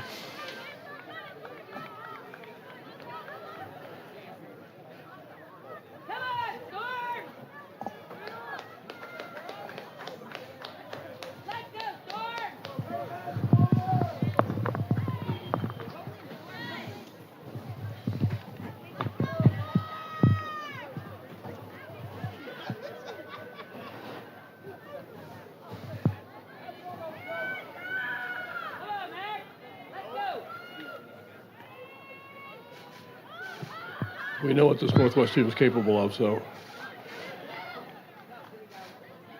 a lot of work to be done by both teams here. Flynn moving it out. It's a great take off the restart by Jill Hamilton. Just keeping her feet and driving. Miller out the back. Rhodes just fighting their way forward. Good defense by Loggers. Yes. They're not giving the Storm space to work. Miller, good tackle. Yeah, I think that's the strategy that the Loggers have to take. They have to be physical with the Storm, because if the Storm gets comfortable, they're just going to come at you in so many different ways. Yeah. Yeah, you got to put that. Again, Flynn Beautiful. sees the space, puts it on the foot. Chase is a bit better. Three pieces of that. One is seeing it. Petrucci on the chase, spreading it out the other side now, puts it up in the air. Two, the execution and the chase. Bounce favors the bold. Loggers are on the move. Nice clear out there by, it was number 18. It's a good drive by number 7, Trinity Wall.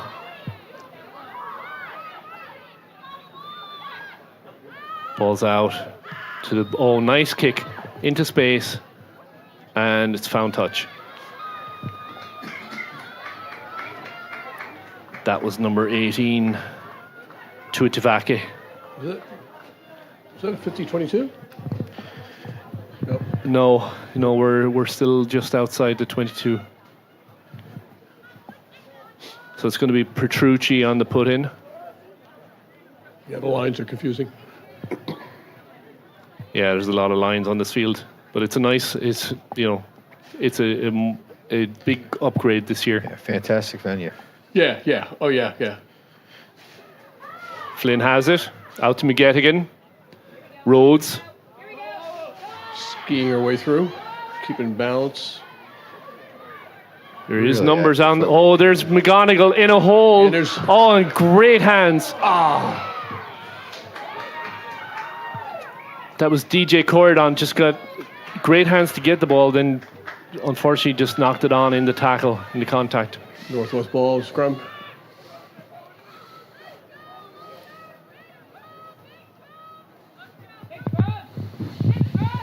I'm really impressed with Northwest's physicality coming out of the gate here. They're Overall, really making the. all the teams has been really top shelf.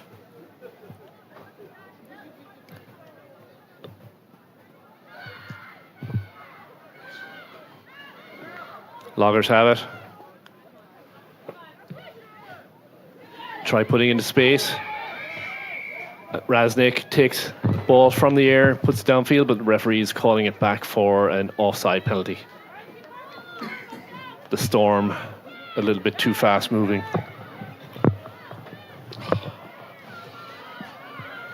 That warm front coming in.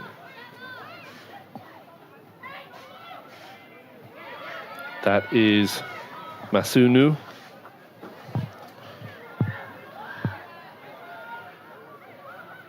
Carrying on what she did before. Yeah. Hard charger, keep her feet, break it through contact.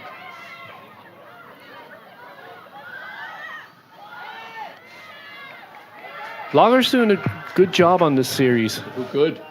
Just moving through the phases.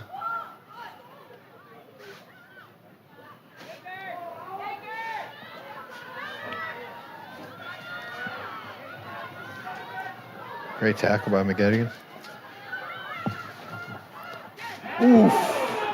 Big hit.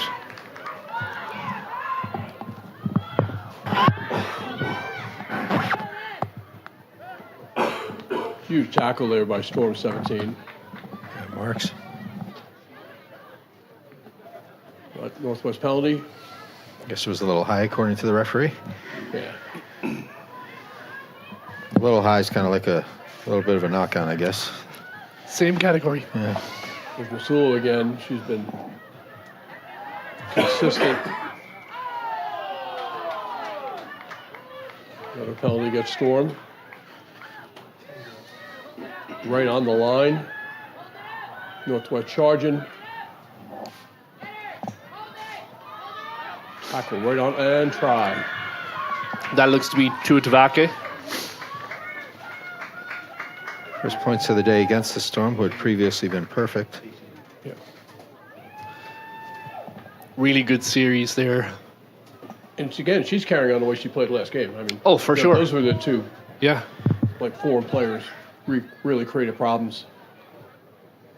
So we saw maybe things weren't as crisp for, you know, the earlier games when they had that second match, but both these teams looked like they came ready to play. Yeah. Yeah, we got ourselves a great match here. The nightcap of the evening. The nightcap. Beautiful.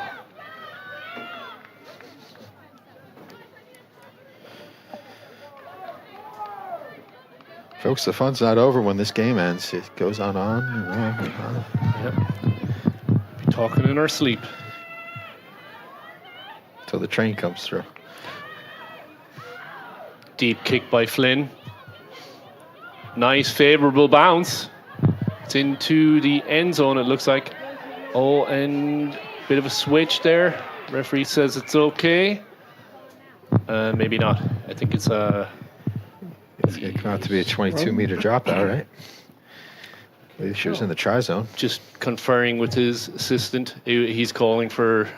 Goal line dropout. No. I'm not sure what the call is, Looks like honestly. a goal line drop. Yeah.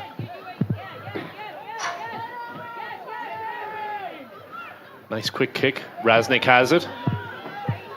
Lovely little offload. Flynn digs it out to McGonigal. Oh, lovely little dish. Forward. Right out to Terry. Unlucky. Great hands by McGonigal to pull that ball. It was a little bit high. Terry was just a step ahead of it.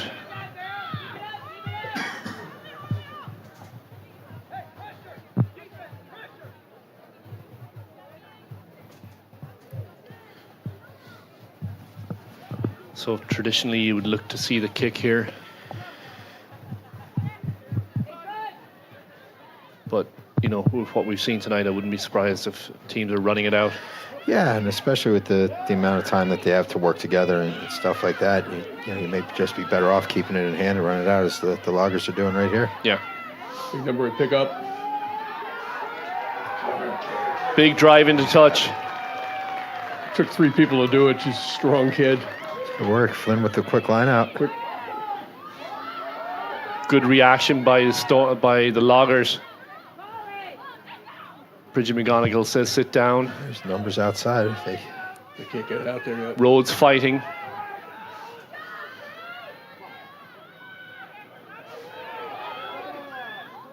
Gettigan trying to find some space.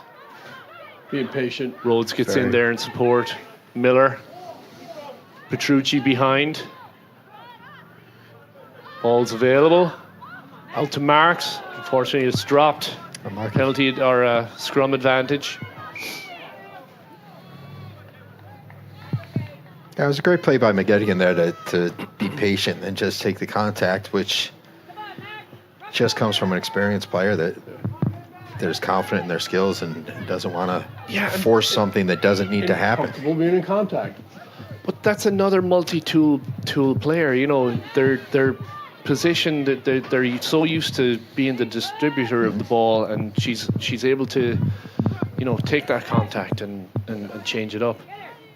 She normally plays with her home club scrum half, and she's moved out to fly half for the Storm. And she looks pretty comfortable out there, Yeah. too. I mean, I wouldn't believe that.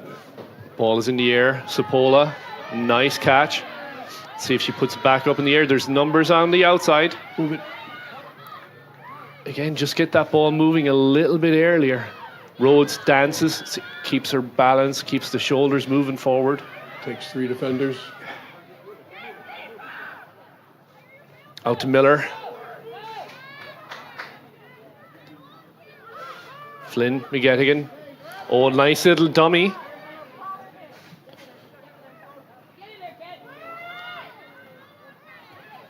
Flynn has to go reaching for it, and it looks like it's not being made available, so it's going to be a penalty. So Flynn has an opportunity to kind of slow things down a bit. Let's see if she goes for the tap or she goes for touch. They see Raznik chasing this because it is fairly deep in field, but Flynn does so what she always does. she cleared it by about 10 meters. Petrucci on the put in.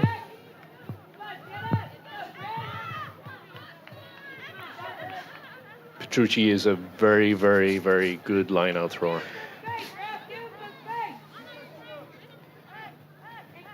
Toughest skill in the game.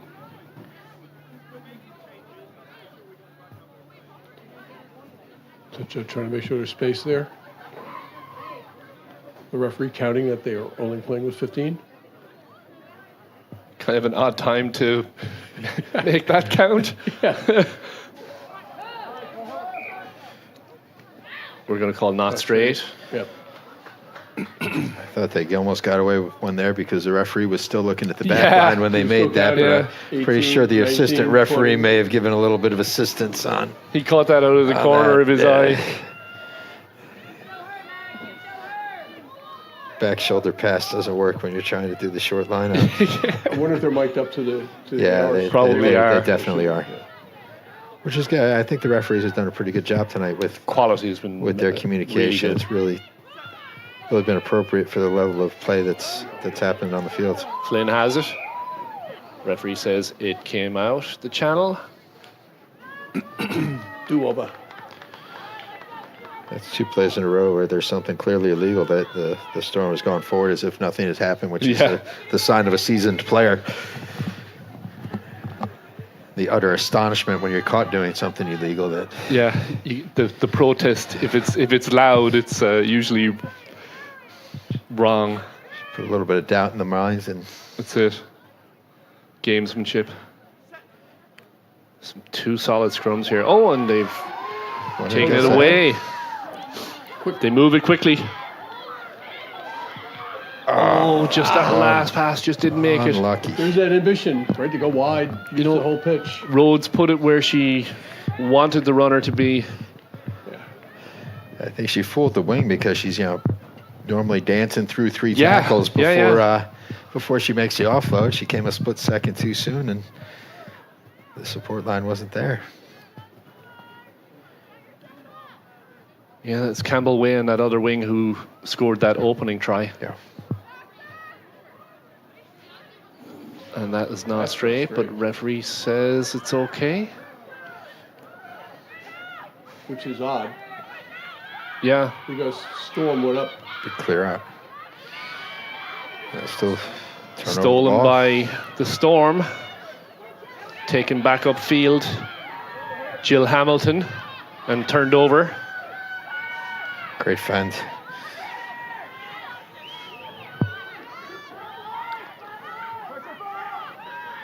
Storm having much more of a fight in this one. Yes. Loggers are doing a really good job of breaking up their kind of series of plays.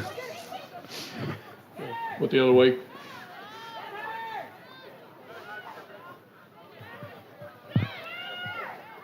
Ball's out. Storm kind of waiting for things to develop on that. They really could have gotten around on it.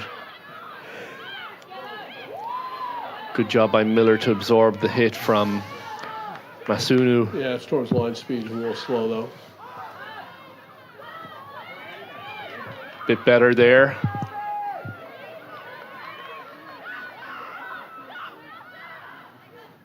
Loggers change direction. Better line speed. Big drive by McGettigan. I've been really impressed with her play today. She's been It's hard to believe she's not a regular 10. Played with poise. Oh! big counter ruck. That was That was some Jill kind of- Hamilton. Somebody's flying. A tornado of action in the middle of the field, if you will.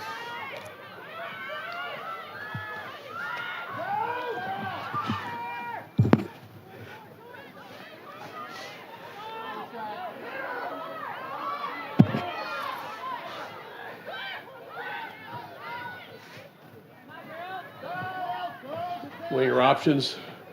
Oop. It's Henricks. Well, Going to have the knock on. And that she brings had us to somebody the right in half. face, right? That's what pressure does. It's a solid game so far by both teams.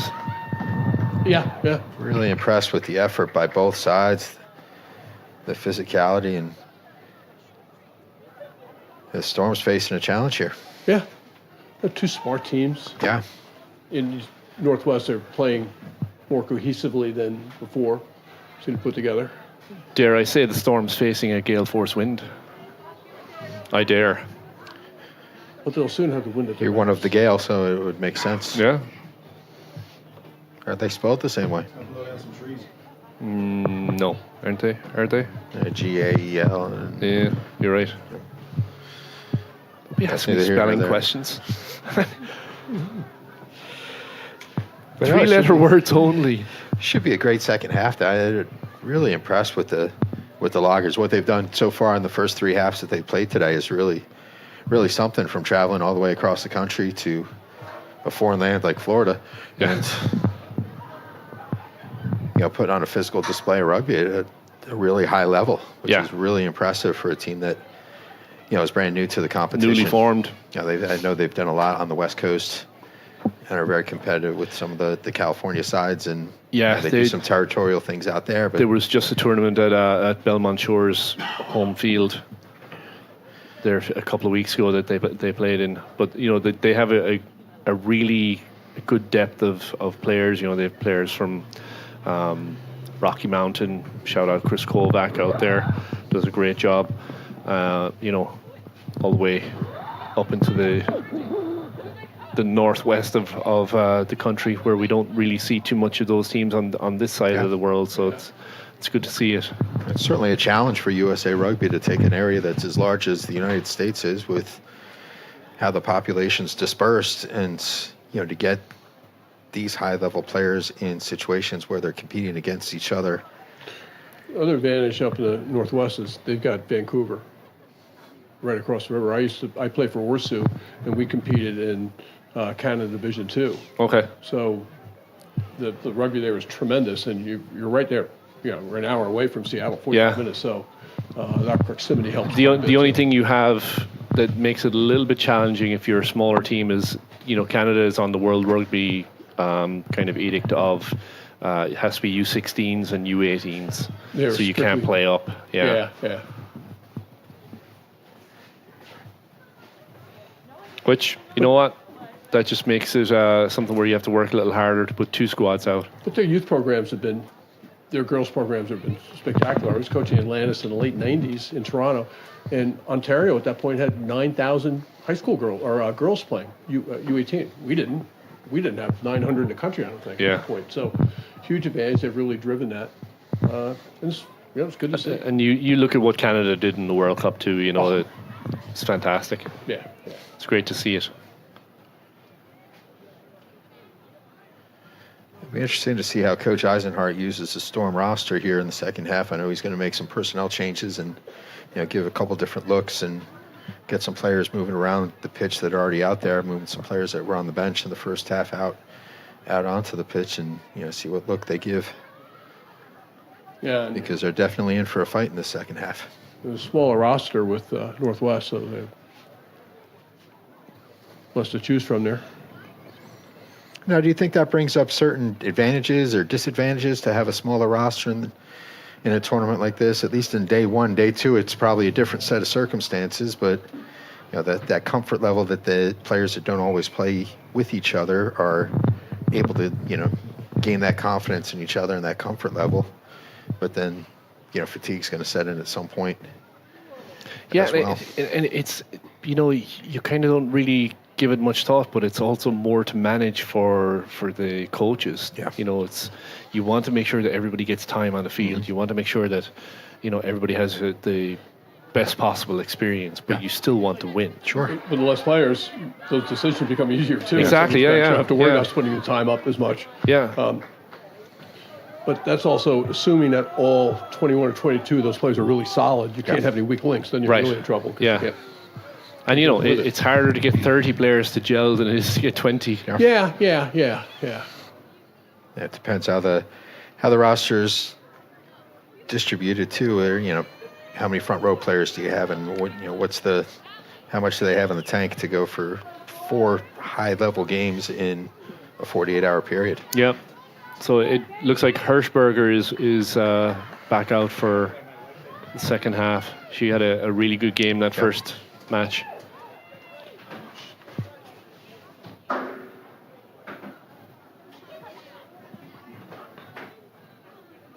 Production O'Brien hitting all the buttons tonight. Sadie's a study in running straight. Yeah. But you know what though? I saw this down at the Navy camp, which I was really impressed. Her footwork is phenomenal. Oh my gosh, she could be a center. Yeah.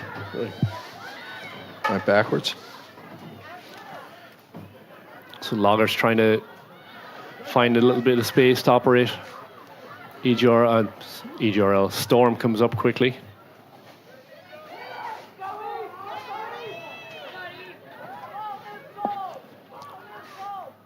Loggers maintain control, but they're kind of been driven back and sideways. Line speed is a lot better from Storm. Penalty for not releasing on JL Jones. Quick tap taken. Ball is spread out to Masunu.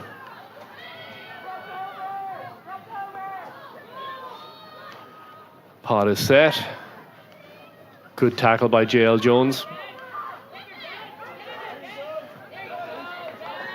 EGRL driving the players back.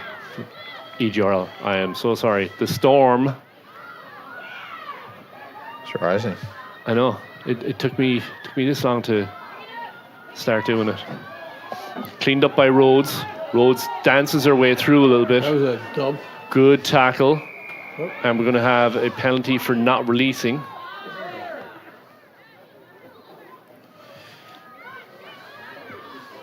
So you'd really like to see a couple of players back if this potentially is a kick.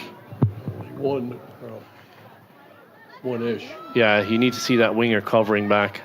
They did tap, but I think they did the What would Storm you a have done? favor Yeah. over the top. I would, absolutely.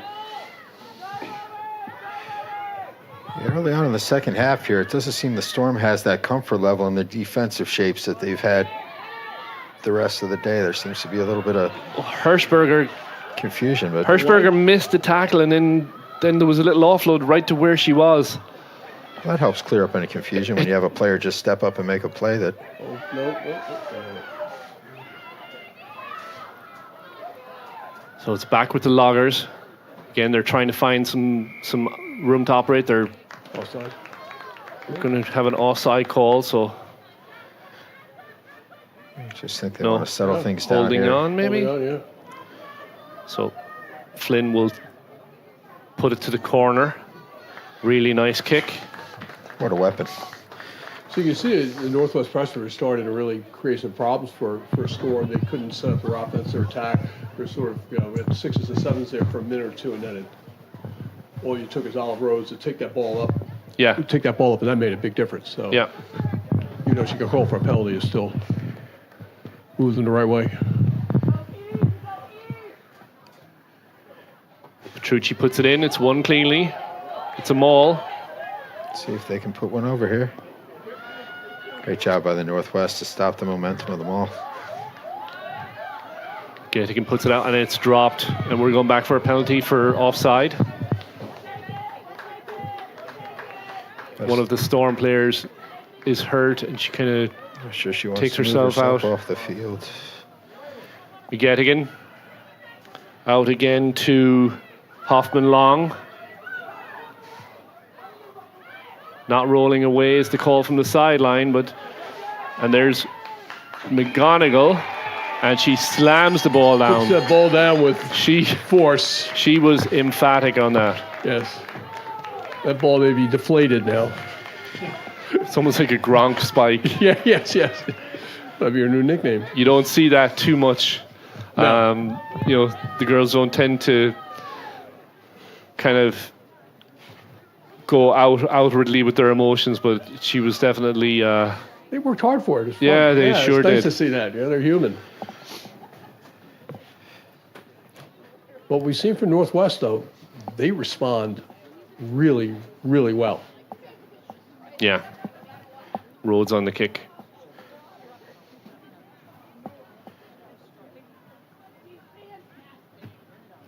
Just squeaks past the right post.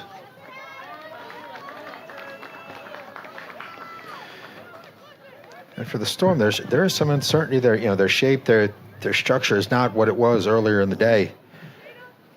But that's when your best players just step up and make plays, and that's exactly what's happening there. You see Sadie and then Bridget McGonigal really just taking control of the situation by being athletic and being great rugby players. Yeah. Your bigs.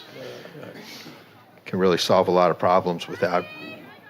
But Northwest has Easy made in a a lot of lot tougher time. on them, though. Yeah. I mean, they've applied an enormous amount of pressure on them, and it changes the game. Fielded cleanly. Some space on the outside. Really good tackle. Flynn puts it up in the air. It's a contestable ball. Bobbled Chase. around, and it's going to be a knock-on, so advantage Storm. They have it. Not a great chase, but they wound up with the ball anyway. We have it down the wing, and it's into touch. So the referee is not bringing it back for the advantage.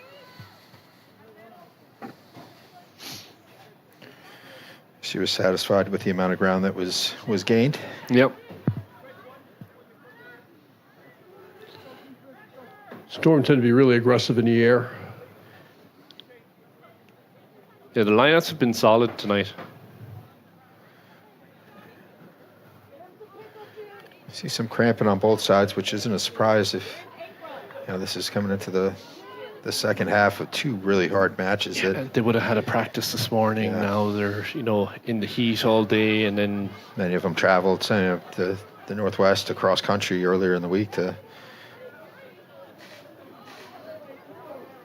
fielded by the Loggers. Good It's really meters interesting gained. lineout Can move movement some that they bodies, have. huh? It is. Having a prop on around the front like that. They or ran it before. in the right first around game. it. It's fun to see. Little bit of a high ball. Some Then of it's the lower bobbled. numbers Straight have down, some was that not Referee high? says straight down. Yeah. It's kind of in no man's land. It looks like Hoffman Long has cleaned it up for the Storm. Flynn puts a ball out. Sadie Hirschberger into space. She takes that ball at pace and has soft hands. That was a lovely job. I think it was McGettigan that just popped it out to her. Perfect timing, yep. McGonigal. She's an angry woman. Now we have Petrucci. And the referee says not releasing.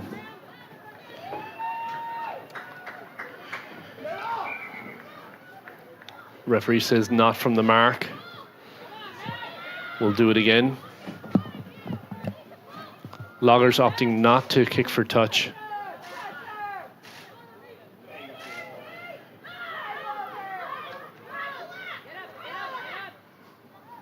Referee has to dive to the ground. That's what you get for standing in the channel, sir. Ball is available. Just a little bit behind the runner. Does a good job to keep the ball moving. Cut back inside.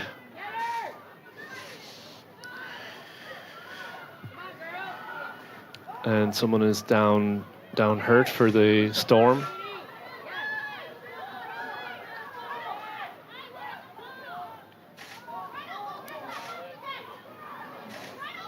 Rhodes bounces off Masunu and then goes again. Good tackle by McGonigal. Loggers move it out to the wing. Swallowed up by Storm. They've got it. Yep. Great turnover. Flynn ball. moves forward. Out to Hirschberger. Hirschberger takes a little step, keeps the feet turning. Immediately straightens the line. She is fun to watch. McGonigal out to McGettigan. Good thing the Irish guy's calling this. We are in America, right? Just want to check. Flynn, another Irish one. McGonigal punches through. They're right on the line here. Flynn has it. Should be an offsides too. Is that Lech? That's Govier, actually. Change of pace. Flynn wants to spread it out wide. Oh, and a great try there by number 13, Jill Hamilton. I think it may be your second today, right, Brian? I think so, yeah. In this game? Yeah, I think she Hard got work. the second try of the game. Yeah, just hard work down there. They continue. Yeah. But listen, the Loggers never quit. They're fighting for everything. It's just a battle of the shoulders, and you saw won the that fully outstretched arm of, yeah. You're in the tackle. You still have that control to be able to get that ball out at full extension. Great job by Jill Hamilton.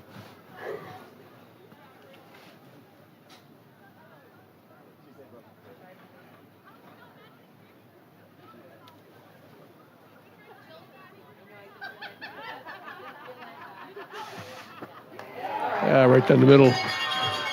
Another 2 for Rhodes. Adds the extras. So now we have 22 on the board for the Storm. Starting to put a little bit of daylight into this one.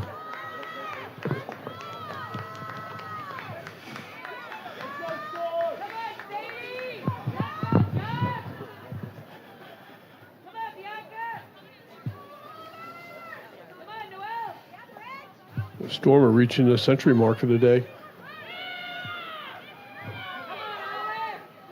It's impressive. And these are shortened games. These are 22.5-minute halves. Not forward. Off goes Flynn. That's actually number 11. That's Hoffman Long. Sorry, yep. Got it wrong. Blonde hair. McGonigal. Freight train. Just the fight to get those meters. Good job by Hirschberger to clean out the rock. Fantastic clean out. Oof. Sapolo puts it to the foot.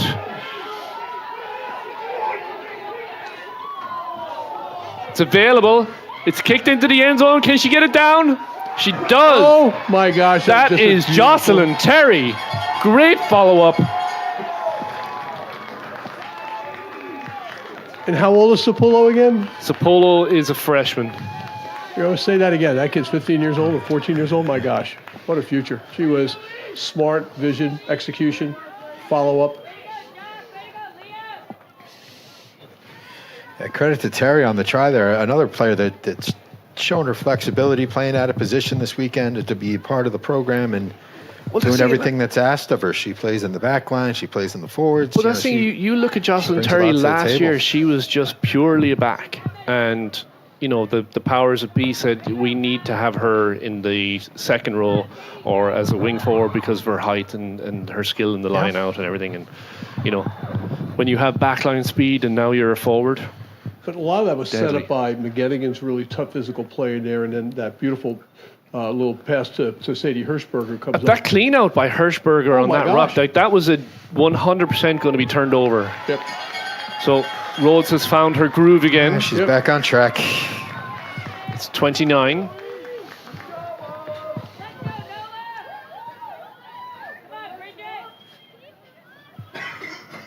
That's the thing. You're seeing players doing, what we would say is the dirty work. Like, they're being unselfish. They're moving the ball into those kids that are running on its space, and it's. But you're seeing, Nola Flynn clearing out rucks. Everybody's doing that work. I mean, that's not just the province of number 1 through 8 or 1 through, No. It's everybody's job, and they're doing all that dirty work. And you're right. That's what makes a difference. But that's what builds a team.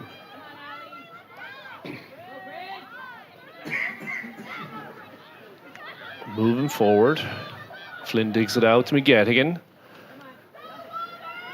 And that is. Not sure who's carrying right now. Flynn's there again. Flynn's work rate at scrum half too. She's always there to break down. Yep. Nice little switch inside, but it looks like it did go forward. Yeah.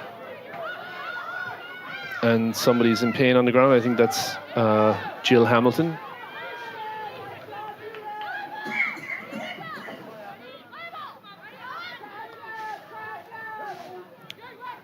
Sunu.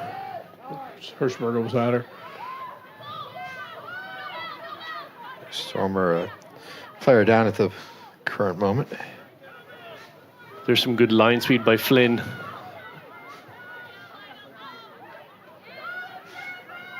Flynn has just an amazing engine. Yeah. Yeah, she puts in the work, and But she does, and you've seen her physically change. We've seen her skill set improve year after year, but physically she looks different. I mean, she's stronger. Yeah. And that's just going to get better. She goes to college, plays in. And you had a DJ Corridon getting her hands into another ruck. She has become somewhat of a jackal specialist. she's a menace at the breakdown.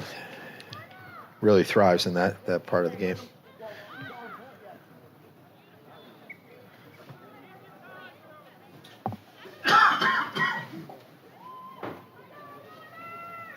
It has cooled off considerably here, but it's still nicer than what we've been dealing with in the north. So, Storm? the storm. I like the way you tied it all together there, Production O'Brien. Ice and snow and ice. Really clean line out. Yeah. Their lineups look good. Very, very good. Rhodes looking for that runner coming on. Good jackal attempt by the Loggers, but it has been cleaned up. Coach Melody was working with the lineup folks yesterday. And a little bit forward there. McGonigal was trying to spring. Who's number 8? So you're working with the lineups yesterday. You're trying to make sure that there are no back Beckenhauer. coaches interfering with that work, right? Yeah, there's be a shame if a backs coach is the one that cracked the code on this. From a long line of many select side line-out sessions that went awry. Bill Dobbs is just sitting in his garage right now watching the lineouts, and He has a tall glass of something dark. tear to in his eye. Get him through it. Oh, just a little outside the hands, unfortunately. Where was she looking? Looking straight ahead. At, Yeah. You're starting to that's hear those line feet. Speed. Yeah. And once in a while, I see a shooter come up, and when the shooter is somebody like Sadie, you just don't want to be there. No, and you get hit a couple of McGonigal. times, and then you start to hear ghosts. Yeah.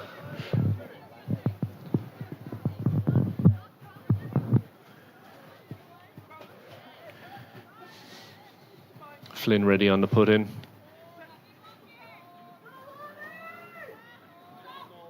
McGonigal breaks off the back.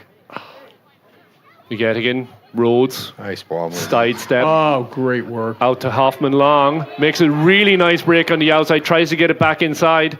And it's going to be a touch. So some explosive speed there from the EGRL backline. Some storm backline. We're going to give you one of those little stunners every time you say Yeah, that. just cattle prod. Yeah. Management's not going to be happy about this. Coach Ahern is looking rather dapper in here, by the way. Boy, thank you. Yeah. I was worried about being cold in my shorts Did earlier. your wife So. take you shopping? Yeah, I wasn't shopping myself. Hoffman Long keeping it spread. Oh, jeez. Some good ball movement. I mean, these passes in tackle are just, the support lines are just outstanding. It shows the comfort level of carrying into contact, doesn't it? Yeah. And it's not desperation, you know. No, it's controlled. But also the communication is good because that player knows there's somebody behind them, and that's key. We have a Loggers player down. She's coming out. I think that is Tuitavake.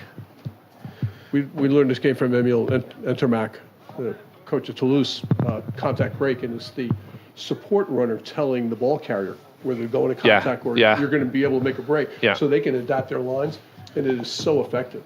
We did that for years, and you could hear players during games saying that. And we had them over in Europe, in France, at Toulouse, and I met Entermac, and I told him, and he turned around, and our girls were doing it. He was like so proud. And then the Toulouse women crushed us. Yeah, the Intmac name is pretty famous around those parts. Yeah.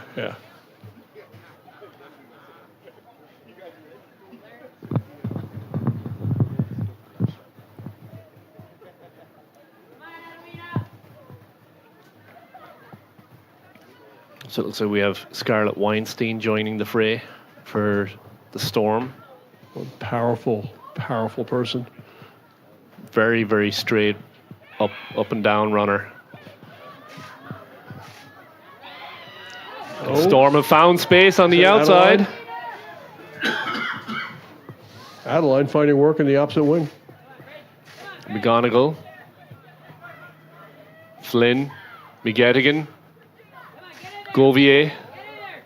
Oh, that's a bit of a dumb tackle. And we're going to have a penalty here. It looks like it's going to be a conversation. But you see Gouvier making that decision, too. You see her decision. Okay, I'm going to go straight. The slight delay. Is that number... I think that's maybe number 13, Naomi Orton. It's either Orton or Homer. I'm not sure. Can't see the number from here, but it's just a penalty. West Carroll County is famous for their angry ball runners through the years of the EGRL selects. Sadie Hirschberger changing gears. Oh, and it's stolen. Poached. Nice run. Is the support going to get there? Big tackle. Support's there. That was a nice 20-meter run. We need to find out who that girl was. Oh, and it just pops out of the arms and it's turned over, and we're going to call offside. Oh, that's we won't say it's questionable. We'll leave that up to the viewers. Seem to have a pretty good look at it. I tend to believe them. But some good breakdown work by Hirschberger. She's told to get her hands out. And I think this was the breakaway carrier here. Some good pace on those receptions by the Loggers. See what they did for them emotionally. See if it really picks them up. Weinstein in on the tackle.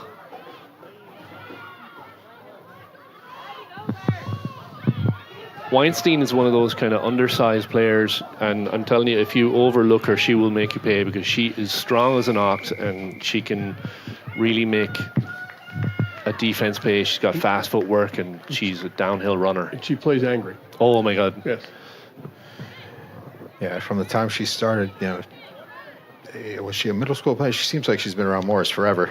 Yeah, she started in middle school. And it seems like she, from the very first time I saw her play, she didn't know that she wasn't 6 feet tall and bulletproof. The way that she carries herself on the field is fun to watch. It's just an ugly rumor. It's not true. That penalty came off a late clear out.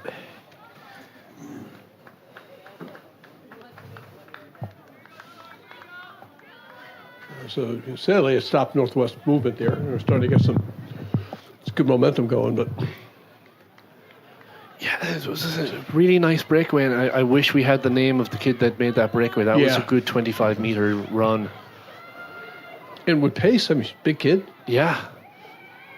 I mean, the athleticism of the big. Oh, Hoffman Long is trying to find some space. Pop out to Weinstein, and it's going to be called for knock. The mobility and speed of the big players now. That's going to do it. Yep. And that's it. So it's going to be a clean night for the EGRL. Loggers are 1-1. In the storm. Oh, sorry, the storm. Production Brian is going to give me the zapper here. So good job by all teams tonight, and we are really looking forward to coming back tomorrow.